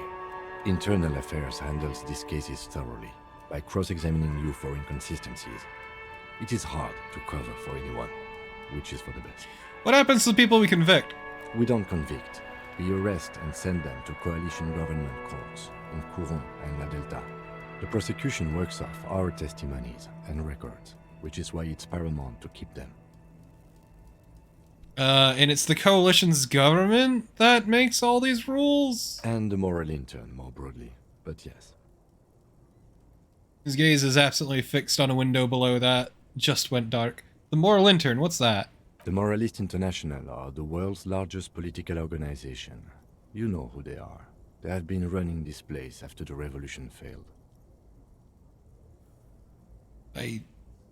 How would you describe them? You know, assuming I didn't know. Actually, no, I really don't know. That's how bad it is in here. Okay. There are a union of center-left and center-right parties across the Real Belt. Our coalition government is just one of its many projects. They also run the ICP, EPIS, most intergovernmental organizations in the world. What do they believe in? You know, I'm assuming money. What do they believe in? They are Dolorians. They believe they continue the humanist project set forth by Her Innocence Dolores Day 4 centuries ago. Others say they are just technocrats. What's their symbol? Interesting question. It's a blue forget-me-not. Their motto is love, compassion, self-discipline. I think you can gauge what they want you to think of them from that. Something ominous. Yeah. Something even a little feminine, but in a strict manner. Electrochemistry, what the fuck? Who is Dolores Day? A historic figure? The author of the modern age? You will have to look elsewhere for opinions. The subject of humanism is too abstract for me. What do you think of them? The moral intern are a fact. I try not to have opinions on facts until they change. And it doesn't look like that's about to happen. That's something really heavy to say, Kim. I get it, though. It is more than that. There's some kind of affection in him. You like the moral intern? Yes, I did, when I was younger. In my 20s, I considered myself a moralist. A blue forget-me-not, a piece of the sky. They're not all that bad. But the years have changed that. I don't know what I believe in now. No, I believe in the RCM. That's enough for me. You know what? That's valid, Kim. Do you? I mean, okay. So, this is also correct is the problem. But honestly, this is, I'd argue, the most true. We're stooges of the world's biggest bourgeoisie organization protecting bourgeoisie rights. No. We are stooges of the world's biggest bourgeois organization protecting the people of Revachol. That's the hand we were dealt. Without the MI, we would be common vigilantes. Actually, vigilantes is okay with me. Then you will adore Martinez. For many of these people, the Union especially, vigilantes is precisely what we are. Personally, I don't enjoy it much. The lights of the orphan district are reflected in his glasses. The red and golden orbs of the motorway sliding like pearls on a string from east to west as Revachol commutes back to the suburbs. Tomorrow is Tuesday. Monday is over. Just look out into the night for a little bit with Kim. The dying lights of the city shimmer below. Slowly, like luminous clouds, they pass on his lenses. The lieutenant looks at his slim cigarette, contemplating the next drag. This soldier is the highlight of the day for me, he thinks. This little stick right here. They really don't like us here. And the mouth on that kid, Kuno. It's different inland, in Jamrock and the GRIH. Why are they like this? It's our fault for leaving this place to the dogs, to the Union, to the company, not daring to come here more often. This place has fallen between the cracks, the jurisdictions of our two precincts. And in Jamrock and GRIH? We run this city. West of the river is RCM land. Looks at the dark silhouette of the equestrian moonlight. Monument cutting into the night sky. Ugh. It's incredibly hard. Human beings are... But we are in control, and it's worth it. The organization works, our systems work. If they didn't, the city would disintegrate. Well, I hope our investigation will improve the situation somewhat. At least a little bit. Me too. But I wouldn't count on any drastic changes in our lifetimes. Thanks, Kim. It was nice. Yeah, it's getting very cold now. Let's go. Puts the stub of his cigarette and looks out the door. Well, what do you have to say? Smell of smoke makes you dizzy. Okay, now, Kim. Let's call it an evening.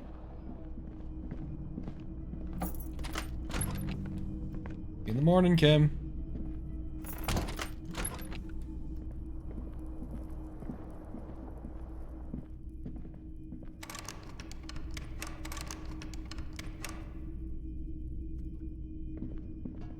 mirror hangs on the bathroom wall. In it, your face, adorned with the expression. I can't stop the expression. I literally cannot stop it.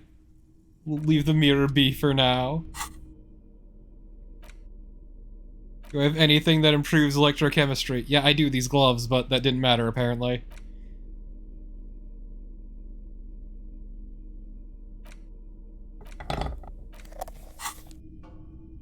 A mirror hangs on the bathroom wall. Hey. In it, your hands, however skillful. I tried. How about the fan? The fan stands still. Pull on the fan. The switch must be broken. Well, the the light bulb. lights are off again. Well, let's go to bed then. The bed is cold and not particularly inviting, but it's yours. The sheets look awful. The option to go to sleep becomes available every night after 9 p.m.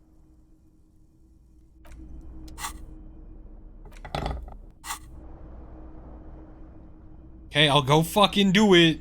A mirror hangs on the bathroom wall. In it, the chain cutters slip out of your hands as you attempt to twist the faucet into place. Well, you know one thing for sure.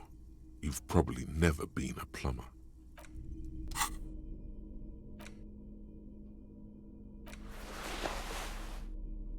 Shame. A shame. A mirror hangs on the bar. I forgot to equip the gloves. Whatever. The bed is cold. Let's crawl in and go to bed.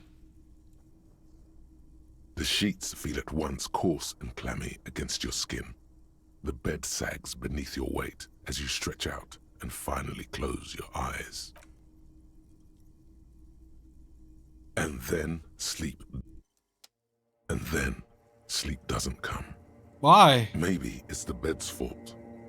Check the pillow. Its synthetic filling has separated into hard lumps. The pillowcase smells oddly.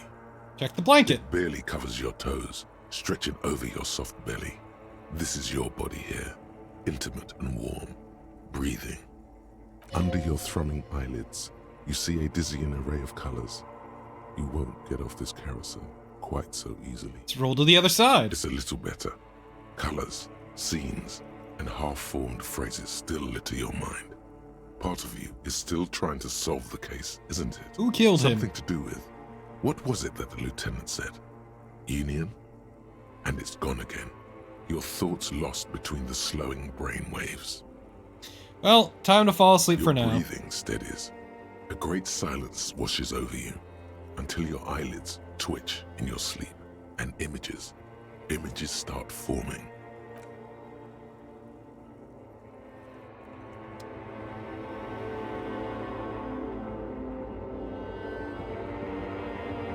Uh-oh, this is ominous. Oh, hell yeah! Oh, wait, that's us. Never mind, that's not a hell yeah. Remember the scent of your childhood. It's born in a hospital where people usually go to die. You're not kidding anyone, Harry. You don't remember shit. Tell me, do you remember your wife's hand on your face?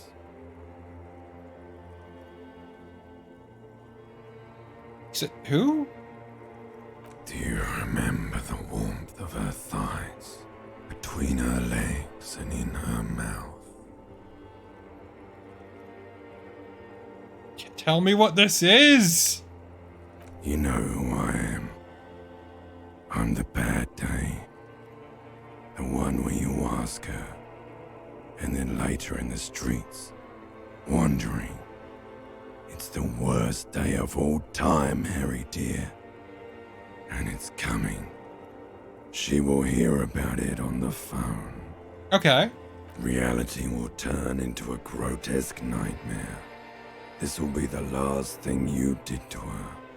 Tell me, do you remember the love of your life? I left. Oh no, Funky baby, you stayed. It was the rest of it that left. Or you just stood there, with one hand on the bottle and the other on your dick, watching it go. Tell me, where are your friends? Human beings have friends, Harry boy. Where the hell are yours? I don't want to come back if it made me like this. They were only cramping your descent into the abyss. Now they're gone. 3 times gone and never coming back. All of it. You failed. You failed me. You failed Elysium. What's Elysium? Everything. The Pale and the Isolas. On the surface. The outer magnetosphere. Burning, furious truth. 8,000 years of written history. Fuck you talking about, buddy? You really dropped the ball, Harry. 4.6 billion people. And you failed every single one of them. I've seen you before. You really fucked. No, you haven't. You're just sleep talking. And the act is wearing thin, too. The spots on the disco ball fade around you. No, Shrike. See, the difference here is Kim isn't our friend, he's our brother. Our brother. We would die for him and he would die for us. You'll be back in those cold snakeskins in no time. Sweating up the bed. Stinky boy. Stinky boy. I kinda... Need to see if I can get a clip of that. I can come back from this. You're not coming back from shit. Thrashing around in that high conductivity state of yours. Bumping into things and acting like a clown. Who are you kidding? Trying to solve this fucking case. You're trying to what? I can't hear you.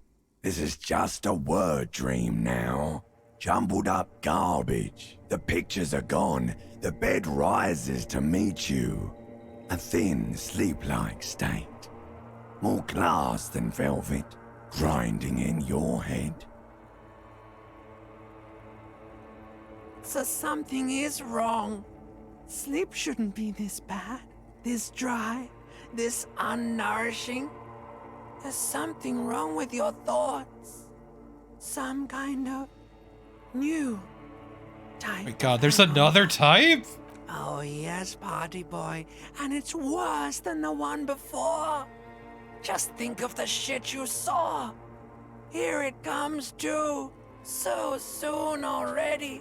A silent alarm goes off in your head like clockwork. Barely let you sleep at all. Time to get those clothes on, Harry.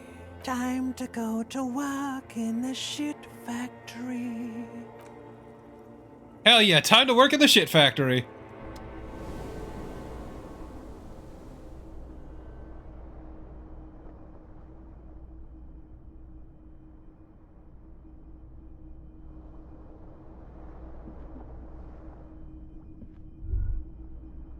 Good going, buddy. I just had the most beautiful dream. Uplifting, rejuvenating. Really? Because you feel even worse this morning than you did last night. Seriously, what the hell's going on? You mean, why are you so tired? Too tired and down to even think? It is worrying, isn't it? You can't be a detective like this. Detectives need to be able to think. That's not it. I feel fucking great. That's not really true. Your heart has finally pumped all the speed out of your system, Buster. Time to get some more. Yeah, we've gone from a hangover into withdrawal. Hell yeah. Don't do that. Stay strong. The hangover will wear off. You don't need to keep doing this to yourself. I'm not gonna go looking for speed. Are you sure? Ready to live as this pathetic shell of yourself for days? Basically, a week. Let's be honest, 2 weeks. Maybe 3. You won't make it. Half the town will be dead by then. No, I want to be better. Suit yourself. Slow, sad shell, man. See how you do without your spark. And there we go. That is the start of day 2. And on that wonderful, absolutely fantastic, exuberant note, I think it's a good time to call it a day. I might do more of this Friday, I don't know. We'll see how I'm feeling. But yeah, Resident Evil Revelations though, tomorrow. Look forward to that, after we had this wonderful opening to our day. In the meantime, I had fun. I hope y'all did too. And most importantly, I hope y'all have a much better rest of your day than our boy here. Raphael Ambrosius Cousteau does. Because, man, he's having a bad time of it. I'll try my best, Anahito, and I hope everyone else does too. So yeah, I hope y'all have a good one. Bye! You're damn fucking right, Naren, but I've done it. Though thankfully not due to withdrawal and hangovers, but either way. Have a good one, everyone. I remembered his name, Honora! It's Raphael Ambrosius Cousteau! Good night, everyone. Good night.